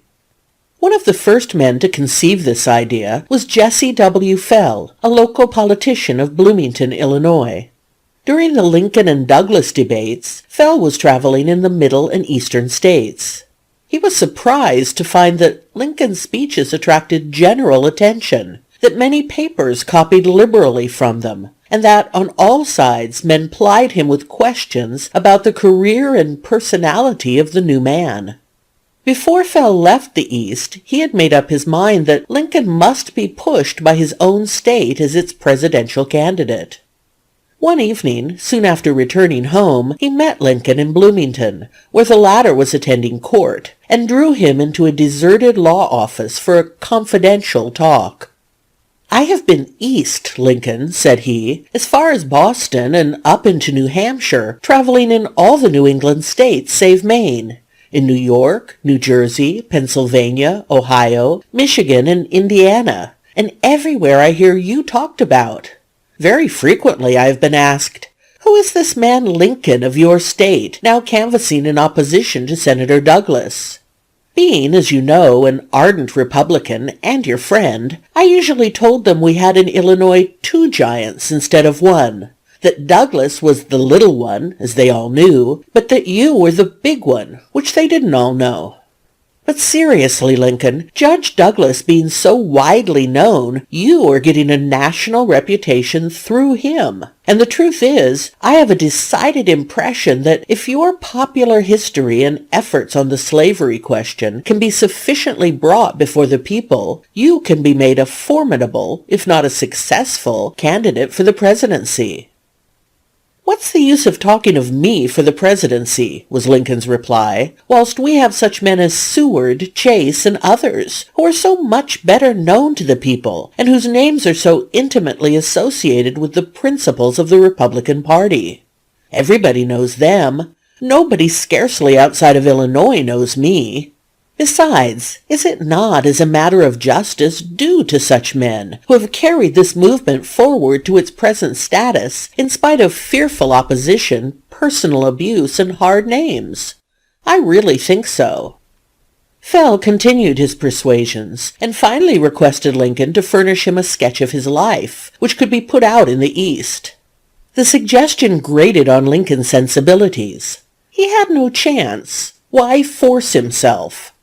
"Fell," he said, rising and wrapping his old gray shawl around his tall figure, "I admit that I am ambitious and would like to be president. I am not insensible to the compliment you pay me and the interest you manifest in the matter. But there is no such good luck in store for me as the presidency of these United States. Besides, there is nothing in my early history that would interest you or anybody else, and as Judge Davis says, it won't pay. Good night." And he disappeared into the darkness. Lincoln's defeat in November 1858 in the contest for the United States senatorship in no way discouraged his friends. A few days after the November election, when it was known that Douglas had been re-elected senator, the Chicago Democrat, then edited by Long John Wentworth, printed an editorial, nearly a column in length, headed "Abraham Lincoln." His work in the campaign, then just closed, was reviewed and commended in the highest terms. His speeches, the Democrat declared, will be recognized for a long time to come as the standard authorities upon those topics which overshadow all others in the political world of our day. And our children will read them and appreciate the great truths which they so forcibly inculcate, with even a higher appreciation of their worth than their fathers possessed while listening to them. We, for our part, said the Democrat further, consider that it would be but a partial appreciation of his services to our noble cause that our next state Republican convention should nominate him for governor, as unanimously and enthusiastically as it did for senator. With such a leader, and with our just cause, we would sweep the state from end to end, with a triumph so complete and perfect that there would be scarce enough of the scattered and demoralized forces of the enemy left to tell the story of its defeat. And this state should also present his name to the National Republican Convention, first for president and next for vice president. We should then say to the United States at large that, in our opinion, the great man of Illinois is Abraham Lincoln, and none other than Abraham Lincoln. All through the year 1859, a few men in Illinois worked quietly but persistently to awaken a demand throughout the state for Lincoln's nomination. The greater number of these were lawyers on Lincoln's circuit, his lifelong friends, men like Judge Davis, Leonard Swett, and Judge Logan, who not only believed in him, but loved him, and whose efforts were doubly effective because of their affection. In addition to these were a few shrewd politicians, who saw in Lincoln the available man the situation demanded, and a group represented by John M. Palmer, who, remembering Lincoln's magnanimity in throwing his influence to Trumbull in 1854, in order to send a sound anti-Nebraska man to the United States Senate, wanted, as Senator Palmer himself put it, to pay Lincoln back. Then there were a few young men who had been won by Lincoln in the debates with Douglas, and who threw youthful enthusiasm and conviction into their support.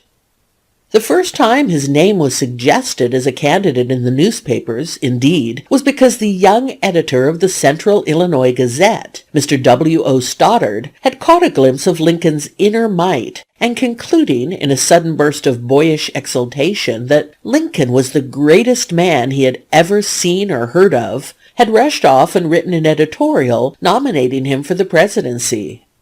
This editorial was published on May 4th, 1859.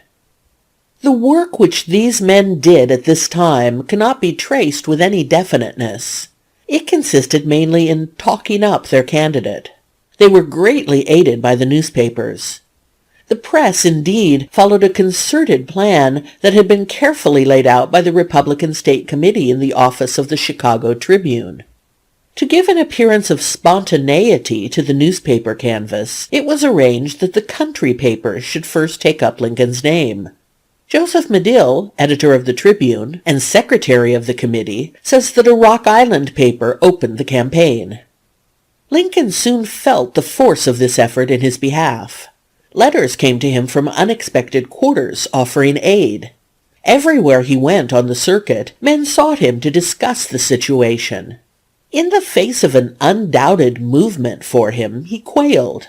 The interest was local. Could it ever be more? Above all, had he the qualifications for President of the United States? He asked himself these questions as he pondered a reply to an editor who had suggested announcing his name, and he wrote, "I must in all candor say I do not think myself fit for the presidency." This was in April 1859. In the July following he still declared himself unfit. Even in the following November he had little hope of nomination. "For my single self," he wrote to a correspondent who had suggested the putting of his name on the ticket, "I have enlisted for the permanent success of the Republican cause, and for this object I shall labor faithfully in the ranks, unless, as I think not probable, the judgment of the party shall assign me a different position." The last weeks of 1859 and the first of 1860 convinced Lincoln, however, that, fit or not, he was in the field.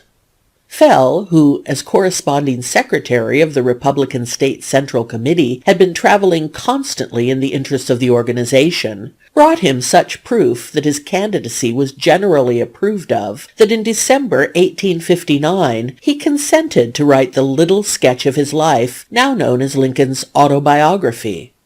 He wrote it with a little inward shrinking, a half shame that it was so meager. "There is not much of it," he apologized in sending the document, "for the reason, I suppose, that there is not much of me.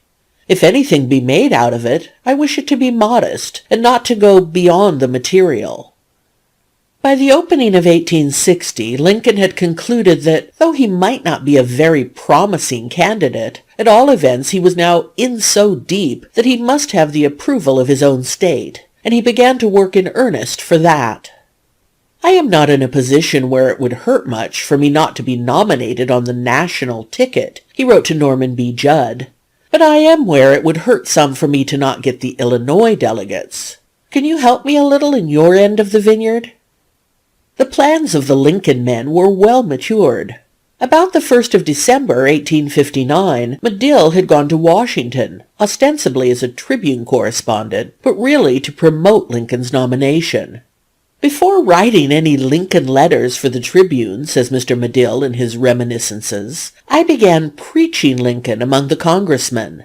I urged him chiefly upon the ground of availability in the close and doubtful states, with what seemed like reasonable success."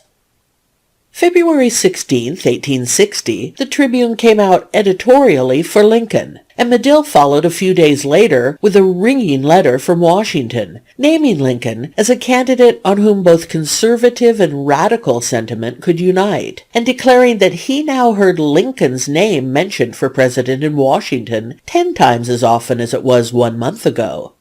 About the time when Medill was writing thus, Norman B. Judd, as a member of the Republican National Committee, was executing a maneuver the importance of which no one realized but the Illinois politicians. This was securing the convention for Chicago. As the spring passed and the counties of Illinois held their conventions, Lincoln found that, save in the North, where Seward was strong, he was unanimously recommended as the candidate at Chicago. When the state convention met at Decatur, May 9th and 10th, he received an ovation of so picturesque and unique a character that it colored all the rest of the campaign. The delegates were in session when Lincoln came in as a spectator and was invited to a seat on the platform. Soon after, Richard Oglesby, one of Lincoln's ardent supporters, asked that an old Democrat of Macon County be allowed to offer a contribution to the convention. The offer was accepted, and a curious banner was borne up the hall. The standard was made of 2 weather-worn fence rails, decorated with flags and streamers, and bearing the inscription, "Abraham Lincoln, the rail candidate, for president in 1860. 2 rails from a lot of 3,000 made in 1830 by Thomas Hanks and Abe Lincoln, whose father was the first pioneer of Macon County." A storm of applause greeted the banner, followed by cries of "Lincoln! Lincoln!" Rising, Lincoln said, pointing to the banner, "I suppose I am expected to reply to that. I cannot say whether I made those rails or not, but I am quite sure I have made a great many just as good." The speech was warmly applauded, and one delegate, an influential German and an ardent Seward man, George Schneider, after witnessing the demonstration, turned to his neighbor and said, "Seward has lost the Illinois delegation." He was right, for when later John M. Palmer brought forth a resolution that Abraham Lincoln is the choice of the Republican Party of Illinois for the presidency, and the delegates from this state are instructed to use all honorable means to secure his nomination by the Chicago Convention and to vote as a unit for him, it was enthusiastically adopted. While the politicians of Illinois were thus preparing for the campaign, the Republicans of the East hardly realized that Lincoln was or could be made a possibility. In the first 4 months of 1860, his name was almost unmentioned as a presidential candidate in the public prints of the East. In a list of 21 prominent candidates for the presidency in 1860, prepared by D.W. Bartlett and published in New York towards the end of 1859, Lincoln's name is not mentioned. Nor does it appear in a list of 34 of our living representative men prepared for presidential purposes by John Savage and published in Philadelphia in 1860. The most important notice at this period of which we know was a casual mention in an editorial in the New York Evening Post, February 15th.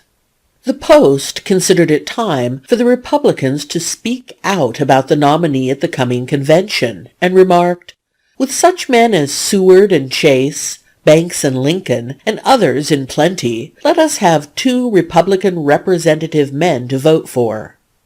This was 10 days before the Cooper Union speech and the New England tour, which undoubtedly did much to recommend Lincoln as a logical and statesmanlike thinker and debater, though there is no evidence that it created him a presidential following in the East, save perhaps in New Hampshire. Indeed, it was scarcely to be expected that prudent and conservative men would conclude that because he could make a good speech, he would make a good president. They knew him to be comparatively untrained in public life, and comparatively untrained in large affairs. They naturally preferred a man who had a record for executive statesmanship.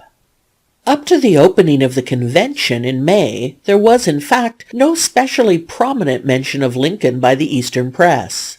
Greeley, intent on undermining Seward, though as yet nobody perceived him to be so, printed in the New York Weekly Tribune, the paper which went to the country at large, correspondence favoring the nomination of Bates and Reed, McLean and Bell, Cameron, Fremont, Dayton, Chase, Wade, but not Lincoln.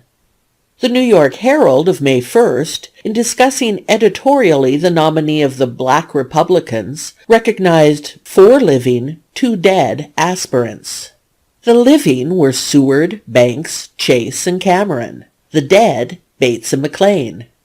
May 10th, the Independent, in an editorial on the nomination at Chicago, said, "Give us a man known to be true upon the only question that enters into the canvass. A Seward, a Chase, a Wade, a Sumner, a Fessenden, a Banks." But it did not mention Lincoln. His most conspicuous Eastern recognition before the convention was in Harper's Weekly of May 12th, his face being included in a double page of portraits of 11 prominent candidates for the Republican presidential nomination at Chicago. Brief biographical sketches appeared in the same number, the last and the shortest of them being of Lincoln. It was on May 16th that the Republican Convention of 1860 formally opened at Chicago. But for days before, the city was in a tumult of expectation and preparation. The audacity of inviting a national convention to meet there, in the condition in which Chicago chanced to be at that time, was purely Chicagoan. No other city would have risked it. In 10 years, Chicago had nearly quadrupled its population, and it was believed that the feat would be repeated in the coming decade.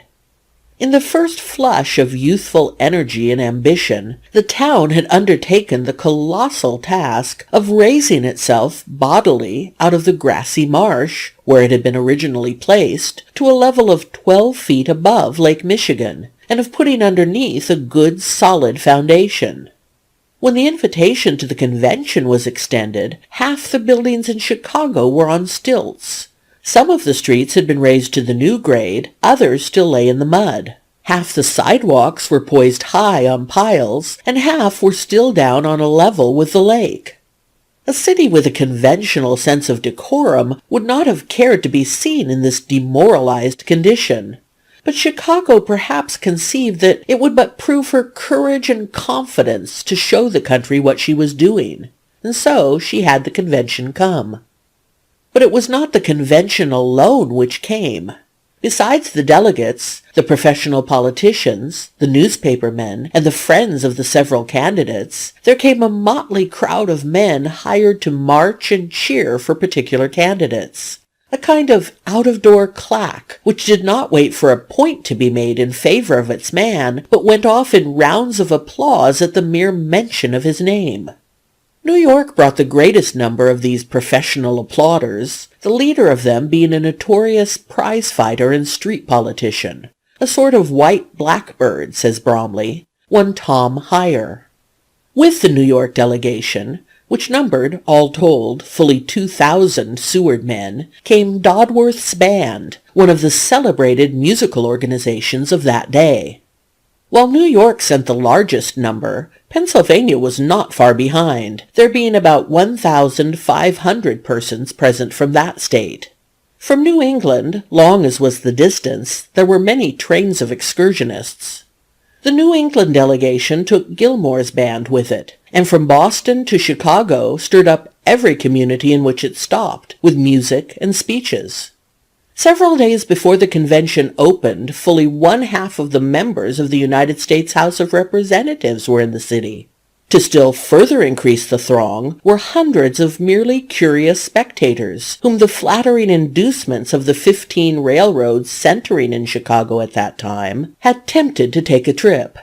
There were fully 40,000 strangers in the city during the sitting of the convention. The streets for a week were the forum of this multitude. Processions for Seward, for Cameron, for Chase, for Lincoln, marched and countermarched, brave with banners and transparencies, and noisy with country bands and hissing rockets. Every street corner became a rostrum, where impromptu harangues for any of a dozen candidates might be happened upon. In this hurly-burly, two figures were particularly prominent: Tom Hyer, who managed the open-air Seward demonstration, and Horace Greeley, who was conducting independently his campaign against Seward. Greeley in his fervor talked incessantly. It was only necessary for someone to say, in a rough but friendly way, "There's old Greeley," and all within hearing distance grouped about him. Not infrequently, the 2 or 3 to whom he began speaking increased until that which had started as a conversation ended as a speech.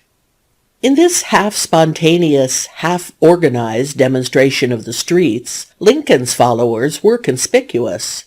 State pride made Chicago feel that she must stand by her own.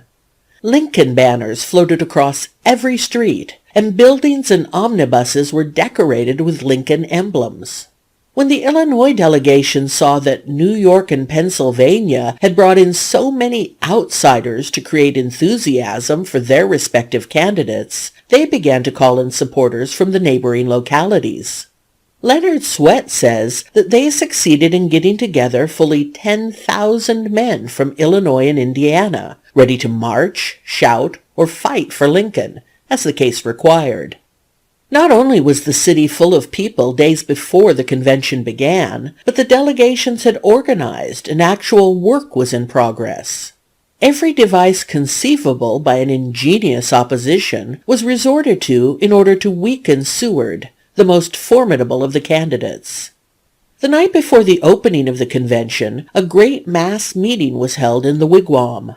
The Seward men had arranged to have only advocates of their own candidates speak. But the clever opposition detected the game, and William D. Kelly of Pennsylvania, who was for Lincoln or for Wade, got the floor and held it until nearly midnight, doggedly talking against time, until an audience of 12,000 had dwindled to less than 1,000. One of the first of the delegations to begin activities was that of Illinois. The Tremont House had been chosen as its headquarters, and here were gathered almost all the influential friends Lincoln had in the state. They came determined to win if human effort could compass it, and men never put more intense and persistent energy into a cause. Judge Davis was naturally the head of the body, but Judge Logan, Leonard Swett, John M. Palmer, Richard Oglesby, N.B. Judd, Jesse W. Fell, and a score more were with him. "We worked like nailers," Governor Oglesby often declared in after years. The effort for Lincoln had to begin in the Illinois delegation itself. In spite of the rail episode at Decatur, the state convention was by no means unanimous for Lincoln. "Our delegation was instructed for him," wrote Leonard Swett to Josiah Drummond, "but of the 22 votes in it, by uncautiously selecting the men, there were 8 who would have gladly gone for Seward. The reason of this is in this fact. The northern counties of this state are more overwhelmingly Republican than any other portion of the continent. I could pick 25 contiguous counties giving larger Republican majorities than any other adjacent counties in any state. The result is, many people there are for Seward, and such men had crept upon the delegation. They intended in good faith to go for Lincoln, but talked despondingly, and really wanted and expected finally to vote as I have indicated.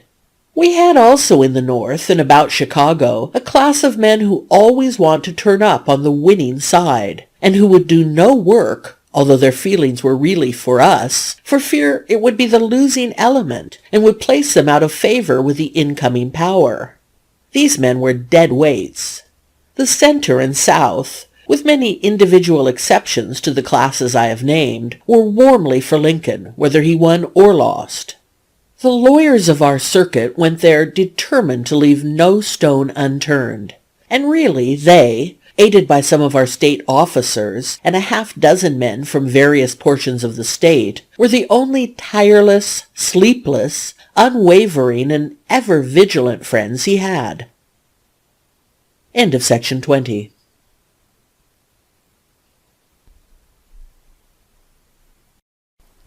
Section 21 of the Life of Abraham Lincoln, Volume 1, Chapter 19, Lincoln's Nomination in 1860, Part 2. The situation which the Illinois delegation faced, briefly put, was this. The Republican Party had in 1860 but one prominent candidate, William H. Seward. By virtue of his great talents, his superior cultivation, and his splendid services in anti-slavery agitation, he was the choice of the majority of the Republican Party. It was certain that at the opening of the convention he would have nearly enough votes to nominate him. But still there was a considerable and resolute opposition. The grounds of this were several, but the most substantial and convincing was that Illinois, Indiana, Pennsylvania, and New Jersey all declared that they could not elect Seward if he was nominated. Andrew G. Curtin of Pennsylvania and Henry S. Lane of Indiana, candidates for governor in their respective states, were both his active opponents, not from dislike of him, but because they were convinced that they would themselves be defeated if he headed the Republican ticket. It was clear to the entire party that Pennsylvania and Indiana were essential to Republican success, and since many states with which Seward was the first choice held success in November as more important than Seward, they were willing to give their support to an available man. But the difficulty was to unite this opposition. Nearly every state which considered Seward an unsafe candidate had a favorite son whom it was pushing as available. Pennsylvania wanted Cameron, New Jersey, Dayton, Ohio, Chase, McLean, or Wade, Massachusetts, Banks, Vermont, Collamer. Greeley, who alone was as influential as a state delegation, urged Bates of Missouri. Illinois' task was to unite this opposition on Lincoln. She began her work with a next-door neighbor. The first state approached, says Mr. Swett, was Indiana. She was about equally divided between Bates and McLean. Saturday, Sunday, and Monday were spent upon her, when finally she came to us, unitedly, with 26 votes, and from that time acted efficiently with us. With Indiana to aid her, Illinois now succeeded in drawing a few scattering votes, in making an impression on New Hampshire and Virginia, and in persuading Vermont to think of Lincoln as a second choice. Matters began to look decidedly cheerful.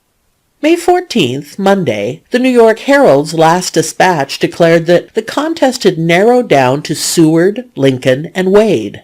The Boston Herald's dispatch of the same day reported, "Abe Lincoln is booming up tonight as a compromise candidate, and his friends are in high spirits." And this was the situation when the convention finally opened on Wednesday, May 16th. The assembly room in which the convention met was situated conveniently at the corner of Market and Lake Streets. It had been built especially for the occasion by the Chicago Republican Club, and in the fashion of the West in that day was called by the indigenous name of wigwam. It was a low, characterless structure, fully 180 feet long by 100 feet wide. The roof rose in the segment of a circle, so that one side was higher than the other, and across this side and the two ends were deep galleries. Facing the ungalleried side was a platform reserved for the delegates, a great floor 140 feet long and 35 feet deep, raised some 4 feet from the ground level, with committee rooms at each end. This vast structure of pine boards had been rescued from ugliness through the energetic efforts of the committee, assisted by the Republican women of the city, who, scarcely less interested than their husbands and brothers, strove in every way to contribute to the success of the convention. They wreathed the pillars and the galleries with masses of green, hung banners and flags, brought in busts of American notables, ordered great allegorical paintings of justice, liberty, and the like to suspend on the walls, borrowed the whole series of Healy portraits of American statesmen, in short, made the wigwam at least gay and festive in aspect. Foreign interest added something to the furnishings. The chair placed on the platform for the use of the chairman of the convention was donated by Michigan, as the first chair made in that state. It was an armchair of the most primitive description, the seat dug out of an immense log and mounted on large rockers. Another chair, one made for the occasion, attracted a great deal of attention. It was constructed of 34 kinds of wood, each piece from a different state or territory, Kansas being appropriately represented by the weeping willow, a symbol of her grief at being still excluded from the sisterhood of states. The gavel used by the chairman was more interesting even than his chair, having been made from a fragment of Commodore Perry's brave Lawrence. Into the wigwam on the morning of the 16th of May there crowded fully 10,000 persons. To the spectator in the gallery, the scene was vividly picturesque and animated. Around him were packed hundreds of women, gay in the high-peaked, flower-filled bonnets and the bright shawls and plaids of the day. Below, on the platform and floor, were many of the notable men of the United States: William M. Evarts, Thomas Corwin, Carl Schurz, David Wilmot, Thaddeus Stevens, Joshua Giddings, George William Curtis, Francis P. Blair and his two sons, Andrew H. Reeder, George Ashmun, Gideon Wells, Preston King, Cassius M. Clay, Gratz Brown, George S. Boutwell, Thurlow Weed. In the multitude, the newspaper representatives outnumbered the delegates. Fully 900 editors and reporters were present, a body scarcely less interesting than the convention itself. Horace Greeley, Samuel Bowles, Murat Halstead, Isaac H. Bromley, Joseph Medill, Horace White, Joseph Hawley, Henry Villard, A.K. McClure, names so familiar today, all represented various journals at Chicago in 1860, and in some cases were active workers in the caucuses. It was evident at once that the members of the convention, some 500 out of the attendant 10,000, were not more interested in its proceedings than the spectators, whose approval and disapproval, quickly and emphatically expressed, swayed and to a degree controlled the delegates. Wednesday and Thursday mornings were passed in the usual opening work of a convention. While officers were formally elected and a platform adopted, the real interest centered in the caucuses, which were held almost uninterruptedly. Illinois was in a frenzy of anxiety. "No men ever worked as our boys did," wrote Mr. Swett. "I did not for the whole week sleep 2 hours a night. They ran from delegation to delegation, haranguing, pleading, promising. But do their best, they could not concentrate the opposition. Our great struggle," says Senator Palmer, "was to prevent Lincoln's nomination for the vice presidency. The Seward men were perfectly willing that he should go on the tail of the ticket. In fact, they seemed determined that he should be given the vice presidential nomination. We were not troubled so much by the antagonism of the Seward men as by the overtures they were constantly making to us. They literally overwhelmed us with kindness. Judge David Davis came to me in the Tremont House, greatly agitated at the way things were going. He said, "Palmer, you must go with me at once to see the New Jersey delegation." I asked what I could do. "Well," said he, "there is a grave and venerable judge over there who is insisting that Lincoln shall be nominated for vice president and Seward for president. We must convince the judge of his mistake." We went. I was introduced to the gentleman, and we talked about the matter for some time. He praised Seward, but he was especially effusive in expressing his admiration for Lincoln. He thought that Seward was clearly entitled to first place, and that Lincoln's eminent merits entitled him to second place. I listened for some time, and then said, "Sir, you may nominate Mr. Lincoln for vice president if you please, but I want you to understand that there are 40,000 Democrats in Illinois who will support this ticket if you give them an opportunity. We are not Whigs, and we never expect to be Whigs. We will never consent to support two old Whigs on this ticket. We are willing to vote for Mr. Lincoln with a Democrat on the ticket, but we will not consent to vote for two Whigs." I have seldom seen a more indignant man. Turning to Judge Davis, he said, "Judge Davis, is it possible that party spirit so prevails in Illinois that Judge Palmer properly represents public opinion?" "Oh," said Davis, affecting some distress at what I had said, "oh, Judge, you can't account for the conduct of these old locofocos." "Will they do as Palmer says?" "Certainly. There are 40,000 of them, and as Palmer says, not one of them will vote for two Whigs." We left the New Jersey member in a towering rage. When we were back at the Tremont House, I said, "Davis, you are an infernal rascal to sit there and hear that man berate me as he did. You really seem to encourage him." Judge Davis said nothing, but chuckled as if he had greatly enjoyed the joke. This incident is illustrative of the kind of work we had to do. We were compelled to resort to this argument, that the old Democrats, then ready to affiliate with the Republican Party, would not tolerate two Whigs on the ticket, in order to break up the movement to nominate Lincoln for vice president. The Seward men recognized in Lincoln their most formidable rival, and that was why they wished to get him out of the way by giving him second place on the ticket. The uncertainty on Thursday was harrowing, and if the ballot had been taken on the afternoon of that day, as was at first intended, Seward probably would have been nominated. Illinois, Indiana, and Pennsylvania all felt this, and shrewdly managed to secure from the convention a reluctant adjournment until Friday morning. In spite of the time this maneuver gave, however, Seward's nomination seemed sure, so Greeley telegraphed the Tribune at midnight on Thursday. At the same hour, the correspondent of the Herald, New York, telegraphed, "The friends of Seward are firm and claim 90 votes for him on the first ballot. Opposition to Seward not fixed on any man. Lincoln is the strongest and may have altogether 40 votes. The various delegations are still caucusing."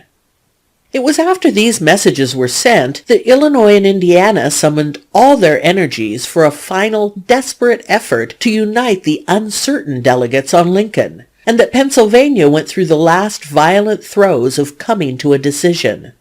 That night was one of the dramatic episodes of which none, perhaps, was more nearly tragic than the spectacle of Seward's followers, confident of success, celebrating in advance the nomination of their favorite, while scores of determined men laid the plans ultimately effective for his overthrow.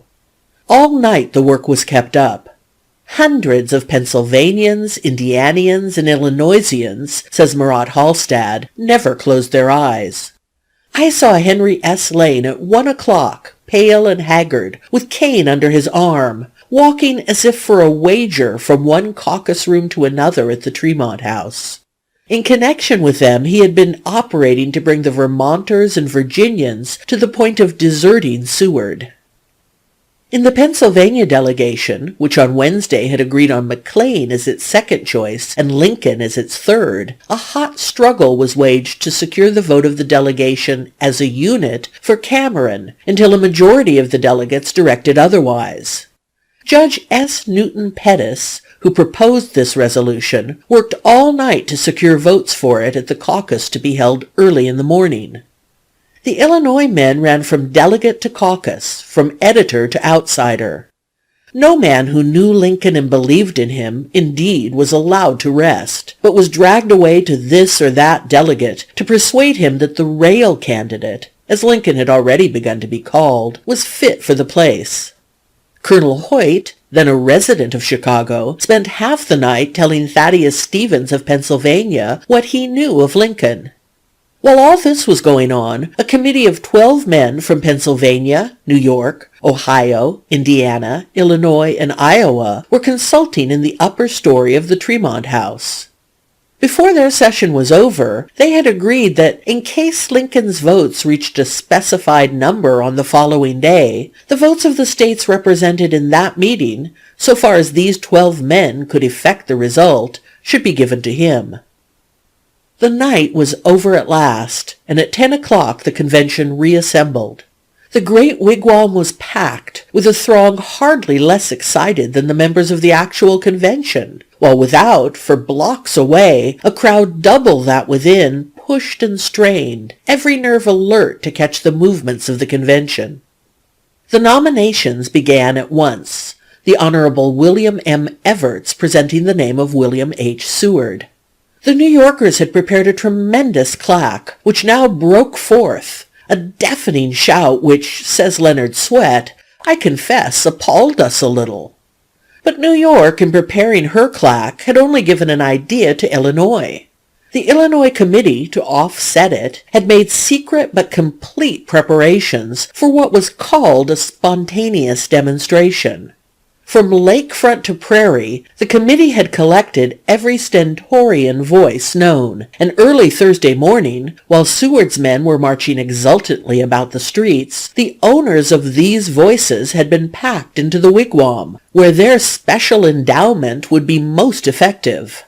The women present had been requested to wave their handkerchiefs at every mention of Lincoln's name, and hundreds of flags had been distributed to be used in the same way. A series of signals had been arranged to communicate to the thousands without the moment when a roar from them might influence the convention within. When N.B. Judd nominated Lincoln, this machinery began to work. It did well, but a moment later, in greeting the seconding of Seward's nomination, New York out-bellowed Illinois. Caleb B. Smith of Indiana then seconded the nomination of Lincoln, says Mr. Swett, and the West came to his rescue. No mortal ever before saw such a scene. The idea of us Hoosiers and suckers being out-screamed would have been as bad to them as the loss of their man. 5,000 people at once leaped to their seats, women not wanting in the number, and the wild yell made soft vesper breathings of all that had preceded. No language can describe it. 1,000 steam whistles, 10 acres of hotel gongs, a tribe of Comanches, headed by a choice vanguard from Pandemonium, might have mingled in the scene unnoticed. As the roar died out, a voice cried, Abe Lincoln has it by the sound now, let us ballot. And Judge Logan, beside himself with screeching and excitement, called out, Mr. President, in order or out of order, I propose this convention and audience give 3 cheers for the man who is evidently their nominee. The balloting followed without delay.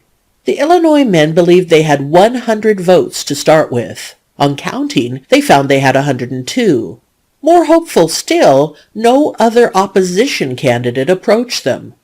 Pennsylvania's man, according to the printed reports of that day, had but 50 1/2 votes. Greeley's man 48, Chase 49, while McLean, Pennsylvania's second choice, had but 12. If Seward was to be beaten, it must be now, and it was for Pennsylvania to say. The delegation hurried to a committee room, where Judge Pettus, disregarding the action of the caucus by which McLean had been adopted as the delegation's second choice, moved that on the second ballot, Pennsylvania's vote be cast solidly for Lincoln. The motion was carried. Returning to the hall, the delegation found the second ballot under way. In a moment the name of Pennsylvania was called. The whole wigwam heard the answer. Pennsylvania casts her 52 votes for Abraham Lincoln. The meaning was clear. The break to Lincoln had begun. New York sat as if stupefied, while all over the hall cheer followed cheer. It seemed but a moment before the second ballot was ended, and it was known that Lincoln's vote had risen from 102 to 181. The tension as the third ballot was taken was almost unbearable. 100 pencils kept score while the delegations were called, and it soon became apparent that Lincoln was outstripping Seward. The last vote was hardly given before the whisper went around, 231 1/2 for Lincoln. 2.5 more will give him the nomination.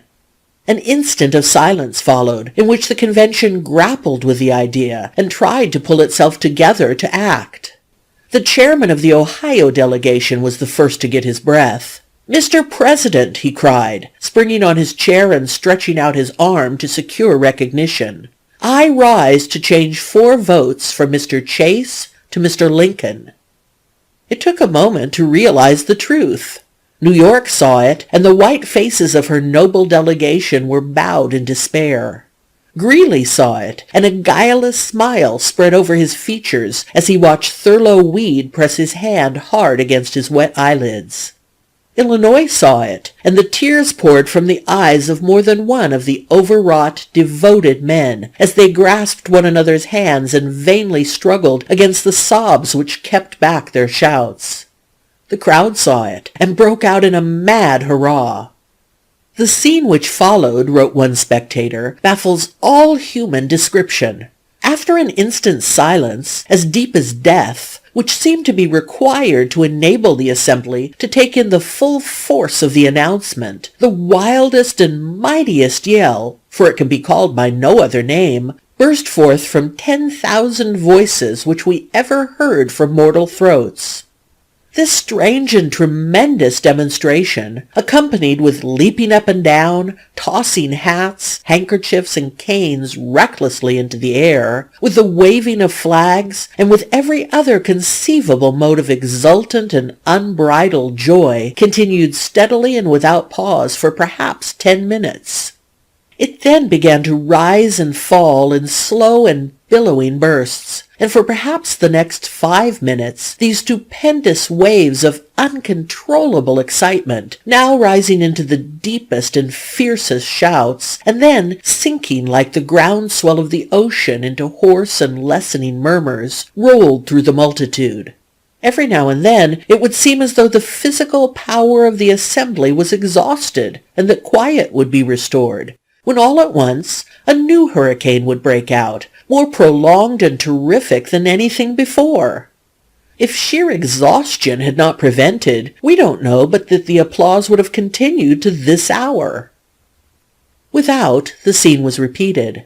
At the first instant of realization in the wigwam, a man on the platform had shouted to a man stationed on the roof, "Hallelujah! Abe Lincoln is nominated!" A cannon boomed the news to the multitude below, and 20,000 throats took up the cry. The city heard it, and 100 guns on the Tremont House, innumerable whistles on the river and lakefront, on locomotives and factories, and the bells in all the steeples broke forth. For 24 hours the clamor never ceased. It spread to the prairies, and before morning they were afire with pride and excitement. And while all this went on, where was Lincoln? Too much of a candidate, as he told Swett, to go to Chicago, yet hardly enough of one to stay away. He had ended by remaining in Springfield, where he had spent the week in restless waiting and discussion. He drifted about the public square, went often to the telegraph office, looked out for every returning visitor from Chicago, played occasional games of ball, made fruitless efforts to read, went home at unusual hours. He felt in his bones that he had a fighting chance, so he told a friend, but the chance was not so strong that he could indulge in much exultation. By Friday morning he was tired and depressed, but still eager for news. One of his friends, the Honorable James C. Conkling, returned early in the day from Chicago, and Lincoln soon went around to his law office. Upon entering, says Mr. Conkling, Lincoln threw himself upon the office lounge and remarked rather wearily, "Well, I guess I'll go back to practicing law." As he lay there on the lounge, I gave him such information as I had been able to obtain. I told him the tendency was to drop Seward, that the outlook for him was very encouraging. He listened attentively and thanked me, saying I had given him a clearer idea of the situation than he had been able to get from any other source. He was not very sanguine of the result. He did not express the opinion that he would be nominated. But he could not be quiet, and soon left Mr. Conkling to join the throng around the telegraph office, where the reports from the convention were coming in. The nominations were being reported, his own among the others. Then news came that the balloting had begun. He could not endure to wait for the result. He remembered a commission his wife had given him that morning, and started across the square to execute it. His errand was done, and he was standing in the door of the shop talking, when a shout went up from the group at the telegraph office. The next instant, an excited boy came rushing pell-mell down the stairs of the office, and, plunging through the crowd, ran across the square, shouting, "Mr. Lincoln! Mr. Lincoln! You are nominated!" The cry was repeated on all sides. The people came flocking about him, half laughing, half crying, shaking his hand when they could get it, and one another's when they could not. For a few minutes, carried away by the excitement, Lincoln seemed simply one of the proud and exultant crowd. Then, remembering what it all meant, he said, "My friends, I am glad to receive your congratulations, and as there is a little woman down on 8th Street who will be glad to hear the news, you must excuse me until I inform her." He slipped away, telegram in hand, his coat-tails flying out behind, and strode towards home, only to find, when he reached there, that his friends were before him, and that the little woman already knew that the honor which for 20 years and more she had believed and stoutly declared her husband deserved, and which a great multitude of men had sworn to do their best to obtain for him, at last had come. End of section 21.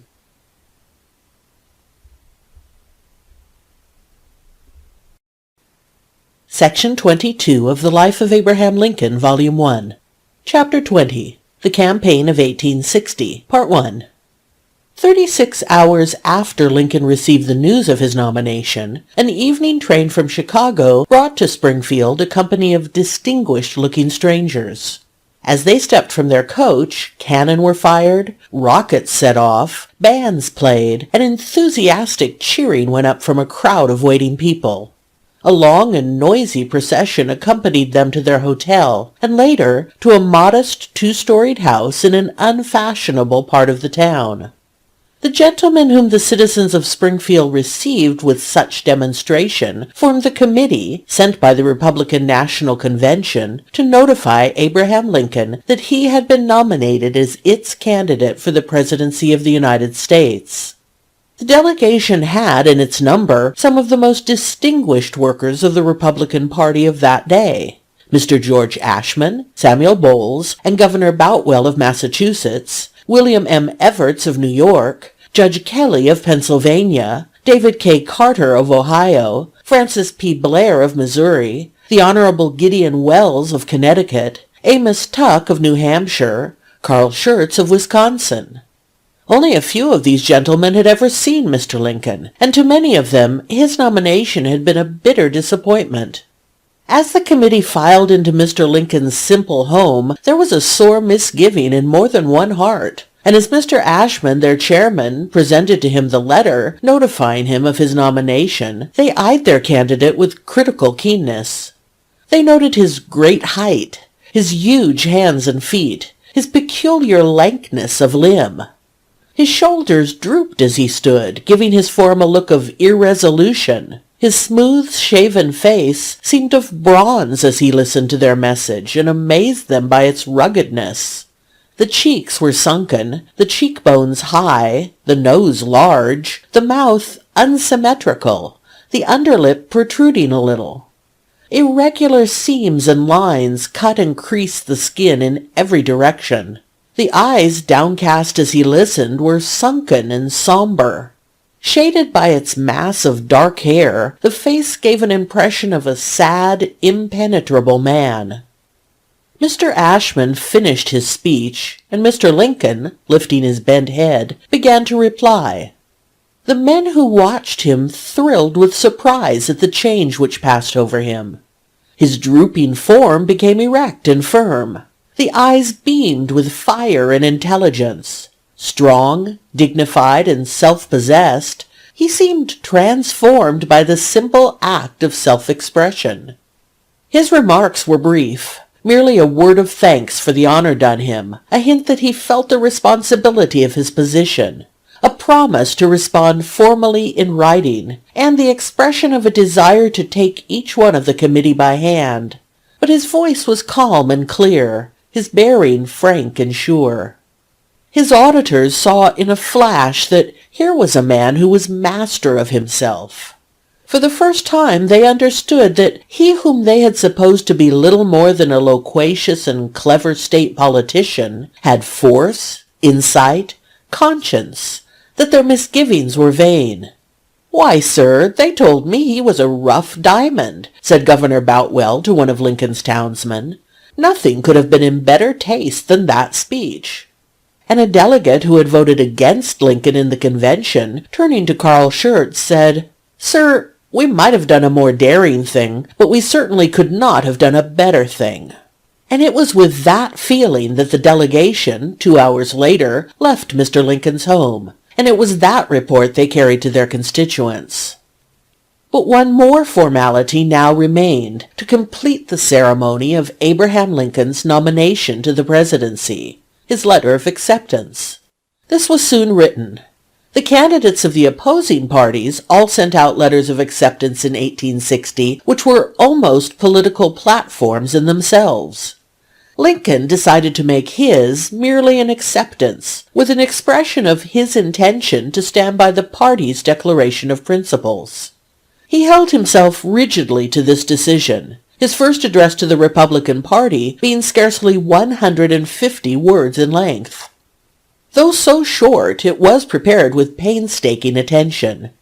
He even carried it, when it was finished, to a Springfield friend, Dr. Newton Bateman, the state superintendent of education, for correction. "Mr. Schoolmaster," he said, "here is my letter of acceptance. I am not very strong on grammar, and I wish you to see if it is all right. I wouldn't like to have any mistakes in it." The doctor took the manuscript, and after reading it said, "There is only one change I would suggest, Mr. Lincoln. You have written, 'It shall be my care to not violate or disregard it in any part.' You should have written, 'not to violate.' Never split an infinitive is the rule." Mr. Lincoln took the manuscript, regarding it a moment with a puzzled air. "So you think I better put those two little fellows end to end, do you?" he said as he made the change.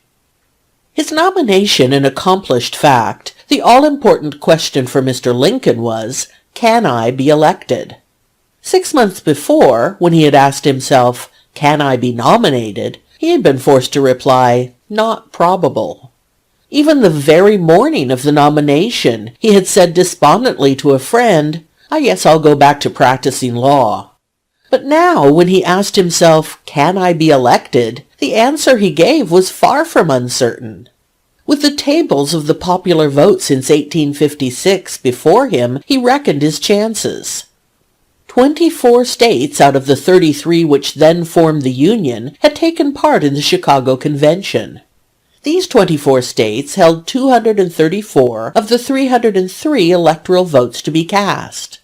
On how many of them could he depend?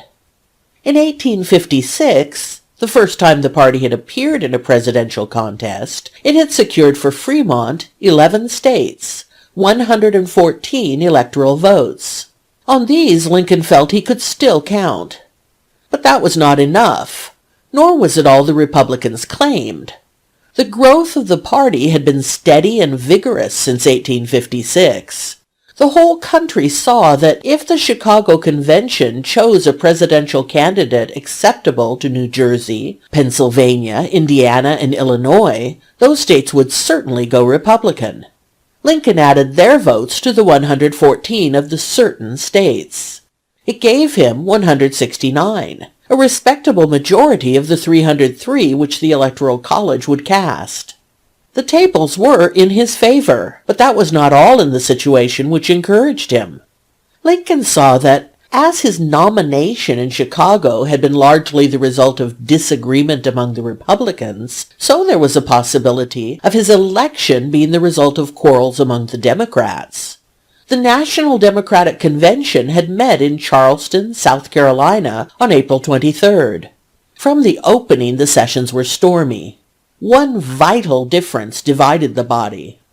The South was determined that a platform should be adopted stating unequivocally that slaves could be carried into the territories and that neither congressional nor territorial legislation could interfere with them.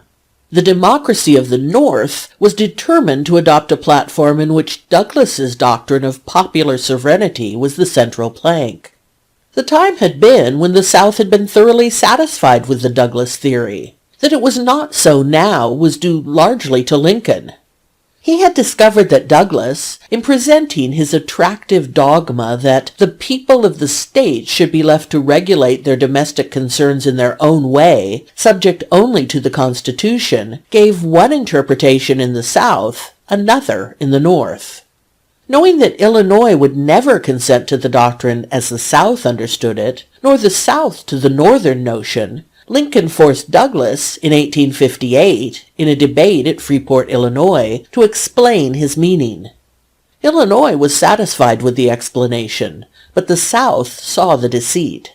From the day of the Freeport debate, Douglas's power in the South declined. When the Charleston Convention met, the Southern Democrats were fully determined to defeat the man who had so nearly persuaded them to a doctrine which he interpreted according to the prejudices of the section in which he spoke. When a Douglas platform was adopted by the convention, they withdrew. The upshot of this secession was that the two factions called fresh conventions to meet in Baltimore in June. There, the Northern Democracy nominated as its candidates Douglas and Johnson. A few days later, the Southern Democrats named Breckinridge and Lane. Thus, when Lincoln was nominated, his opponents were divided. The opposition to him was still further weakened by the appearance of a sporadic party, the Constitutional Union, which in a vague and general platform shirked the very precise and vital question at issue and declared finally for the Constitution of the country, the Union of the States, and the enforcement of the laws. This party nominated Bell and Everett, known as the kangaroo ticket because the hind part was the stronger. The tables were in his favor. If his own party stood by him, he felt sure of his election. There was every sign that it would. So far as I can learn, he wrote his friend Washburn a few days after the convention, the nominations start well everywhere, and if they get no backset, it would seem as if they were going through. The start of the nominations had, in fact, been very good. Nothing more jubilant could have been conceived than the reception given Lincoln's name in the Northwest. "There won't be a tar barrel left in Illinois tonight," said Douglas in Washington to his senatorial friends, who asked him when the news of the nomination reached them, "Who is this man Lincoln, anyhow?" Douglas was right. Not only the tar barrels, but half the fences of the state went up in the fire of rejoicing. The demonstrations in the Middle States and in the East were hardly less exultant. There was a striking difference in them, however. In the Northwest, it was the candidate. In the rest of the country, the platform and the probability of its success, which inspired the popular outbursts. And this was inevitable, so little was Lincoln known outside of his own part of the country. The orators at the ratification meetings of the East found it necessary to look up his history to tell their audiences who he was. The newspapers printed biographical sketches, and very meager ones they were, for up to this time almost no details of his life had been published. These facts filled many a serious-minded Republican with dismay. To them, there seemed but one explanation for the choice of Lincoln over the heads of so many more experienced and distinguished men. It had been a political trick, born of the sentiment, anything to beat Seward. I remember, says a Republican of 1860, that when I first read the news on a bulletin board as I came down street in Philadelphia, that I experienced a moment of intense physical pain. It was as though someone had dealt me a heavy blow over the head. Then my strength failed me. I believed our cause was doomed. The opposition press found in Lincoln's obscurity abundant editorial material. He was a third-rate country lawyer, poorer even than poor Pierce, said the New York Herald. Of course, he would be a nullity if he were elected.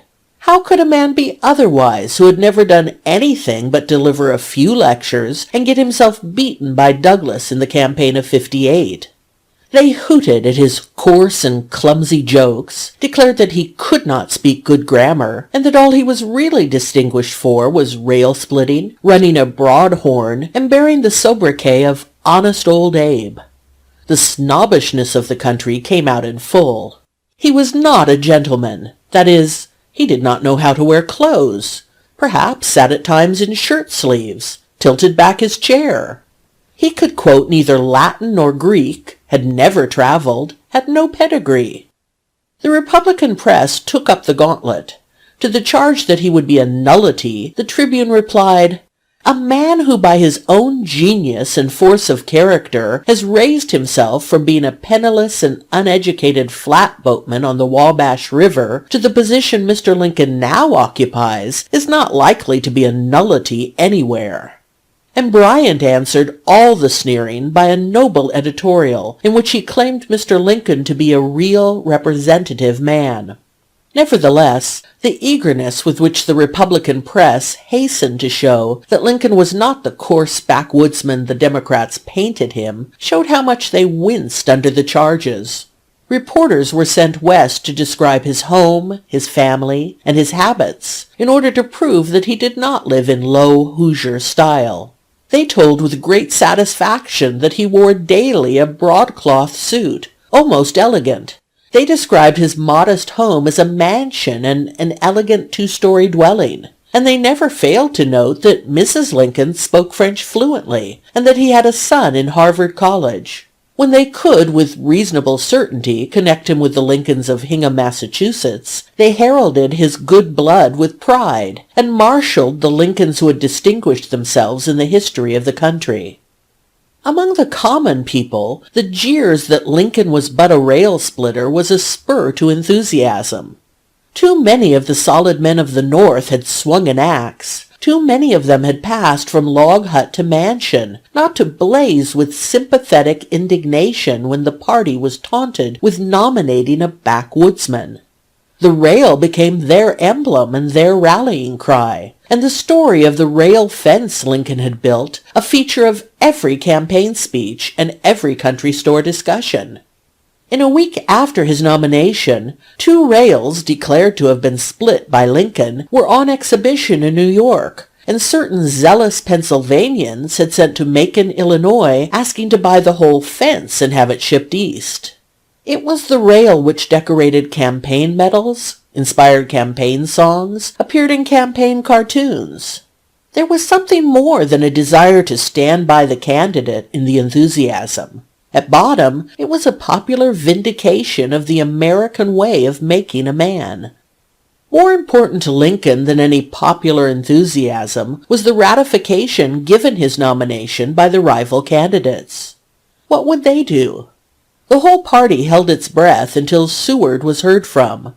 No man could have taken a crushing defeat more nobly. He was at his home in Auburn, New York, on May 18th, the day of the nomination, and when the news of Lincoln's success was brought him, his informer told him that there was not a Republican to be found in town who had the heart left to write an editorial for the Daily Advertiser approving the nomination. Seward smilingly took his pen and wrote the following paragraph, which appeared that evening. No truer exposition of the Republican creed could be given than the platform adopted by the convention contains.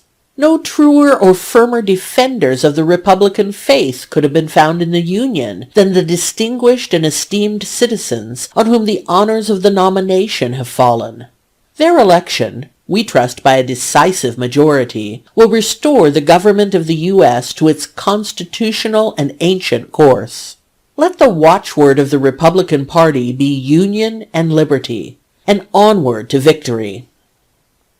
A few days later, Seward went to Washington, where a number of disappointed and rebellious Republicans called upon him to offer their condolence. "Mr. Seward," they said, "we cannot accept this situation. We want you to bolt the nomination and run on an independent ticket." Mr. Seward smiled.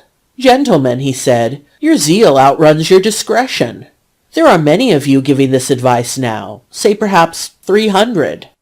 2 weeks hence there would be 150, and the next week 50. After that, only William H. Seward.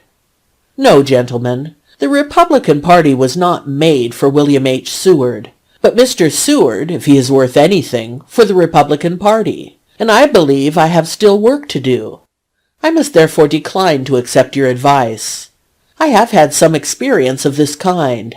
I ran once as a candidate for the nomination to the governorship of New York. I was defeated.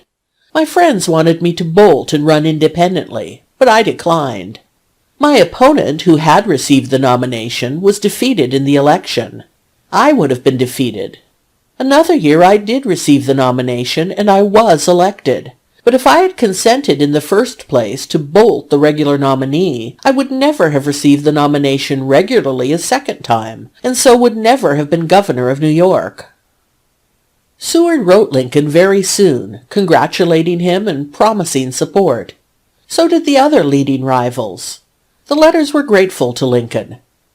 "Holding myself the humblest of all those whose names were before the convention," he wrote Chase, "I feel in special need of the assistance of all, and I am glad, very glad, of the indication that you stand ready." With these congratulations and promises of support from his rivals came others from men not less known. Joshua Giddings wrote Lincoln an admirable letter on May 19th. "Dear Lincoln, you're nominated. You will be elected. After your election, thousands will crowd around you, claiming rewards for services rendered. I, too, have my claims upon you. I have not worked for your nomination, nor for that of any other man. I have labored for the establishment of principles, and when men came to me asking my opinion of you, I only told them, 'Lincoln is an honest man.' All I ask of you in return for my services is, make my statement good through your administration. Yours, Giddings." Lincoln soon saw that not only the strong men of his party were supporting him, but that they were working harmoniously in an excellent organization.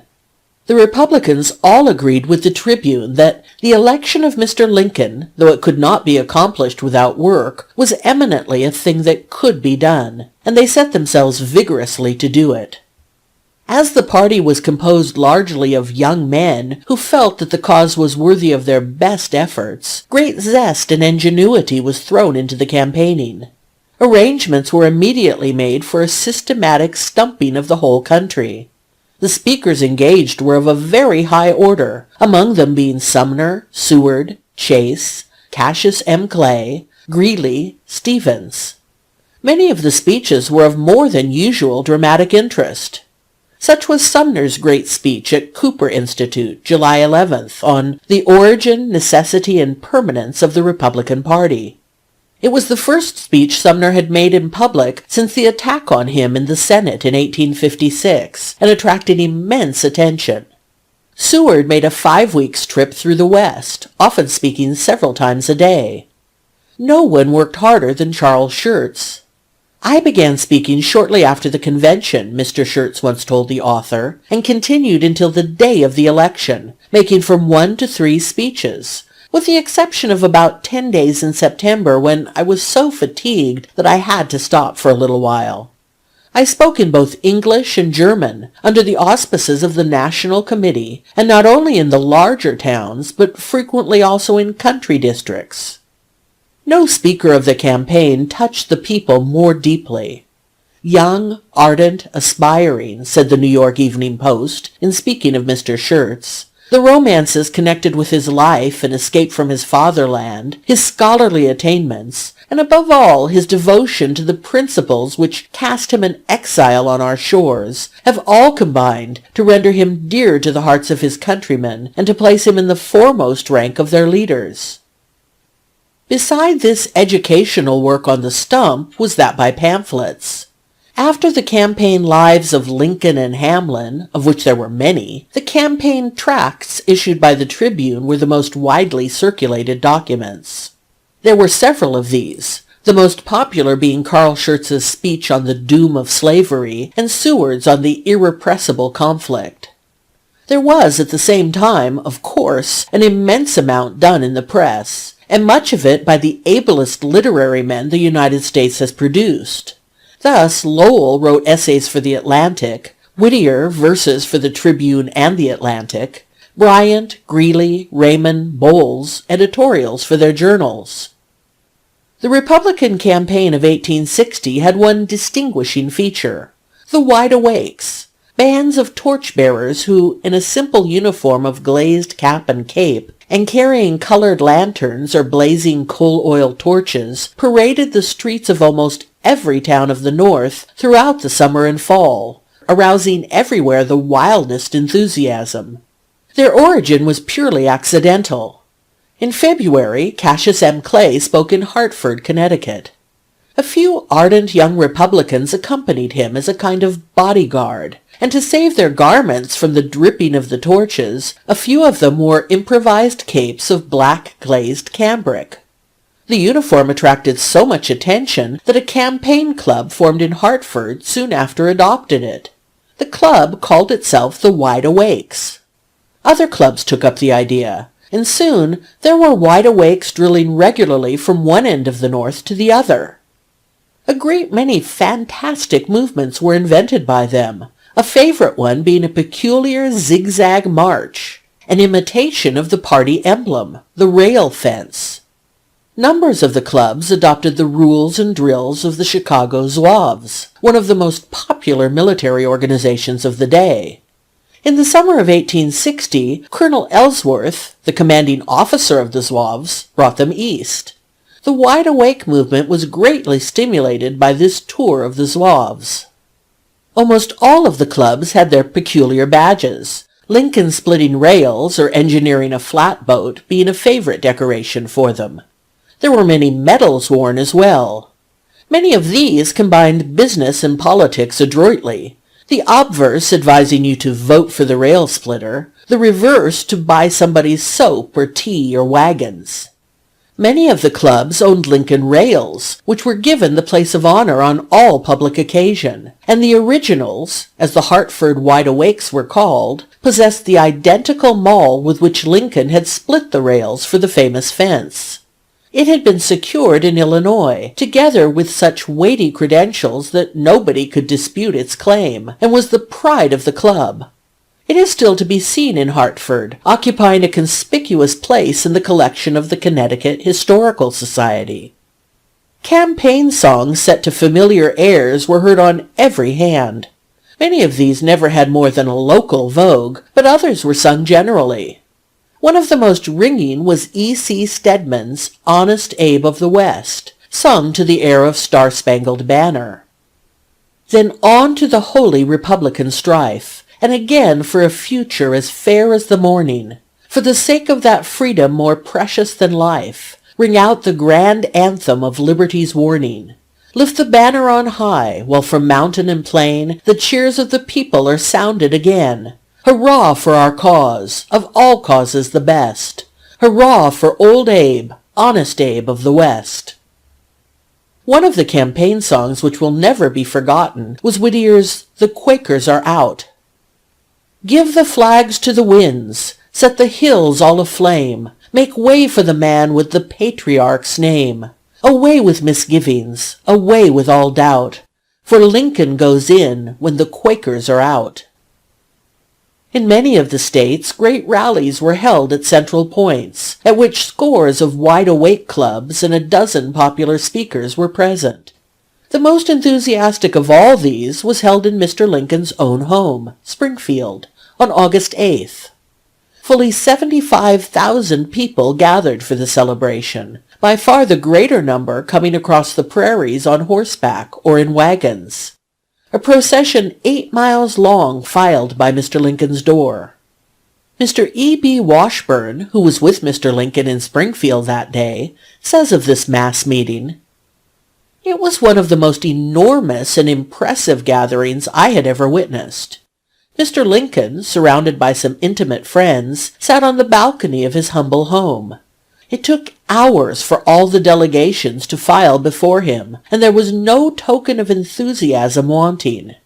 He was deeply touched by the manifestations of personal and political friendships, and returned all his salutations in that offhand and kindly manner which belonged to him. I know of no demonstration of a similar character that can compare with it, except the review by Napoleon of his army for the invasion of Russia, about the same season of the year in 1812. End of section 22.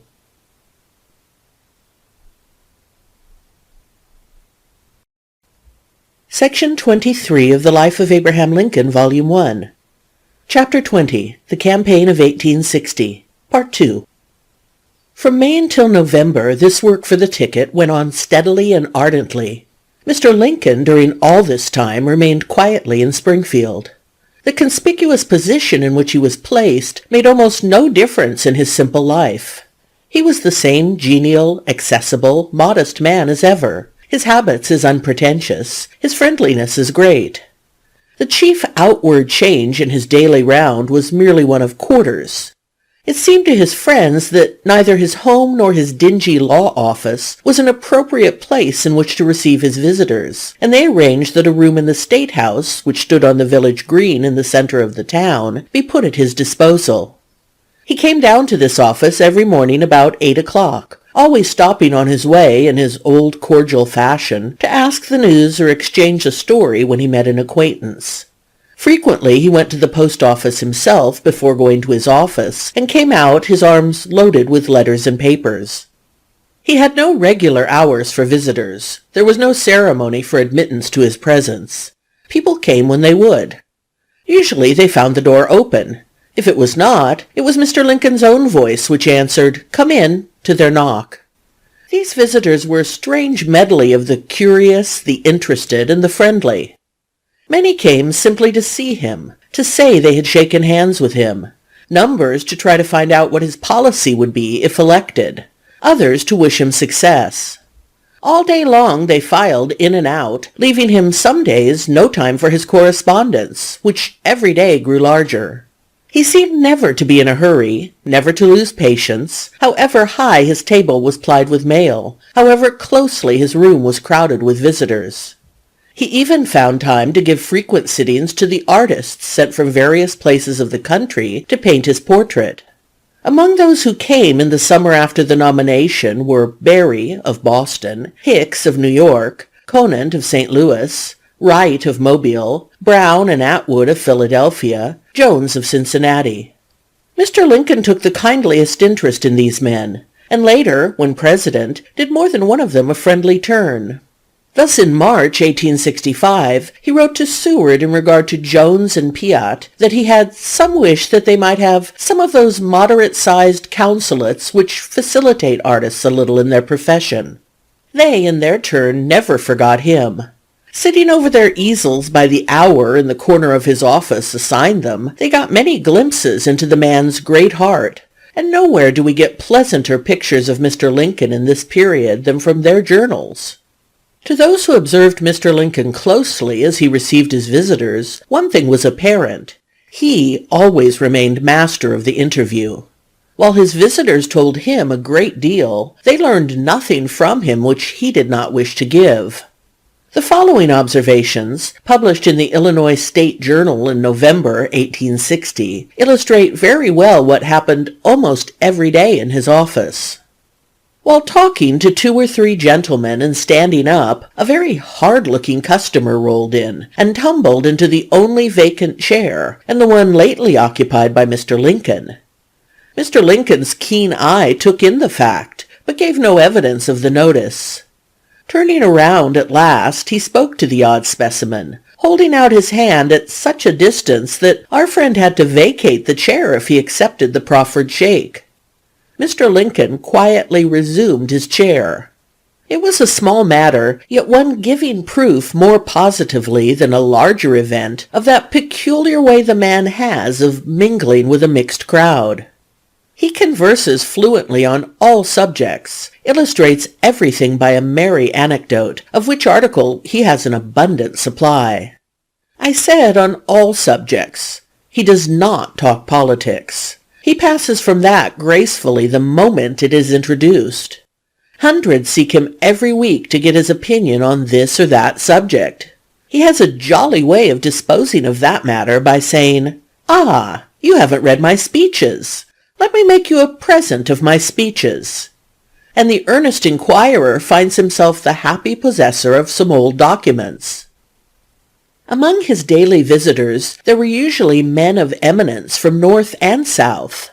He received them all with perfect simplicity, and always, even on his busiest days, found a moment to turn away from them to greet old friends who had known him when he kept grocery in New Salem, or acted as deputy surveyor of Sangamon County.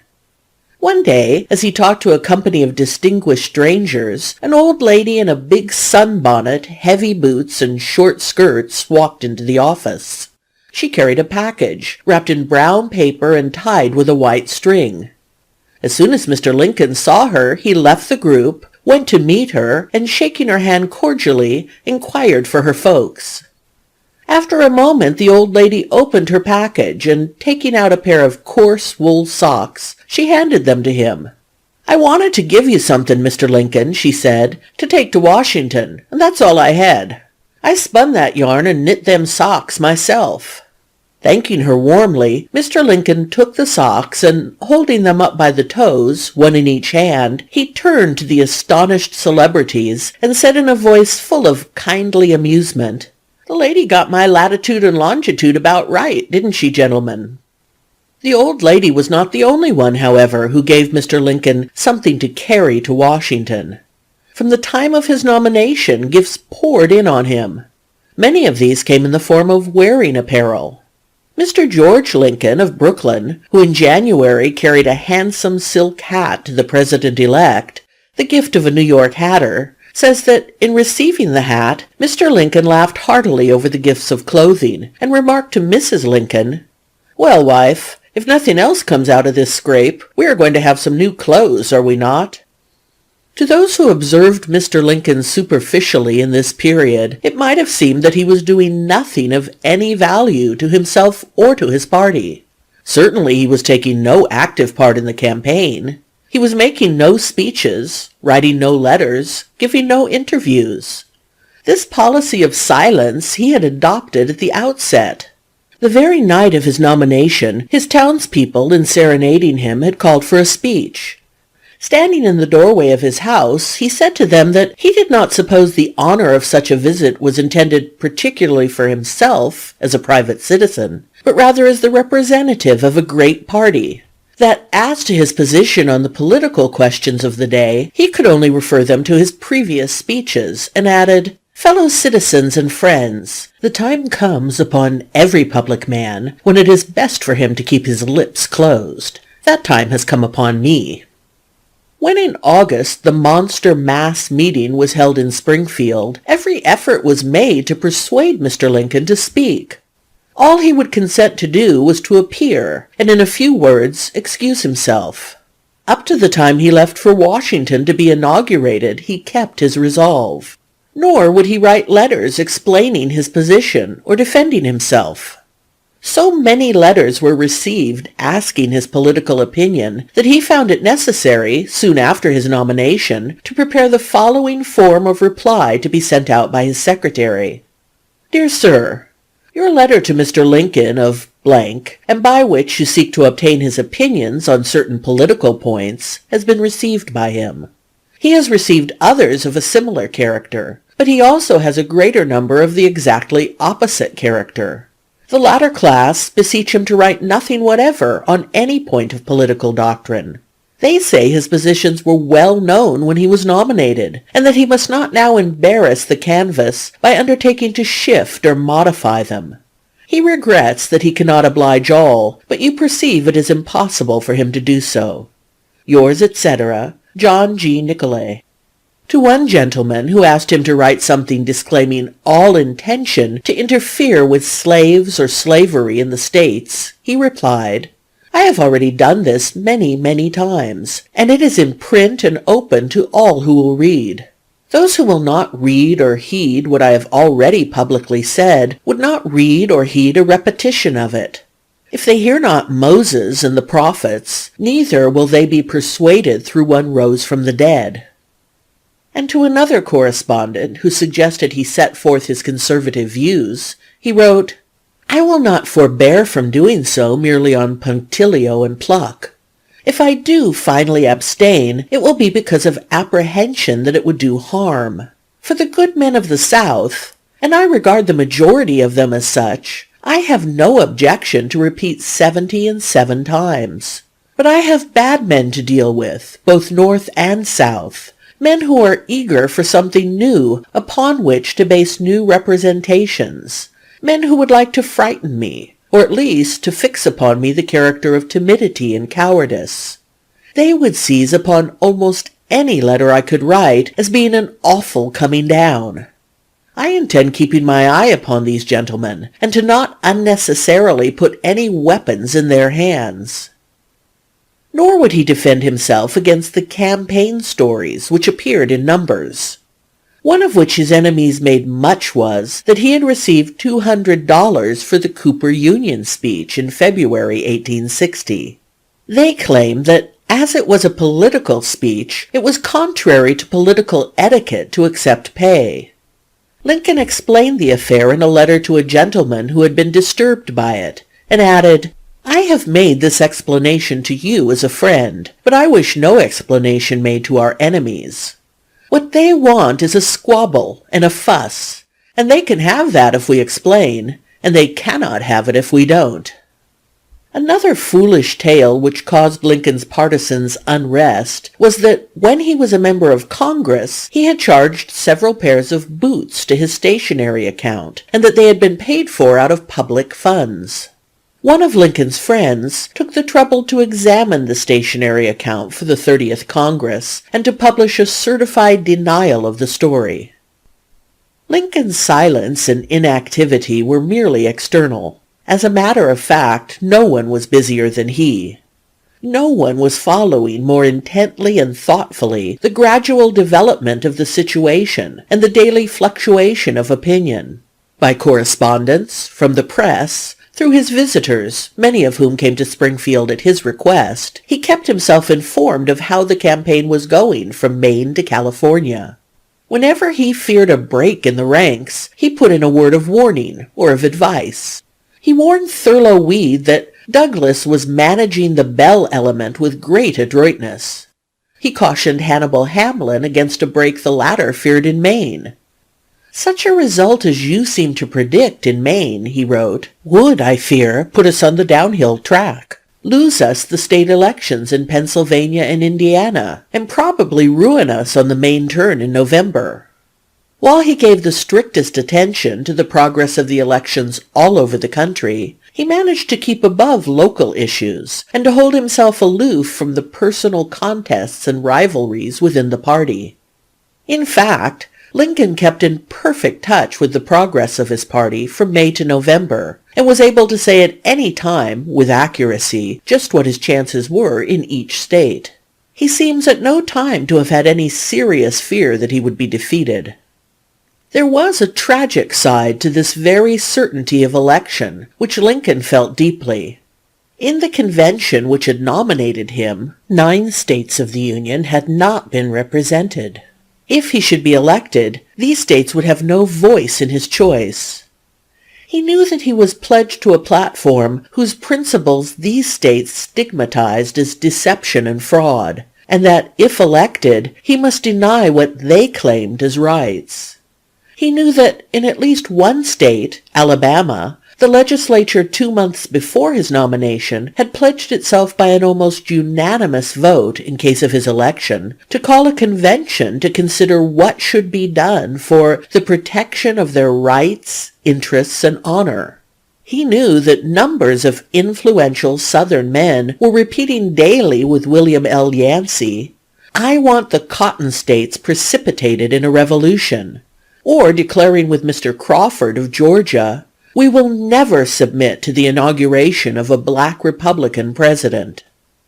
From May to November, he watched anxiously for every sign that the South was preparing to make good the threats with which its orators were inflaming their audiences, which a hostile press reiterated day by day, which teemed in his mail, and which brought scores of timorous men to Springfield to advise and warn him. How serious was it all? He did his utmost to discover, even writing in October to Major David Hunter to find out how much truth there was in the report of disaffection in a Western fort. "I have a letter from a writer unknown to me," he said, saying that the officers of the army at Fort Kearny have determined, in case of Republican success, at the approaching presidential election, to take themselves, and the arms at that point, south, for the purpose of resistance to the government. While I think there are many chances to one that this is a humbug, it occurs to me that any real movement of this sort in the army would leak out and become known to you. In such case, if it would not be unprofessional or dishonorable, of which you are to be the judge, I shall be much obliged if you will apprise me of it." In spite of all that Lincoln knew of the temper of the South, in spite of his close study of events there through the summer of 1860, he did not believe secession probable. The people of the South have too much good sense and good temper to attempt the ruin of the government rather than see it administered as it was administered by the men who made it. "At least so I hope and believe," he wrote a correspondent in August. And in September he said to a visitor, "There are no real disunionists in the country." There were reasons for this confidence.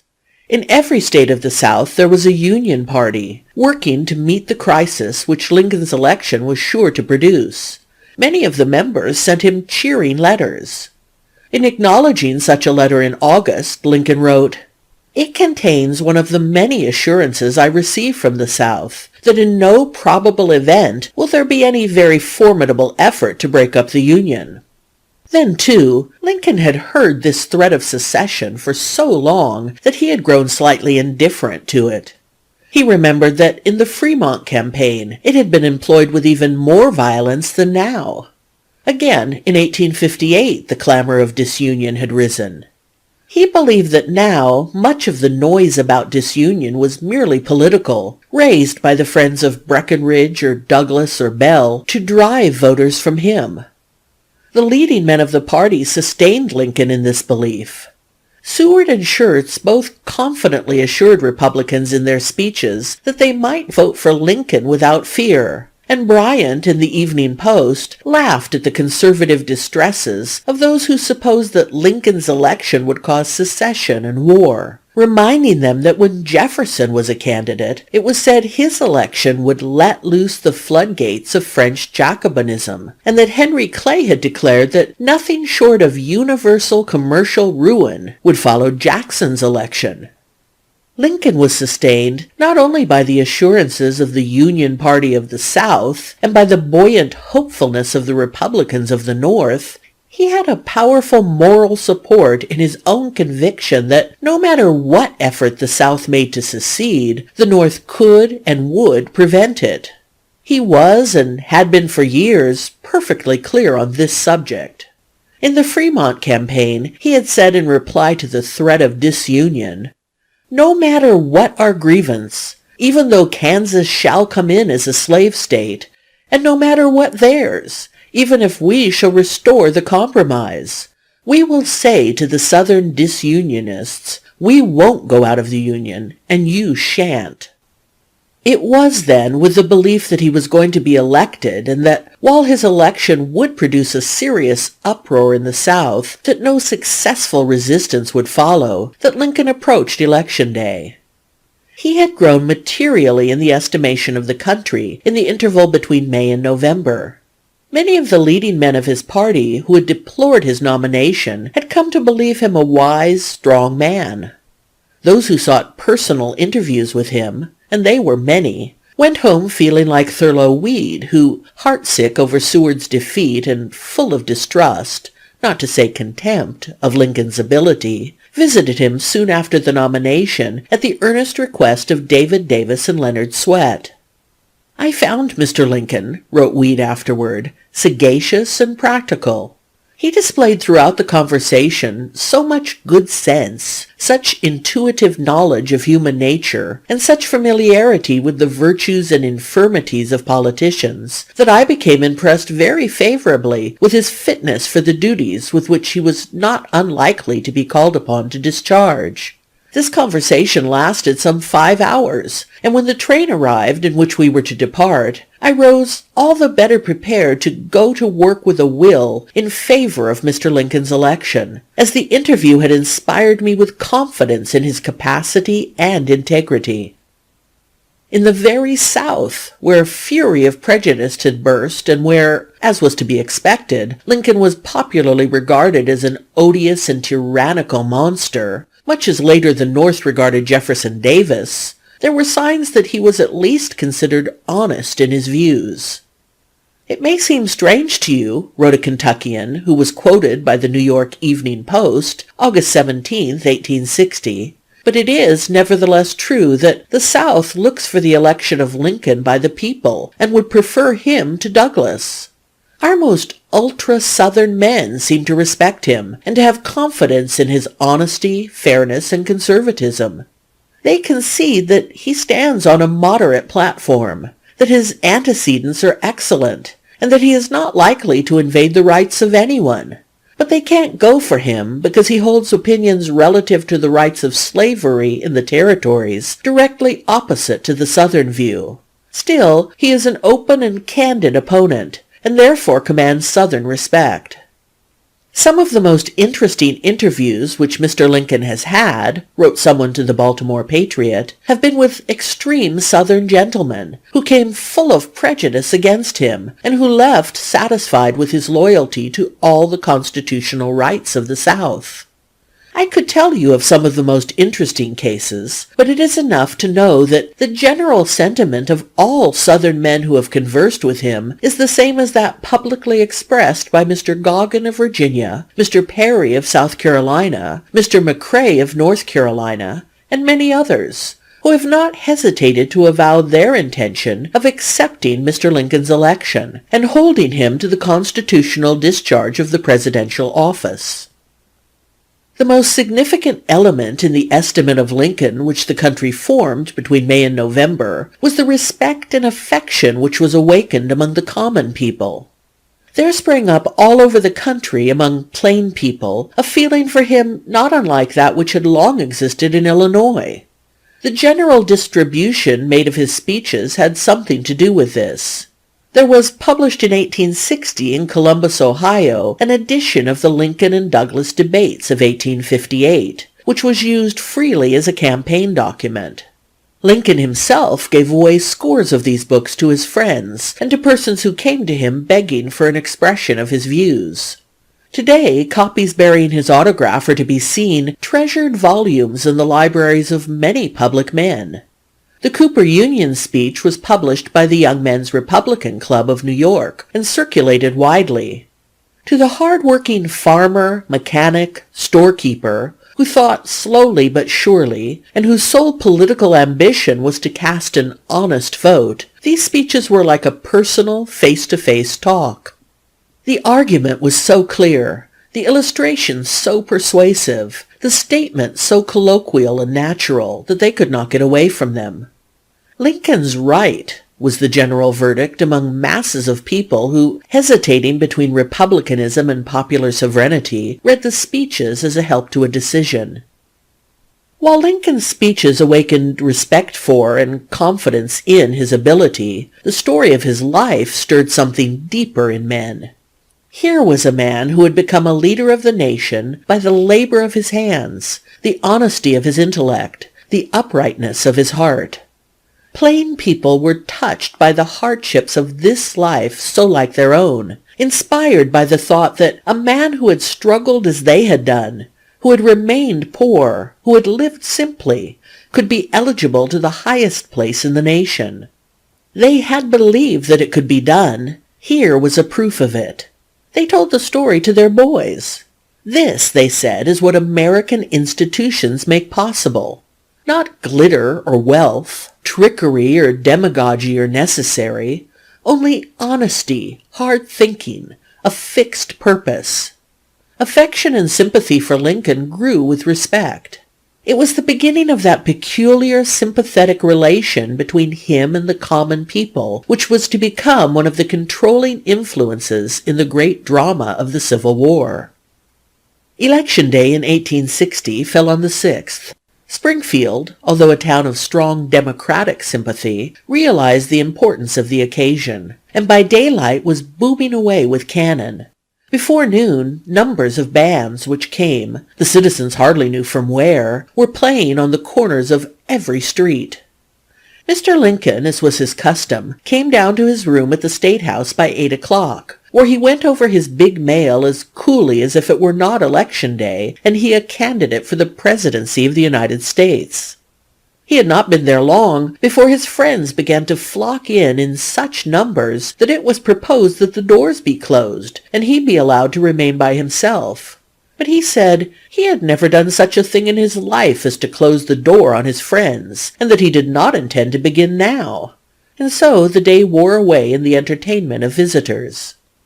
It had not been Mr. Lincoln's intention to vote, the obstacle which he found in the way being that his own name headed the Republican ticket, and that he did not want to vote for himself. One of his friends suggested that his name might be cut off, and he vote for the rest of the ticket. He fell in with this suggestion, and late in the afternoon, when the crowd around the polls, which were just across the street from his office, had subsided somewhat, he went over to cast his ballot. He was recognized immediately, and his friends were soon about him, cheering wildly and contending good-naturedly for the opportunity to shake his hand. Even the Democrats, with their hands full of documents which they were distributing, joined in this enthusiastic demonstration and cheered at the top of their voices for their beloved townsman. No returns were expected before 7 o'clock, and it was a little later than that when Mr. Lincoln returned from his supper to the State House. The first dispatches that came were from different parts of Illinois, the very first being from Decatur, where a Republican gain was announced. Soon after, Alton, which was expected to go for Douglas, sent in a majority of 12 for Lincoln. There was a tremendous sensation in the company, and Mr. Lincoln asked that the dispatch be sent out to the boys, meaning the crowd which had gathered in and about the State House. After an hour or more, news began to come from Missouri. Now, said Mr. Lincoln, they should get a few licks back at us. But to everybody's surprise, there was more good news from Missouri than had been expected. Towards midnight, news began to come in from Pennsylvania. Allegheny County, 10,000 majority for Lincoln. Philadelphia, 15,000 plurality, 5,000 majority overall. Then a telegram from Simon Cameron. Pennsylvania, 70,000 for you. New York, safe. Glory enough. This was the first news from New York, and since 10 o'clock the company had been waiting impatiently for it. A fusion ticket, it was feared, might go through there, and if it did, the disaster to the Republicans would be serious. While waiting anxiously for something definite from New York, a delegation of Springfield ladies came in to invite Mr. Lincoln and his friends to a hall nearby, where they had prepared refreshments for all the Republican politicians of the town. The party had not been there long before there came a telegram announcing that New York City had gone Republican. Such a cheering was probably never heard in Springfield before. The hall, full of people, beside themselves with joy, began a romping promenade around the tables, singing at the top of their voices the popular campaign song, "Oh, Ain't You Glad You Joined the Republicans?" Here, at intervals, further telegrams came from New York, all announcing large majorities. The scene became one of the wildest excitement, and Mr. Lincoln and his friends soon withdrew to a little telegraph office on the square, where they could receive reports more quietly. Up to this time, the only anxiety Mr. Lincoln had shown about the election was in the returns from his state and town. He didn't feel quite easy, as he said, about Springfield. Towards morning, however, the announcement came that he had a majority in his own precinct. Then it was that he showed the first emotion, a jubilant chuckle, and soon after remarked cheerfully to his friends that he guessed he'd go home now, which he did. But Springfield was not content to go home. Cannon banged until daylight, and on every street corner and in every alley could be heard groups of men shouting at the tops of their voices, "Oh, ain't you glad you joined the Republicans?" 24 hours later, and the full result of that Tuesday's work was known. Out of 303 electoral votes, Lincoln had received 180. Of the popular vote, he had received 1,866,452, nearly 500,000 over Douglas, 1,000,000 over Breckinridge, 1,250,000 over Bell. It was a victory, but there were facts about the victory which startled the thoughtful. If Lincoln had more votes than any one opposing candidate, they together had nearly 1,000,000 over him. 15 states of the Union gave him no electoral votes, and in 10 states he had not received a single popular vote. End of section 23.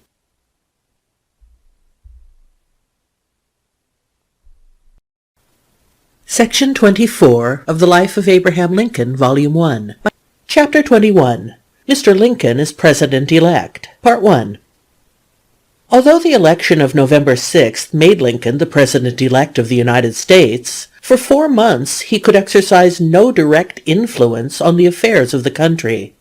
If the South tried to make good her threat to secede in case he was elected, he could do nothing to restrain her. The South did try, and at once. With the very election returns, the telegraph brought Lincoln news of disruption. Day by day this news continued, and always more alarming. On November 10th, the United States Senators from South Carolina resigned. 6 weeks later, that state passed an ordinance of secession and began to organize an independent government. By the end of December, the only remnant of United States authority in South Carolina was the small garrison commanded by Major Anderson, which occupied Fort Sumter in Charleston Harbor. The remaining forts and batteries of that harbor, the lighthouse tender, the arsenal, the post office, the custom house, in short, everything in the states over which the stars and stripes had floated was under the palmetto flag. In his quiet office in Springfield, Mr. Lincoln read in January reports of the proceedings of conventions in Mississippi, Florida, Alabama, Georgia, and Louisiana, by all of which states, in that month, ordinances of secession were adopted. In February, he saw representatives of these same states unite in a general convention at Montgomery, Alabama, and the newspapers told him how promptly and intelligently they went to work to found a new nation, the Southern Confederacy, to provide it with a constitution, and to give it officers. Mr. Lincoln observed that each state, as she went out of the Union, prepared to defend her course if necessary. On November 18th, Georgia appropriated $1 million to arm the state, and in January she seized Forts Pulaski and Jackson, and the United States Arsenal. Louisiana appropriated all the federal property in her borders, even to the mint and custom house and the money they contained. Georgia, Florida, Alabama, and Mississippi were not behind in their seizures, and when the new government was formed at Montgomery, it promptly took up the question of defending its life. Mr. Lincoln was not only obliged to sit inactive and watch this steady dissolution of the Union, but he was obliged to see what was still harder, that the administration which he was to succeed was doing nothing to check the destructionists. Indeed, all through this period, proof accumulated that members of Mr. Buchanan's cabinet had been systematically working for many months to disarm the North and equip the South. The quantity of arms sent quietly from northern arsenals was so great that the citizens of the towns from which they went became alarmed.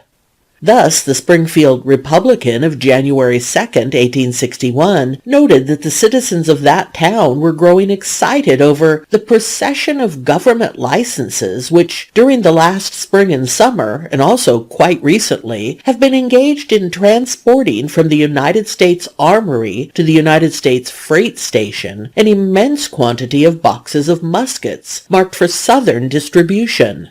We find, the paper continues, that in 1860 there were removed for safekeeping in other arsenals 135,430 government arms. This has nothing to do with the distribution occasionally made for state militia. And when in December the citizens of Pittsburgh, Pennsylvania, found that 123 cannon had been ordered south from the arsenal there, they made such energetic protests that President Buchanan was obliged to countermand the order of his Secretary of War. The rapid disintegration which followed the election of Mr. Lincoln filled the North with dismay. There was a general demand for some compromise which would reassure the South and stop secession. It was the place of the Republicans, the conservatives argued, to make this compromise. A furious clamor broke over Mr. Lincoln's head. His election had caused the trouble. Now what would he do to quell it? How much of the Republican platform would he give up? Among the newspapers which pleaded with the President-elect to do something to reassure the South, the most able was the New York Herald. Lincoln was a sectional president, declared the Herald, who, out of 4,700,000 votes cast, had received but 1,850,000, and whom the South had had no part in electing. If Mr. Lincoln intends to carry on the government according to the principles laid down in the Chicago platform and the documents issued under the authority of the Republican National Committee, the inevitable tendency of his administration will be to encourage servile insurrections and to make the Southern states still more uncomfortable within the Union than they could by any possibility be without it. If the new president recognizes the fact that he is not bound by the Chicago platform, the people having repudiated it, if he comes out and tells the people that he will govern the country according to the views of the majority and not to serve the purposes of the minority, all may yet be well. Mr. Lincoln must throw his pledges to the winds, let his party go to perdition in its own way, and devote himself to the service of the whole country. It is Mr. Lincoln's bounden duty to come out now and declare his views. It was not only the opposition press which urged Lincoln to offer some kind of compromise. Many frightened Republican newspapers added their influence. The appeals of thousands of letters and of scores of visitors were added to the arguments of the press. Lincoln, however, refused to express his views anew. "I know the justness of my intentions," he told an interviewer in November, "and the utter groundlessness of the pretended fears of the men who are filling the country with their clamor. If I go into the presidency, they will find me as I am on record, nothing less, nothing more.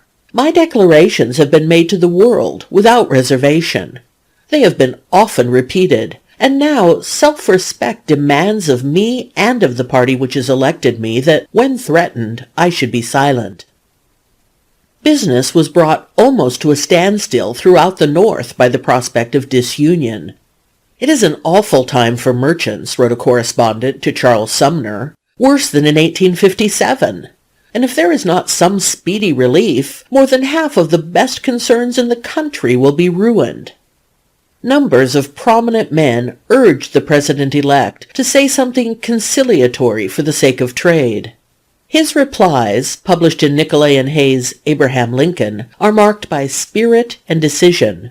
To one man of wealth he wrote on November 10th, "I am not insensible to any commercial or financial depression that may exist, but nothing is to be gained by fawning around the respectable scoundrels who got it up.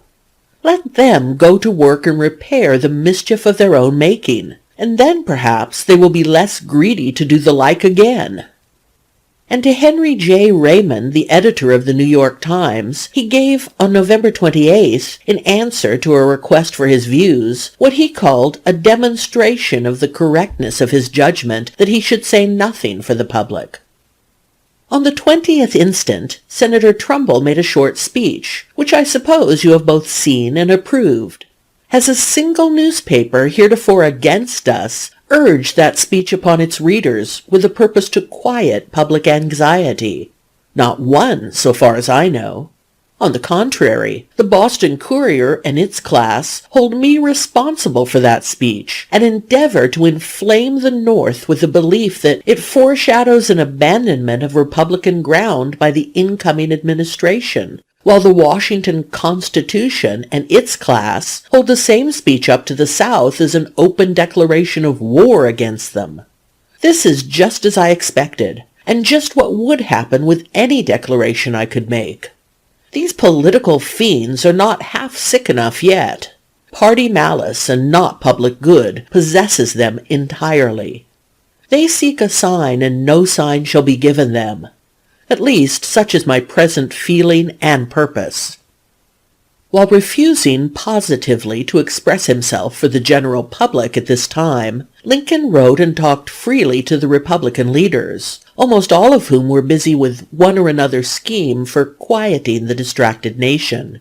On the opening of Congress, a committee of 33 had been appointed by the House to consider the present perilous condition of the country, and the Republican members wished to know what Mr. Lincoln would yield. The Honorable William Kellogg, the Illinois member of the committee, wrote to him. His reply, dated December 11th, is unmistakable. Entertain no proposition for a compromise in regard to the extension of slavery. The instant you do, they have us under again. All our labor is lost, and sooner or later must be done over. Douglas is sure to be again trying to bring in his popular sovereignty.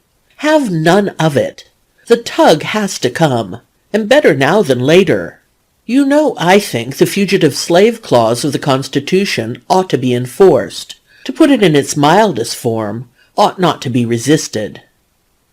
While the Committee of 33 was seeking grounds for a settlement in the House, a Committee of 13 was busy in the Senate in the same search.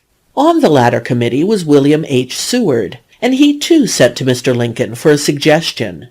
In reply, the President-elect sent Mr. Seward, by Thurlow Weed, a memorandum, which was supposed to have been lost until a few months ago, when it was discovered by Mr. Frederick Bancroft in course of his researches for a life of Seward. 2 points are covered in this memorandum. The first, that the fugitive slave law should be enforced. The second, that the Federal Union must be preserved. In a letter to the Honorable E.B. Washburne, written on December 13th, Lincoln again stated his views on slavery extension. Prevent, as far as possible, any of our friends from demoralizing themselves and our cause by entertaining propositions for compromise of any sort on slavery extension. There is no possible compromise upon it, but which puts us under again, and leaves all our work to do over again. Whether it be a Missouri line or Eli Thayer's popular sovereignty, it is all the same. Let either be done, and immediately filibustering and extending slavery recommences. On that point hold firm, as with a chain of steel. These counsels were given while secession was still in its infancy. The alarming developments which followed did not cause Lincoln to waver. On January 11th, he wrote to the Honorable J.T. Hale a letter published by Nicolay and Hay, in which he said, "What is our present condition? We have just carried an election, on principles fairly stated to the people. Now we are told in advance the government shall be broken up unless we surrender to those we have beaten, before we take the offices. In this they are either attempting to play upon us, or they are in dead earnest. Either way, if we surrender, it is the end of us and of the government. They will repeat the experiment on us ad libitum. A year will not pass till we shall have to take Cuba as a condition upon which they will stay in the Union. They now have the Constitution under which we have lived over 70 years, and acts of Congress of their own framing, with no prospect of their being changed, and they can never have a more shallow pretext for breaking up the government or extorting a compromise than now. There is, in my judgment, but one compromise which would really settle the slavery question, and that would be a prohibition against acquiring any more territory. It was not the North and the Republicans alone that appealed to Mr. Lincoln. The Unionists of the South urged him for an explanation which they might present to the people as proof that there was nothing to fear from his election. Lincoln had no faith that any expression of his would be heeded. Yet he did, confidentially, express himself frankly to many Southerners who came to him in Springfield, and there are 2 letters of his, published by Nicolay and Hay, which show how completely he grasped the essential difference between the North and the South, and with what justice and kindness he put the case to those who disagreed with him. The first of these letters was written to John A. Gilmer, a member of Congress from North Carolina, who desired earnestly to preserve the Union, but not unless the opinions of the South were considered. Mr. Gilmer had written to Mr. Lincoln, asking his position on certain questions. Lincoln replied, "Carefully read pages 18, 19, 74, 75, 88, 89, and 267 of the volume of joint debates between Senator Douglas and myself, with the Republican platform adopted at Chicago, and all your questions will be substantially answered.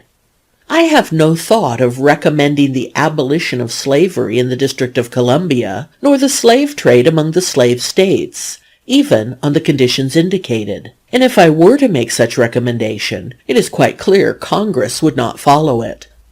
As to employing slaves in arsenals and dockyards, it is a thing I never thought of in my life, to my recollection, till I saw your letter, and I may say of it precisely as I have said of the 2 points above. As to the use of patronage in the slave states, where there are few or no Republicans, I do not expect to inquire for the politics of the appointee, or whether he does or not own slaves. I intend, in that matter, to accommodate the people in the several localities, if they themselves will allow me to accommodate them. In one word, I have never been, am not now, and probably never shall be in a mood of harassing the people either North or South. On the territorial question, I am inflexible, as you see my position in the book. On that there is a difference between you and us, and it is the only substantial difference. You think slavery is right and ought to be extended. We think it is wrong and ought to be restricted. For this, neither has any just occasion to be angry with the other. As to the state laws mentioned in your 6th question, I really know very little of them. I never have read one. If any of them are in conflict with the Fugitive Slave Clause or any other part of the Constitution, I certainly shall be glad of their repeal. But I could hardly be justified as a citizen of Illinois or as President of the United States to recommend the repeal of a statute of Vermont or South Carolina. A week later, Mr. Lincoln wrote to A. H. Stevens of Georgia in reply to a note in which Stevens had said, "The country is certainly in great peril, and no man ever had heavier or greater responsibilities resting upon him than you have in the present momentous crisis. I fully appreciate the present peril the country is in, and the weight of responsibility on me. Do the people of the South really entertain fears that a Republican administration would, directly or indirectly, interfere with the slaves, or with them about the slaves? If they do, I wish to assure you, as once a friend, and still I hope not an enemy, that there is no cause for such fears. The South would be in no more danger in this respect than it was in the days of Washington. I suppose, however, this does not meet the case.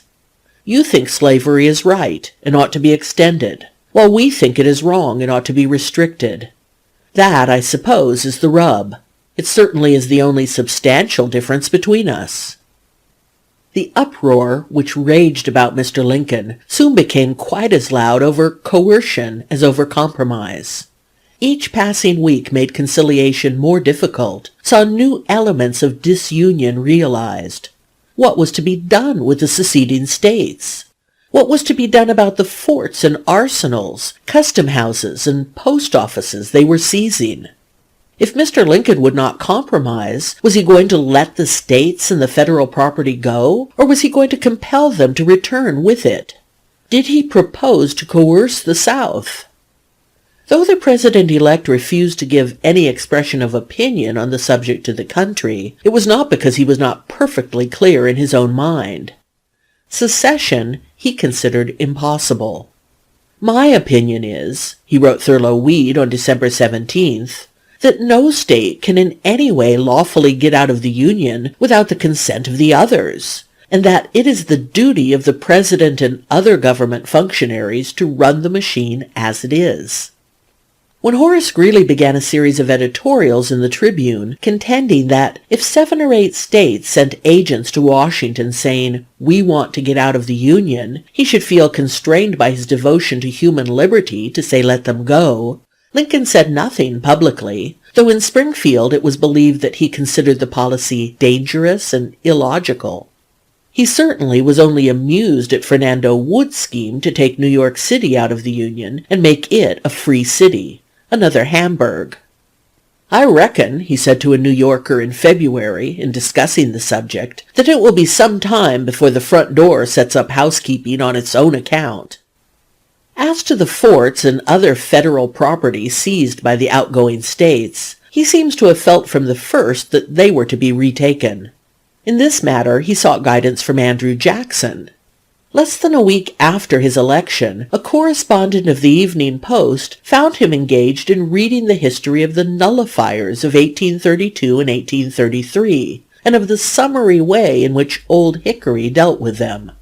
In December he wrote to his friend E.B. Washburne, who had just reported to him an interview with General Scott, the commander-in-chief of the army, on the dangers of the situation. "Please present my respects to the general, and tell him confidentially that I shall be obliged to him to be as well prepared as he can to either hold or retake the forts, as the case may require, at and after the inauguration." And the very next day he wrote to Major David Hunter, "The most we can do now is to watch events and be as well prepared as possible for any turn things may take. If the forts fall, my judgment is that they are to be retaken."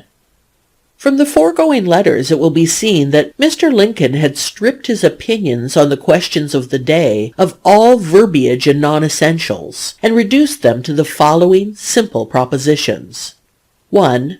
Slavery is wrong, and must not be extended. 2. Entertain no proposition for a compromise in regard to the extension of slavery. 3. No state can, in any way, lawfully get out of the Union without the consent of the others.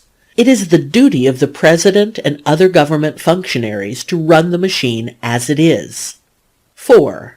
If the forts fall, my judgment is that they are to be retaken. To these simple statements he stuck throughout this period of confusion and distress, refusing to allow them to be obscured by words and passion, and making them his guide in the work of preparation for his inauguration. 3 things especially occupied him in this preparation. 1. Making the acquaintance of the men with whom he was to be associated in the administration. 2. His cabinet. 3. His inaugural address. The first letter Lincoln wrote after his election was to Hannibal Hamlin, the Vice President-elect, asking for an interview. The 2 gentlemen met at the Tremont House, Chicago, on November 23rd. Mr. Hamlin once gave to a friend, Mr. C.J. Prescott of New York, an account of this meeting, which Mr. Prescott has written out for this work. Mr. Hamlin was, for many years, a member of the Board of Trustees of Waterville College, now Colby University, Waterville, Maine. On one of the annual commencement occasions, I found him, one afternoon, seated on the piazza of the Elmwood, for the moment alone and unoccupied. Taking a chair by his side, I said, "Mr. Hamlin, when did you first meet Mr. Lincoln?" "Well," said he, "I very plainly recall the circumstances of our first meeting. It was in Chicago. Some time before the inauguration, I received a letter from Mr. Lincoln, asking me to see him before I went to Washington. So I went to Chicago, where I was to meet Mr. Lincoln. Sending my card to Mr. Lincoln's room, I received word to come right up. I found the door open and Mr. Lincoln approaching with extended hand. With a hearty welcome he said, "I think I have never met you before, Mr. Hamlin, but this is not the first time I have seen you. I have just been recalling the time when, in '48, I went to the Senate to hear you speak. Your subject was not new, but the ideas were sound. You were talking about slavery, and I now take occasion to thank you for so well expressing what were my own sentiments at that time." "Well, Mr. President," said I, "this is certainly quite a remarkable coincidence. I myself have just been recalling the first time I ever saw you. It must have been about the same time to which you allude. I was passing through the House and was attracted by some remarks on the subject of slavery from one of the new members. They told me it was Lincoln, of Illinois. I heard you through, and I very well remember how heartily I endorsed every point you made. And, Mr. President, I have no doubt we are still in perfect accord on the main question." The result of the Chicago interview was a cordial understanding between the two men which lasted throughout their administration. This was to be expected, for they were not unlike in character and experience. The same kind of democratic feeling inspired their relations with others. Both marched with the boys. Both were eminently companionable. Hamlin liked a good story as well as Lincoln, and told almost as many. He had, too, the same quaint way of putting things. Like Lincoln, Hamlin had been born poor, and had had a hand-to-hand struggle to get up in the world. He had worked on a farm, chopped logs, taught school, studied law at night. In short, turned his hand cheerfully and eagerly to anything that would help him realize his ambitions. Like Lincoln, he had gone early into politics. And, like Lincoln again, he had revolted from his party in 1856 to join the Republicans. A great many men were summoned to Springfield by Lincoln in order that he might learn their views more perfectly. Among those who came, either by his direct or indirect invitation, were Edward Bates, Thurlow Weed, David Wilmot, A.K. McClure, George W. Julian, E.D. Baker, William Sweeney, Horace Greeley, and Carl Schurz. With many of them, Lincoln did not hesitate to talk over his cabinet. Thurlow Weed says that when he visited the president-elect in December, the latter introduced the subject of the cabinet, saying that he supposed I had some experience in cabinet-making, that he had a job on hand, and as he had never learned that trade, he was disposed to avail himself of the suggestions of friends. The making of a cabinet, he continued, now that he had it to do, was by no means as easy as he had supposed. That he had, even before the result of the election was known, assuming the probability of success, fixed upon the two leading members of his cabinet, but that, in looking about for suitable men to fill the other departments, he had been much embarrassed, partly from his want of acquaintance with the prominent men of the day, and partly, he believed, because that while the population had greatly increased, really great men were scarcer than they used to be. The two members of his cabinet on whom Lincoln fixed so early were Seward and Chase.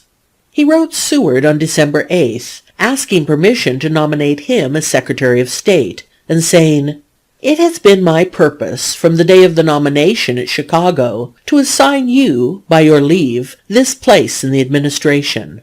I have delayed so long to communicate that purpose in deference to what appeared to me a proper caution in the case. Nothing has been developed to change my view in the premises, and I now offer you the place, in the hope that you will accept it, and with the belief that your position in the public eye, your integrity, ability, learning, and great experience, all combine to render it an appointment preeminently fit to be made." Seward took 3 weeks to consider, and finally on December 28th wrote that, after due reflection and much self-distrust, he had concluded it was his duty to accept. Lincoln did not approach Chase on the subject of the cabinet until some 3 weeks after he had written Seward. Then, on December 31st, he wrote him this brief note: "In these troublous times I would much like a conference with you. Please visit me here at once." Chase reached Springfield on the evening of January 3rd, and Lincoln, in his informal way, went to the hotel to see him. Chase afterward described the interview in a letter to a friend.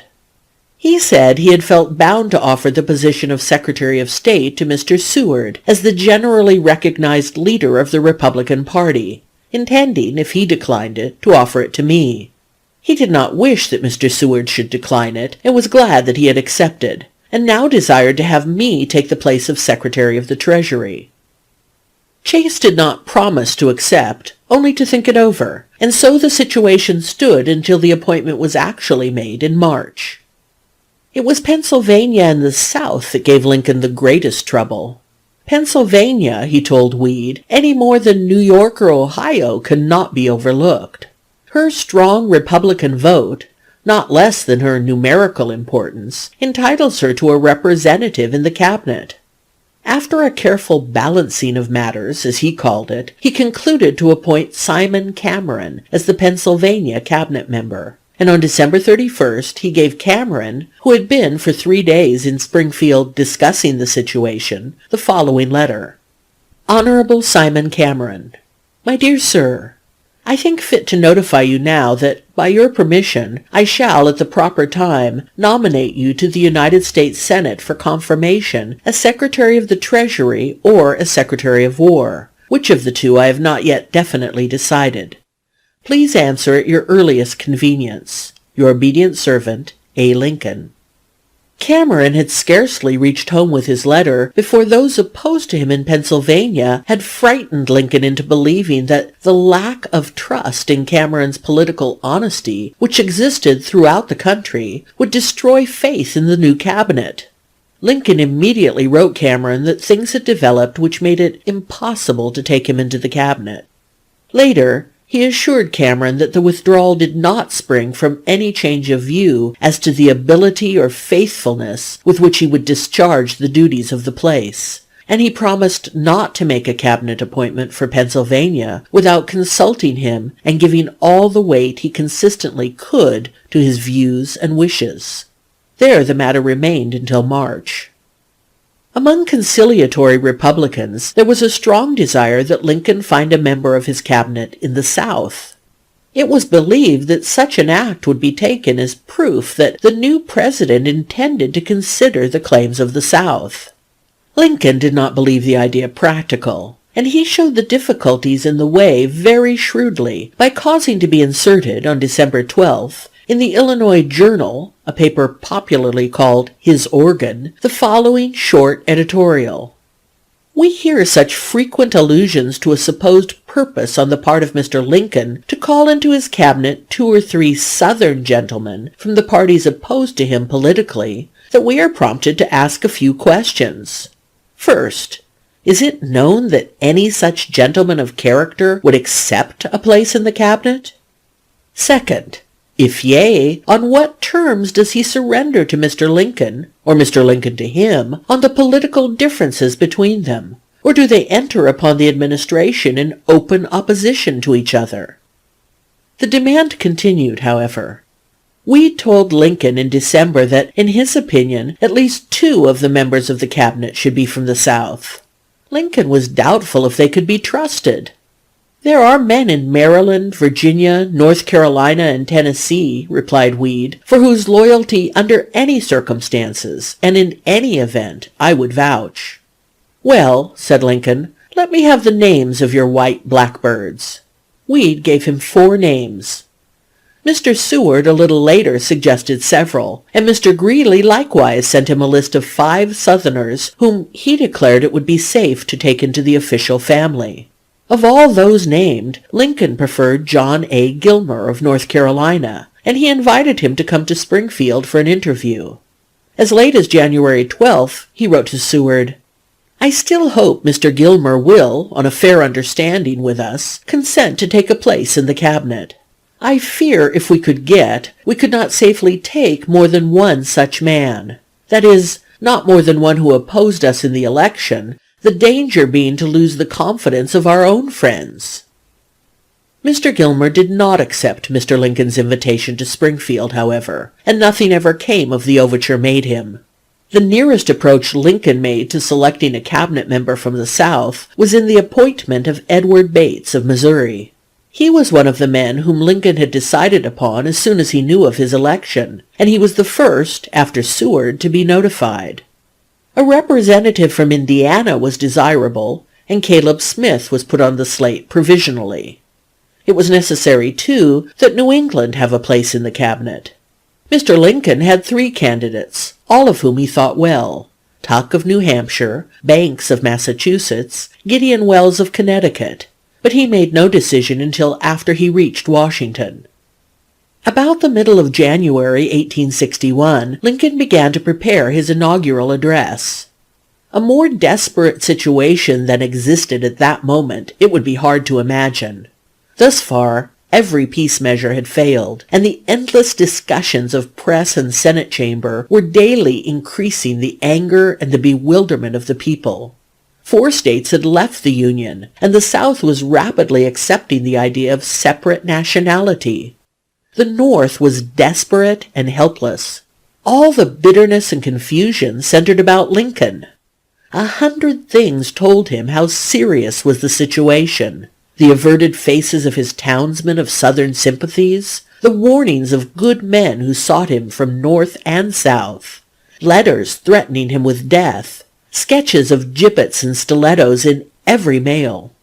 But in spite of all these distracting circumstances, when he thought it time to write the inaugural address, he calmly locked himself up in an upper room over a store across the street from the State House, where he had his office, and there, with no books but a copy of the Constitution, Henry Clay's speech of 1850, Jackson's proclamation against nullification, and Webster's reply to Hayne, he prepared the document.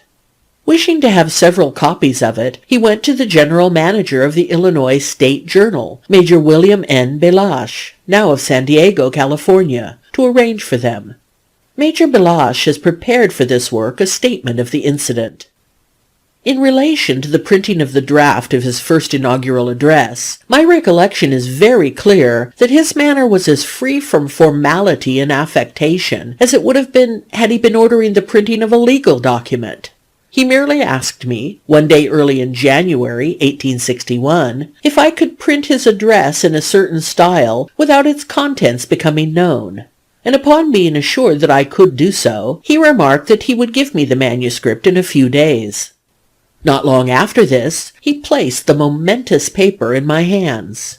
I had the work done at once, under my personal supervision, in a private room in the Journal building, by a trusted employee sworn to secrecy.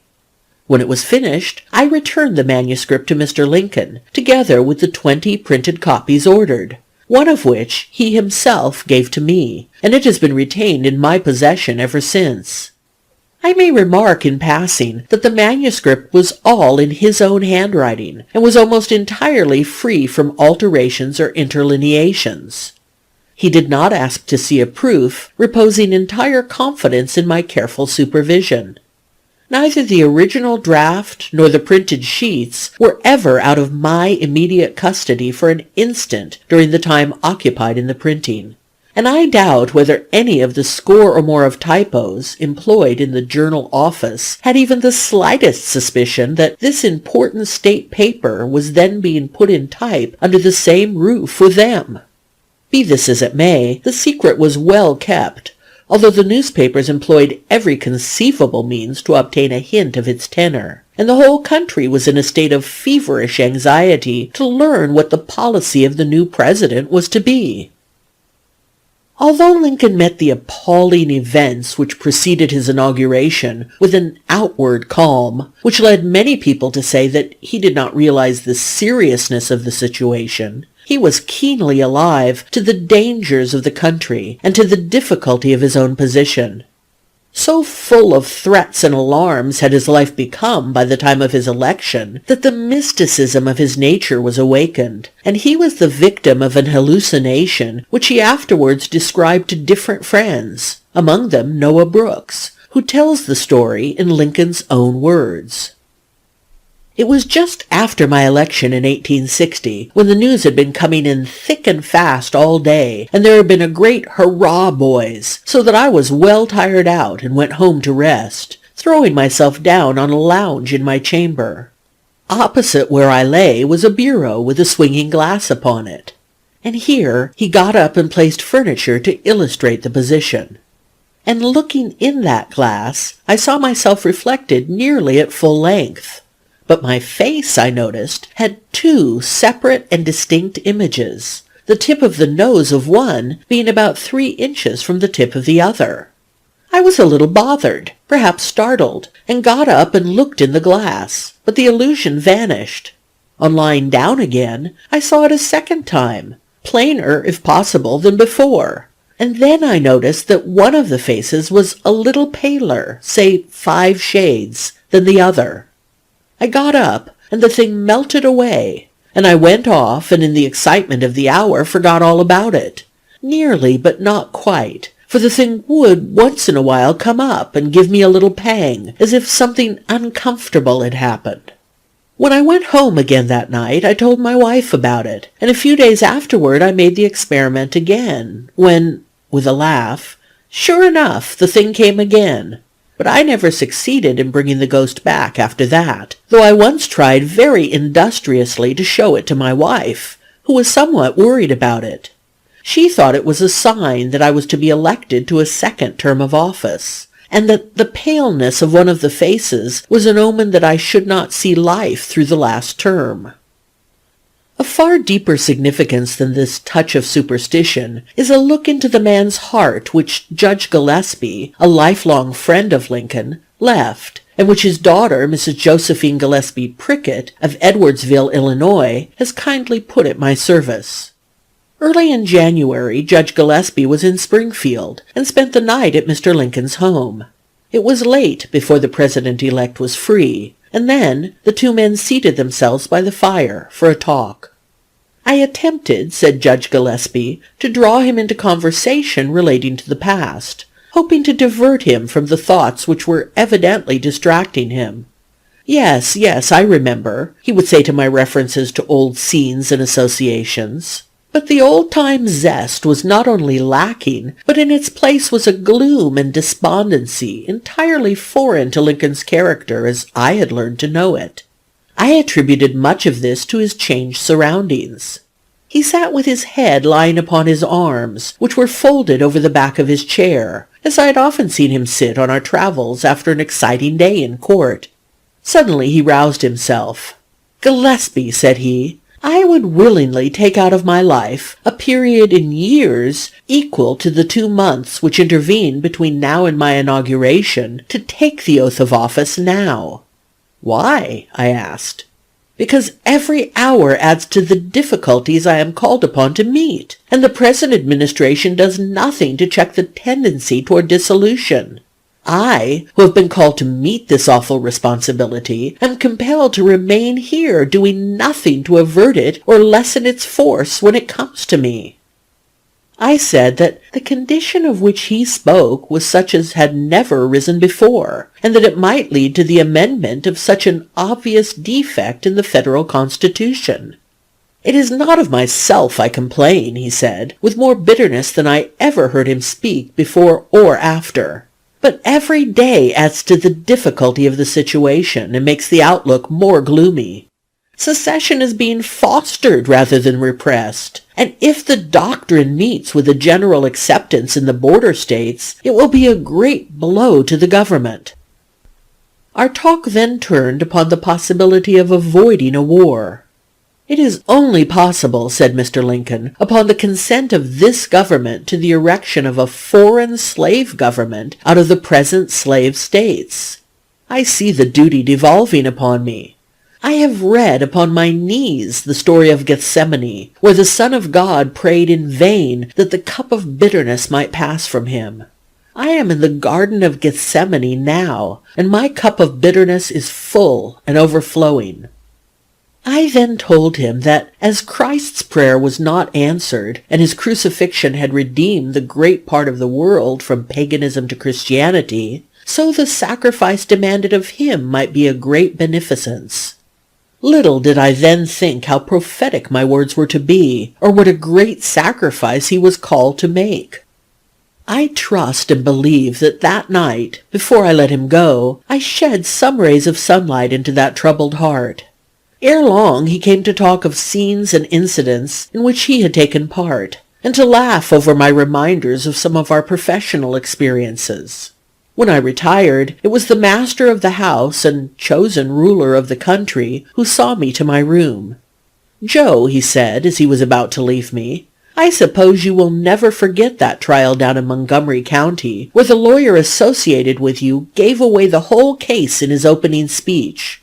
I saw you signaling to him, but you couldn't stop him. Now, that's just the way with me and Buchanan. He is giving away the case, and I have nothing to say and can't stop him. Good night." End of section 24.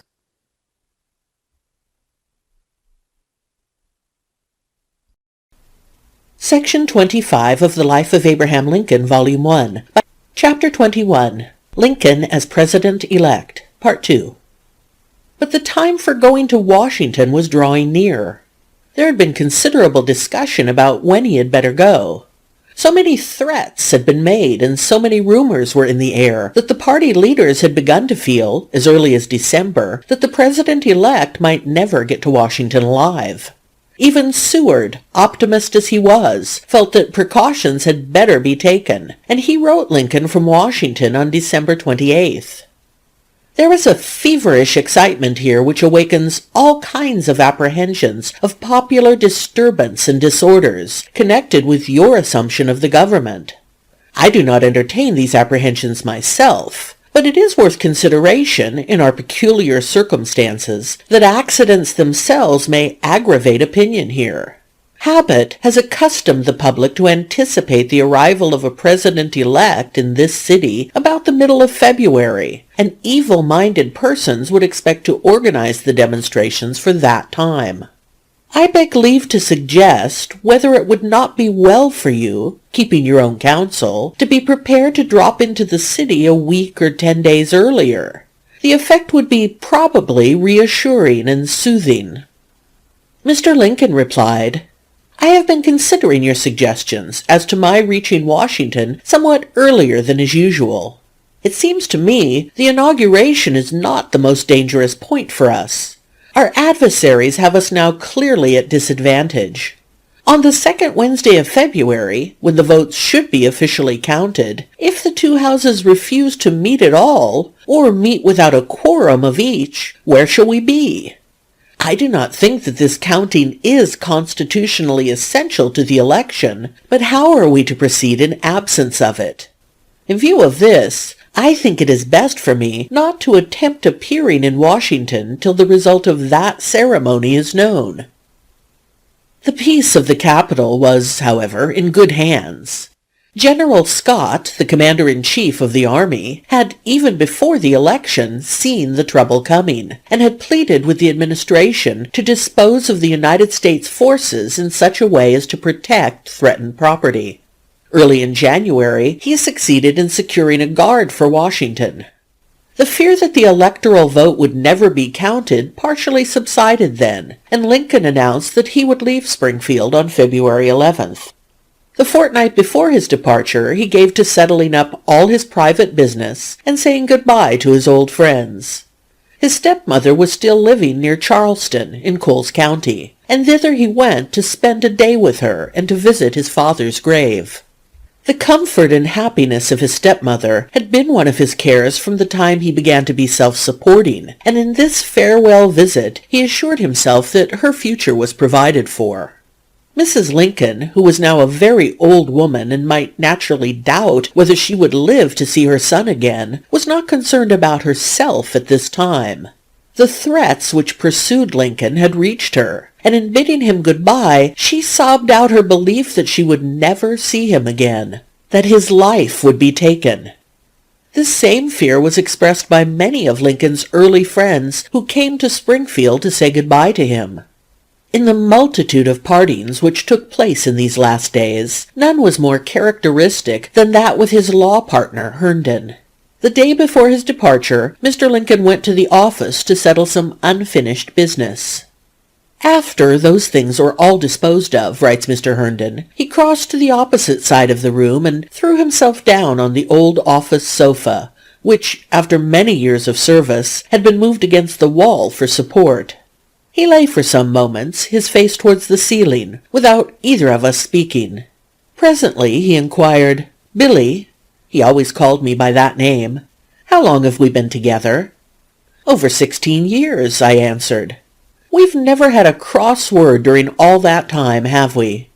He gathered a bundle of papers and books he wished to take with him, and started to go. But before leaving he made the strange request that the signboard which swung on its rusty hinges at the foot of the stairway should remain.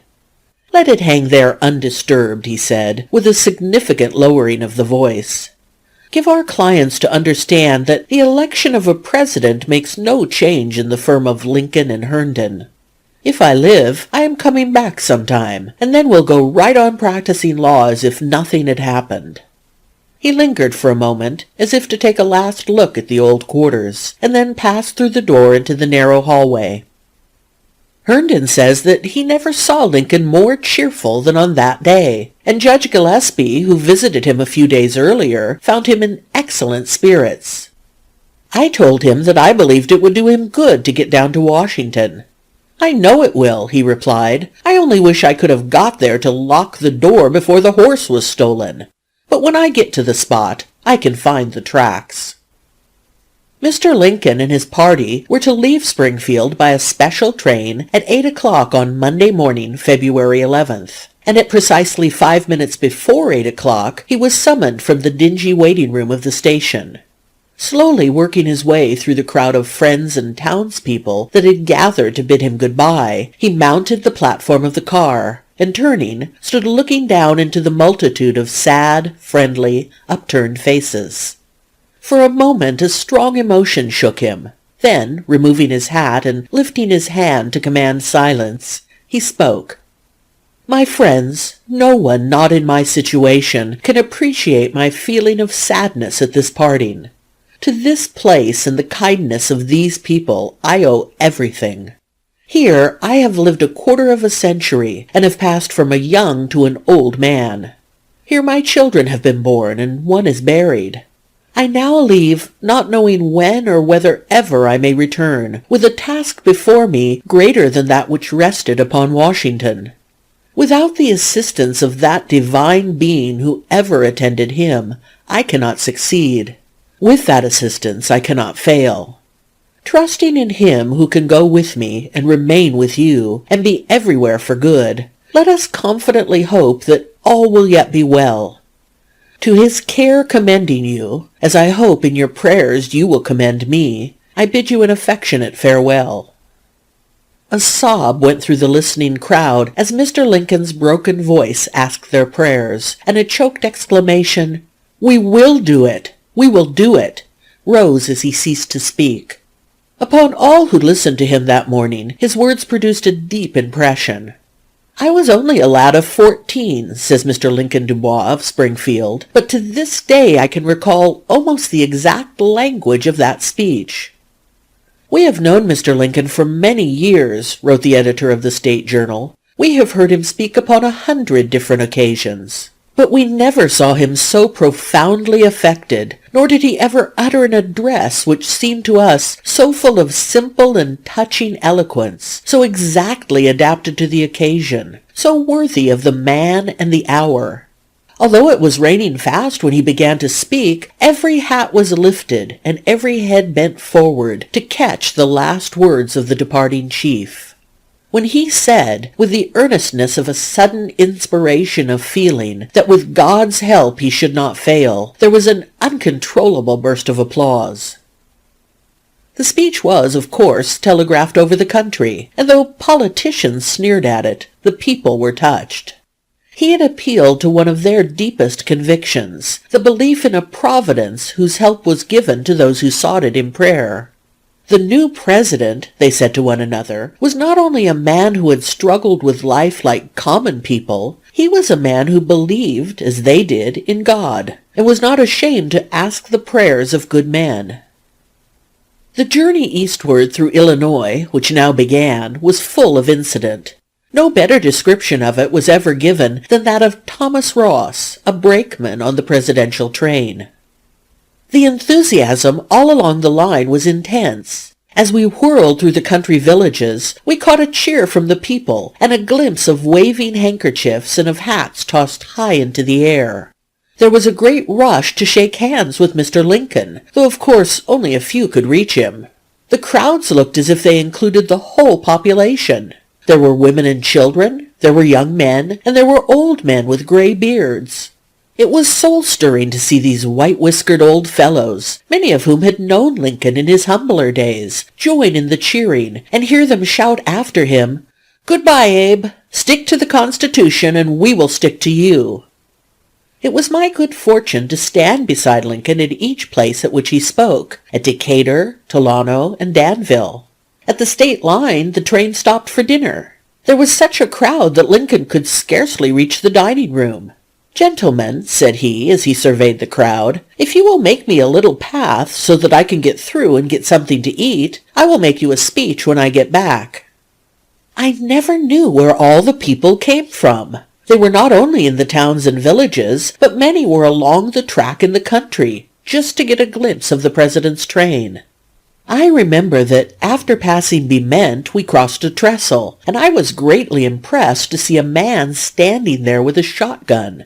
As the train passed, he presented arms. I have often thought he was there, a volunteer, to watch the trestle and see that the president's train got over it in safety.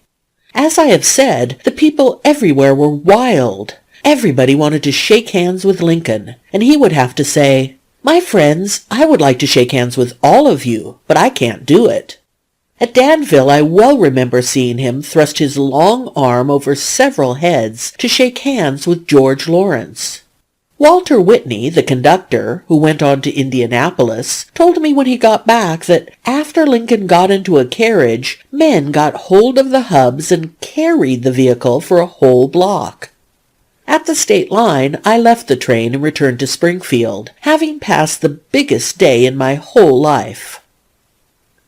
It was nearly 5 o'clock in the afternoon before the party reached Indianapolis, where they were to spend the night. An elaborate reception had been prepared, and here Mr. Lincoln made his first speech. It was not long, but it contained a paragraph of vital importance. The discussion over the right of the government to coerce the South was at its height. Lincoln had never publicly expressed himself on this point. In the Indianapolis speech, he said, "The words coercion and invasion are much used in these days, and often with some temper and hot blood. Let us make sure, if we can, that we do not misunderstand the meaning of those who use them. Let us get exact definitions of these words, not from dictionaries, but from the men themselves, who certainly deprecate the things they would represent by the use of words. What then is coercion? What is invasion? Would the marching of an army into South Carolina without the consent of her people, and with hostile intent toward them, be invasion? I certainly think it would, and it would be coercion also if the South Carolinians were forced to submit. But if the United States should merely hold and retake its own forts and other property, and collect the duties on foreign importations, or even withhold the mails from places where they were habitually violated, would any or all of these things be invasion or coercion? Do our professed lovers of the Union, who but spitefully resolve that they will resist coercion and invasion, understand that such things as these on the part of the United States would be coercion or invasion of a state? If so, their idea of means to preserve the object of their great affection would seem to be exceedingly thin and airy. If sick, the little pills of the homeopathist would be much too large for them to swallow. In their view, the union, as a family relation, would seem to be no regular marriage, but rather a sort of free love arrangement, to be maintained only on passional attraction. The speech was warmly applauded by the Republican press. It was the sign they had been seeking from Mr. Lincoln. But to the advocates of compromise, it was a bitter message. The bells of Saint-Germain-l'Auxerrois have at length tolled forth the signal for massacre and bloodshed by the incoming administration, said the New York Herald. A long public reception in the evening, a breakfast the next morning with the governor of the state, another reception at the hotel, and then, at 10 o'clock on the morning of the 12th, Mr. Lincoln's party left Indianapolis for Cincinnati. Several of the friends who had come from Springfield left Mr. Lincoln at Indianapolis, but others joined him, and the train was as full of life and interest as it had been the day before. There was, too, the same succession of decorated, cheering towns, the same desire to see and hear the President at every station. At Cincinnati, where the second night was spent, and where a magnificent reception was given him, Lincoln made 2 brief addresses. In that to the mayor and citizens he was particularly happy. "I have spoken but once before this in Cincinnati," he said. "That was a year previous to the late presidential election. On that occasion, in a playful manner but with sincere words, I addressed much of what I said to the Kentuckians. I gave my opinion that we, as Republicans, would ultimately beat them as Democrats, but that they could postpone the result longer by nominating Senator Douglas for the presidency than they could in any other way. They did not, in any true sense of the word, nominate Mr. Douglas, and the result has come certainly as soon as I ever expected. I also told them how I expected they would be treated after they should have been beaten, and I now wish to recall their attention to what I then said upon that subject. I then said, 'When we do as we say, beat you, you perhaps want to know what we will do with you. I will tell you, so far as I am authorized to speak for the opposition, what we mean to do with you. We mean to treat you, as near as we possibly can, as Washington, Jefferson, and Madison treated you. We mean to leave you alone, and in no way interfere with your institutions, to abide by all and every compromise of the Constitution, and, in a word, coming back to the original proposition, to treat you, so far as degenerate men, if we have degenerated, may, according to the examples of those noble fathers, Washington, Jefferson, and Madison. We mean to remember that you are as good as we, that there is no difference between us other than the difference of circumstances. We mean to recognize and bear in mind all as other people, or as we claim to have, and treat you accordingly. Fellow citizens of Kentucky, friends, brethren, may I call you in my new position? I see no occasion, and feel no inclination, to retract a word of this. If it shall not be made good, be assured the fault shall not be mine." These conciliatory remarks were received with great enthusiasm, the crowd rushing at him as soon as he had finished, patting him on the back and almost wrenching his arms off in their efforts at showing their approval. On Wednesday morning Mr. Lincoln left Cincinnati for Columbus. Although few stops were made, he was kept busy receiving the committees and politicians who boarded the train here and there, and who were indefatigable in their efforts to draw from him some expression of his views.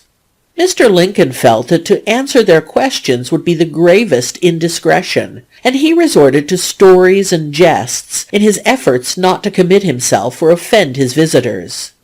The reports of his levity, as more than one felt this practice to be, were telegraphed over the country and bitterly commented upon by a large part of the press. So far, however, as the stories Mr. Lincoln told on his journey have come to us, they contain quite as much political wisdom as a sober dissertation could have contained. Thus there was a great deal of discussion en route about the possibility of reconciling the Northern and Southern Democrats. Mr. Lincoln was appealed to. "Well," he said, "I once knew a good sound churchman called Brown, who was on a committee to erect a bridge over a very dangerous and rapid river. Several engineers had failed, and at last Brown said he had a friend Jones, who he believed could build the bridge.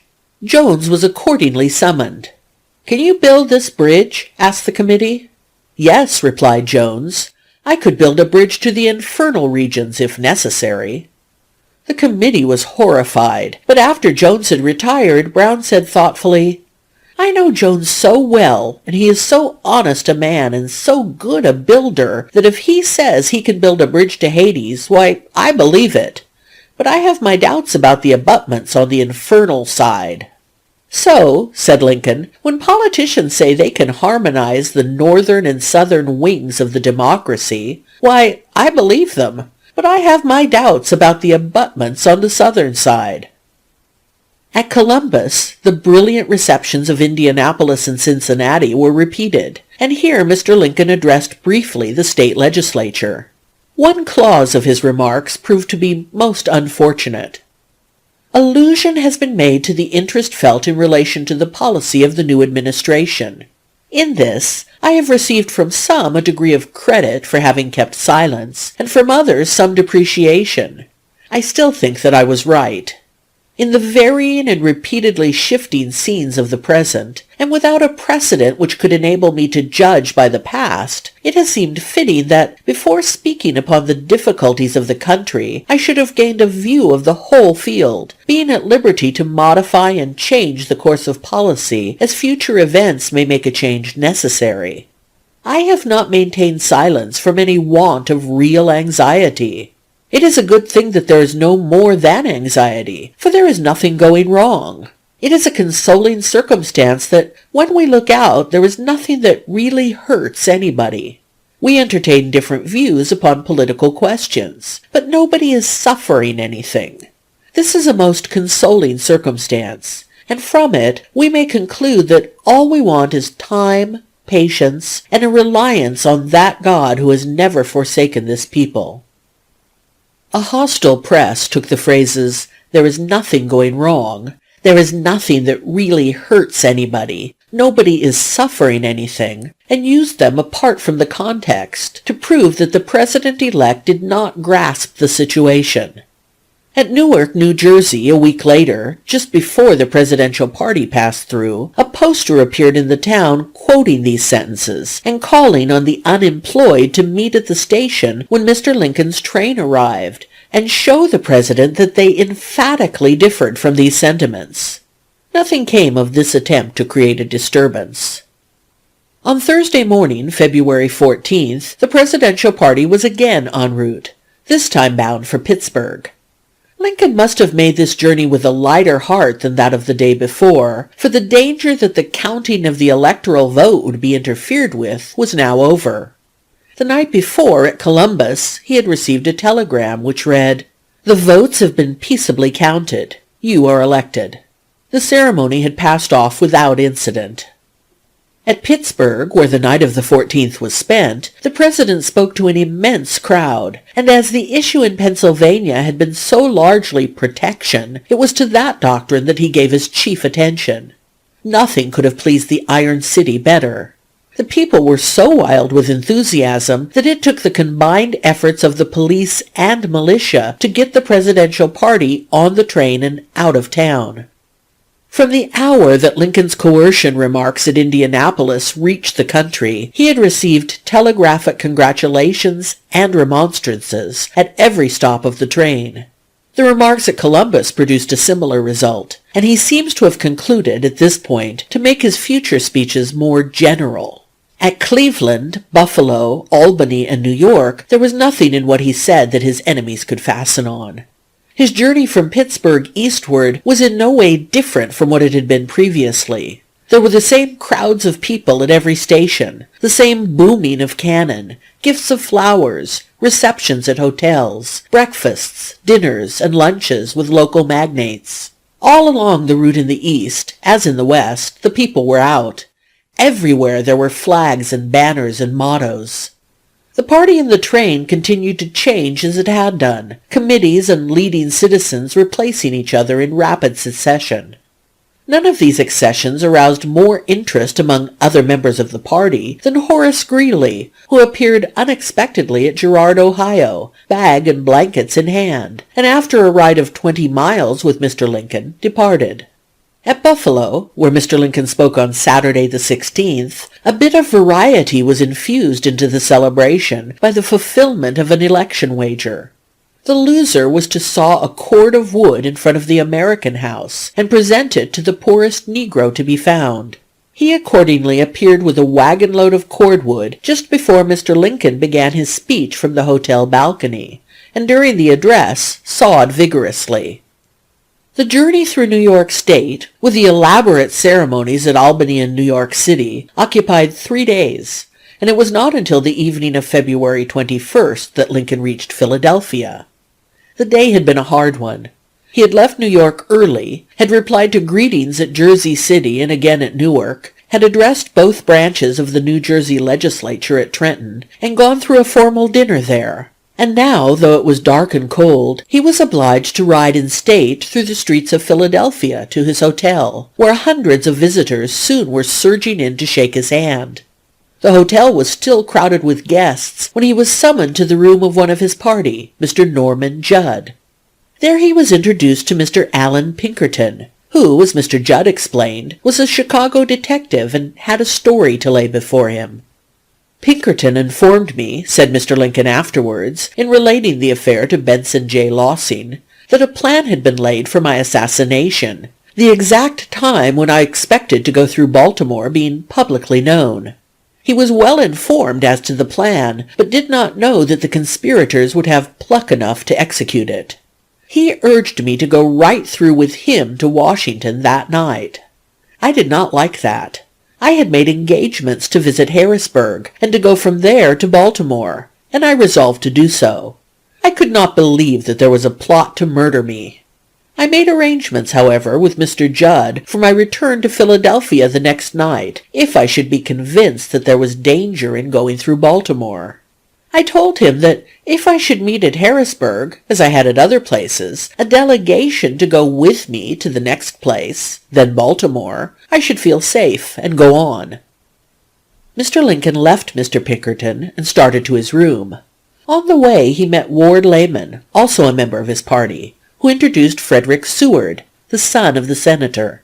Mr. Seward, who relates this story in the life of his father, told Mr. Lincoln that he had a letter for him from his father. The letter informed Mr. Lincoln that General Scott and Colonel Stone, the latter the officer commanding the District of Columbia militia, had just received information which seemed to them convincing that a plot existed in Baltimore to murder him on his way through the city. Mr. Seward besought the President to change his plan and go forward secretly. Mr. Lincoln read the note through twice, slowly and thoughtfully, then looked up and said to Mr. Seward, "Do you know anything about the way this information was obtained?" No, Mr. Seward knew nothing. "Did you hear any names mentioned? Did you, for instance, ever hear anything said about such a name as Pinkerton?" No, Mr. Seward had heard no names mentioned, save those of General Scott and Colonel Stone. "I may as well tell why I ask," said Mr. Lincoln. "There were stories and rumors some time ago, before I left home, about people who were intending to do me a mischief. I never attached much importance to them, never wanted to believe any such thing, so I never would do anything about them in the way of taking precautions and the like. Some of my friends, though, thought differently, Judd and others, and without my knowledge they employed a detective to look into the matter. It seems he has occasionally reported what he found, and only today, since we arrived at this house, he brought this story, or something similar to it, about an attempt on my life in the confusion and hurly-burly of the reception at Baltimore." "Surely, Mr. Lincoln," said Mr. Seward, "that is a strong corroboration of the news I bring you." He smiled and shook his head. "That is exactly why I was asking you about names.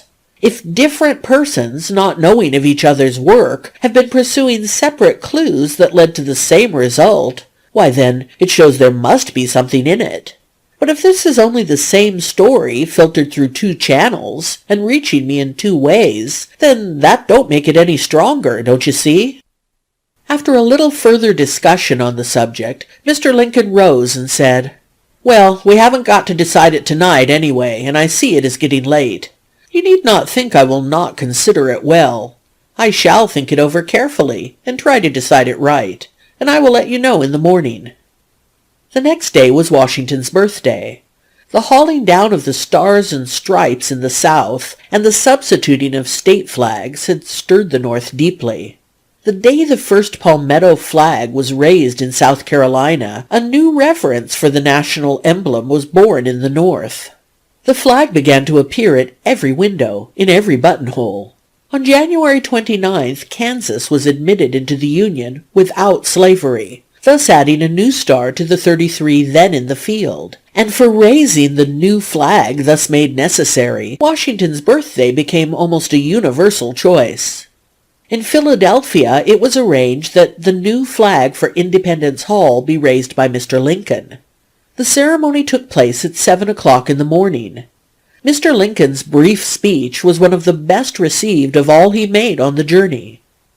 I am filled with deep emotion at finding myself standing in this place, where were collected together the wisdom, the patriotism, the devotion to principle from which sprang the institutions under which we live.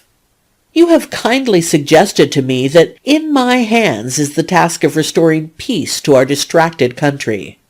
I can say in return, sir, that all the political sentiments I entertain have been drawn, so far as I have been able to draw them, from the sentiments which originated in and were given to the world from this hall.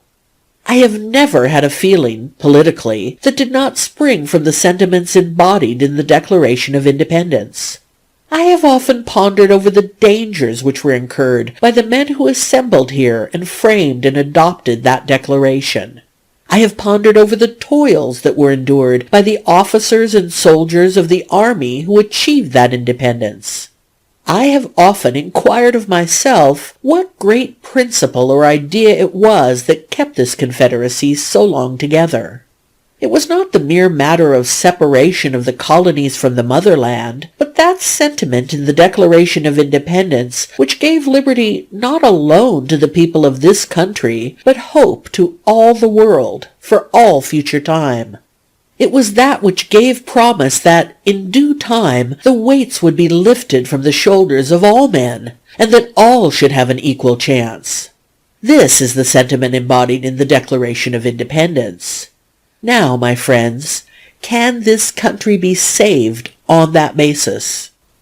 If it can, I will consider myself one of the happiest men in the world if I can help to save it. If it cannot be saved upon that principle, it will be truly awful. But if this country cannot be saved without giving up that principle, I was about to say I would rather be assassinated on this spot than surrender it. Now, in my view of the present aspect of affairs, there is no need of bloodshed and war. There is no necessity for it. I am not in favor of such a course, and I may say in advance that there will be no bloodshed unless it is forced upon the government. The government will not use force unless force is used against it. My friends, this is wholly an unprepared speech. I did not expect to be called on to say a word when I came here. I supposed I was merely to do something toward raising a flag. I may therefore have said something indiscreet. Cries of "No, no." But I have said nothing but what I am willing to live by, and, if it be the pleasure of Almighty God, to die by. It was after returning from the flag-raising at Philadelphia that Lincoln told his friends that he had decided to go on to Washington at whatever time they thought best, after his only remaining engagement was filled, viz., to meet and address the Pennsylvania legislature at Harrisburg that afternoon. The engagement was carried out, and late in the afternoon he was free. It had been arranged that he leave Harrisburg secretly at 6 o'clock in the evening with Colonel Lamon, the rest of his party to know nothing of his departure. But Mr. Lincoln did not like to go without at least informing his companions, and asked that they be called. "I reckon they'll laugh at us, Judd," he said, "but you had better get them together." Several of the party, when told of the project, opposed it violently, arguing that it would expose Mr. Lincoln to ridicule and the charge of cowardice. He, however, answered that unless there was something besides ridicule to fear, he was disposed to carry out Mr. Judd's plan. At 6 o'clock he left his hotel by a back door, bareheaded, a soft hat in his pocket, and entering a carriage was driven to the station, where a car and engine, unlighted save for a headlight, awaited him. A few minutes after 11 o'clock, he was in Philadelphia, where the night train for Washington was being held by order of the president of the road for an important package. This package was delivered to the conductor as soon as it was known that Mr. Lincoln was on the train. At 6 o'clock the next morning, after an undisturbed night, he was in Washington, where Mr. Washburne and Mr. Seward met him, and with devout thanksgiving conducted him to Willard's Hotel, there to remain until after the inauguration. There were still 9 days before the inauguration, and 9 busier days Mr. Lincoln had not spent since his election. He was obliged to make visits to President Buchanan, Congress, and the Supreme Court, and under Mr. Seward's guidance this was done at once. He received, too, great numbers of visitors, including many delegations and committees. The Honorable James Harlan of Iowa, at that time United States Senator, called on Mr. Lincoln on February 23rd, the day of his arrival. He was overwhelmed with callers, says Mr. Harlan. The room in which he stood, the corridors and halls and stairs leading to it, were crowded full of people, each one apparently intent on obtaining an opportunity to say a few words to him privately. It was in these few days before his inauguration that the great fight over the future cabinet was made. As we have seen, Lincoln had made his selections, subject to events, before he left Springfield. When he reached Washington, he sought counsel on his proposed appointments from great numbers of the leading men of the country. If they did not come to him, he went to them. Thus, ex-Senator Harlan, in an unpublished manuscript, Recollections of Abraham Lincoln, tells how the President-elect sounded him on the cabinet. "A page came to me at my desk in the Senate chamber," writes Mr. Harlan, and said, "The President-elect is in the President's room and wishes to see you." I confess that I felt a little flurried by this announcement. I had not been accustomed to being called in by Presidents of the United States. Hence, to gain a little time for self-composure, I said to the little page, "How do you know that the President-elect wishes to see me?" "Oh," said he, "his messenger came to the door of the Senate chamber and sent me to tell you." "All right," said I, "you may tell the President's messenger that I will call immediately," which of course I did without the least delay. I was received by the President in person, who, after the ordinary greetings, offered me a seat, and seated himself near me. No one else was in the room. He commenced the conversation, saying in a half-playful, half-serious tone and manner, "I sent for you to tell me whom to appoint as members of my cabinet." I responded, saying, "Mr. President, as that duty under the Constitution devolves in the first instance on the President, I have not given to the subject a serious thought. I have no names to suggest, and expect to be satisfied with your selections."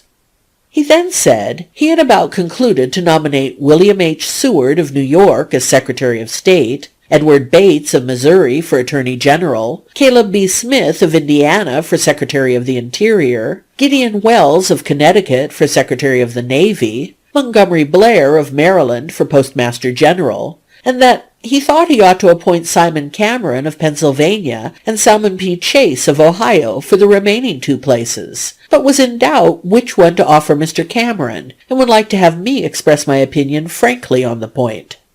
"Well," said I, "Mr. President, if that is the only question involved, I have not the slightest doubt that Mr. Chase ought to be made Secretary of the Treasury." And then I proceeded to mention, without hesitation or reserve, my reasons for this opinion. He thanked me cordially for my frankness. I took my leave. This interview lasted probably about 10 or 15 minutes. Not all of those with whom Mr. Lincoln talked about his cabinet professed, like Senator Harlan, to be satisfied with his selections. Radical Republicans, mistrusting Seward's spirit of compromise, besought him to take Chase and drop Seward altogether. Conservatives, on the contrary, fearing Chase's implacable no-compromise spirit, urged Lincoln to omit him from the cabinet. Seward finally, on March 2nd, probably thinking to force Lincoln's hand, withdrew his consent to take an appointment. He said later that he feared a compound cabinet and did not wish to hazard himself in the experiment. This action brought no immediate reply from Mr. Lincoln. He simply left Seward's name where he had placed it at the head of the slate. The struggle over Cameron's appointment, which had been going on for more than 2 months, now culminated in a desperate encounter. The appointment of Blair was hotly contested. Caleb Smith's seat was disputed by Schuyler Colfax. In short, it was a day and night battle of the factions of the Republican Party, which raged around Lincoln from the hour he appeared in Washington until the hour of his inauguration. In spite of all the arguments and threats from excited and earnest men, to which he listened candidly and patiently, Lincoln found himself, on the eve of his inauguration, with the cabinet which he had selected 4 months before unchanged.